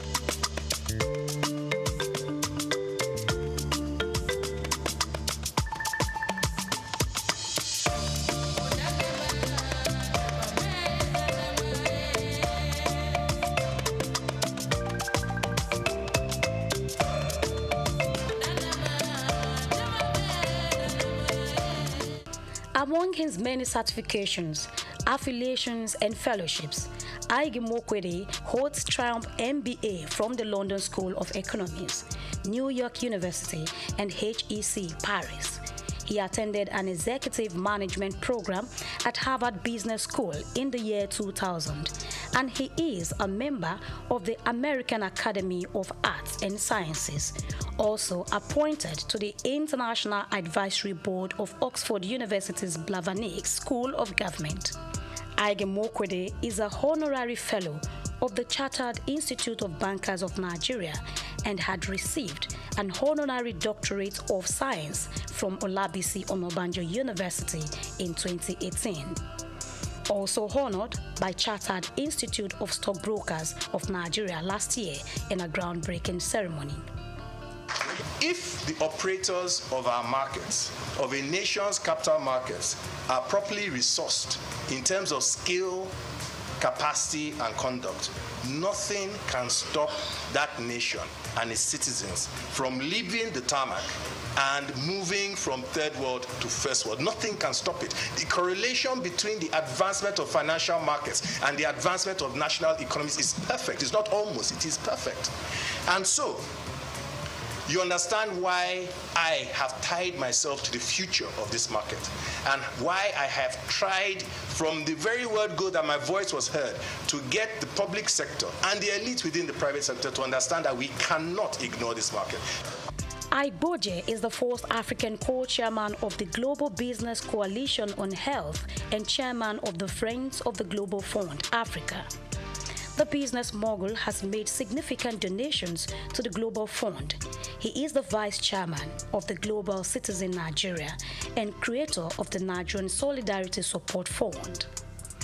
There is always a story, or say many stories, behind every success, and this Ige Mokwede has shared in a book called Leaving the Tarmac, Buying a Bank in Africa, Red Door 2020. In it, he talked about how he and others turned Access Bank into a major success, showing his determination and vision. On a personal note, I think the first thing is that I left Access Bank. I retired as CEO in 2013, and I knew that I needed time off just to recharge my battery, so to speak. I didn't think I would have more than a year and a half before my perpetual motion character, kind of took over once again. And so I wanted to use that period as productively as possible. So I had a year and a half, and what better to do in a year and a half, than write a book. And for me, it was an opportunity, for posterity to tell the story to my children in a structured sense, because before then, I just hadn't had the opportunity to sit down with my kids and say, this is what I did today, or this is what I did yesterday, and these are the highs and the lows of this journey.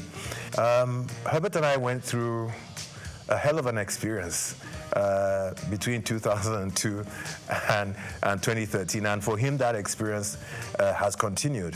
We learned so much. We were exposed to so many things. We had really, really great mountains that we climbed. We scaled some pretty high heights and so on. In a sense, it would be very selfish of us to, lock this up in a box and not share it with others, because I think our experience, can be used by any other person who has an ambition to go out there and do, whatever it is they seek, whatever it is they dream about.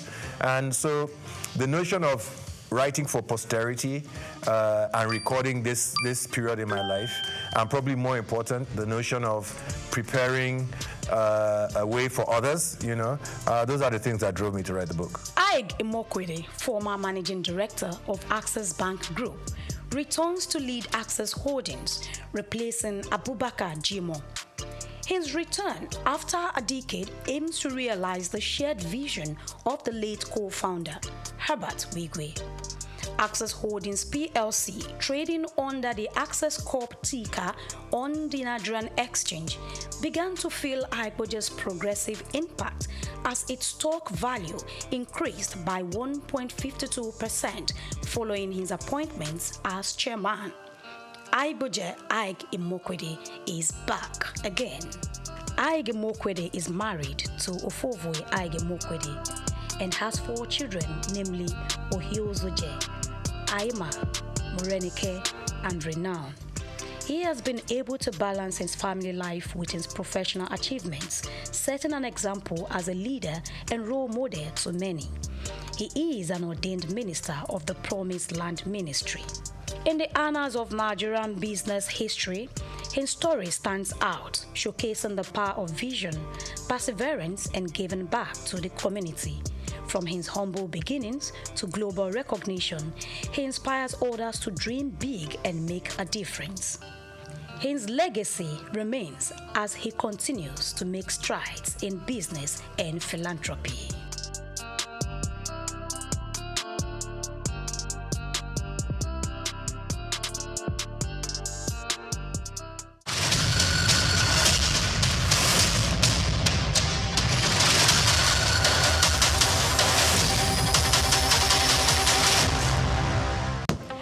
Dubai to Lagos, Nigeria, and across the globe, SOUQ News TV is your #1 station focusing on business, economy, and development. With global digital reach, we connect Africa's pulse to the world stage. Welcome to SOUQ News Television, and here we go beyond the headlines, from breaking news, in-depth conversational programs, to market analysis and indices. From policies affecting growth to unique documentaries, from live event coverage to bespoke productions, we deliver content that connects you to the world. At SOUQ News Television, we provide news surrounding business, economy, and development, infomercials and jingles that stand out, short and long-form documentaries crafted to international standards, independent production spaces with full technical support, special coverage for individual and corporate events, a special form of documentaries through our prestige package, Immortals, where we tell your story the way you'd love it, and business support services tailored for small enterprises. SOUQ News TV, powered by FemiWatch Limited, also home to the Isle 95.9 FM Lagos and Kasua 99.7 FM Kano, and Emirate News Television Abuja, together forming Africa's trusted media powerhouse. Storytelling, coverage, and connection that matters. SOUQ News TV, your home for business, economy, and development.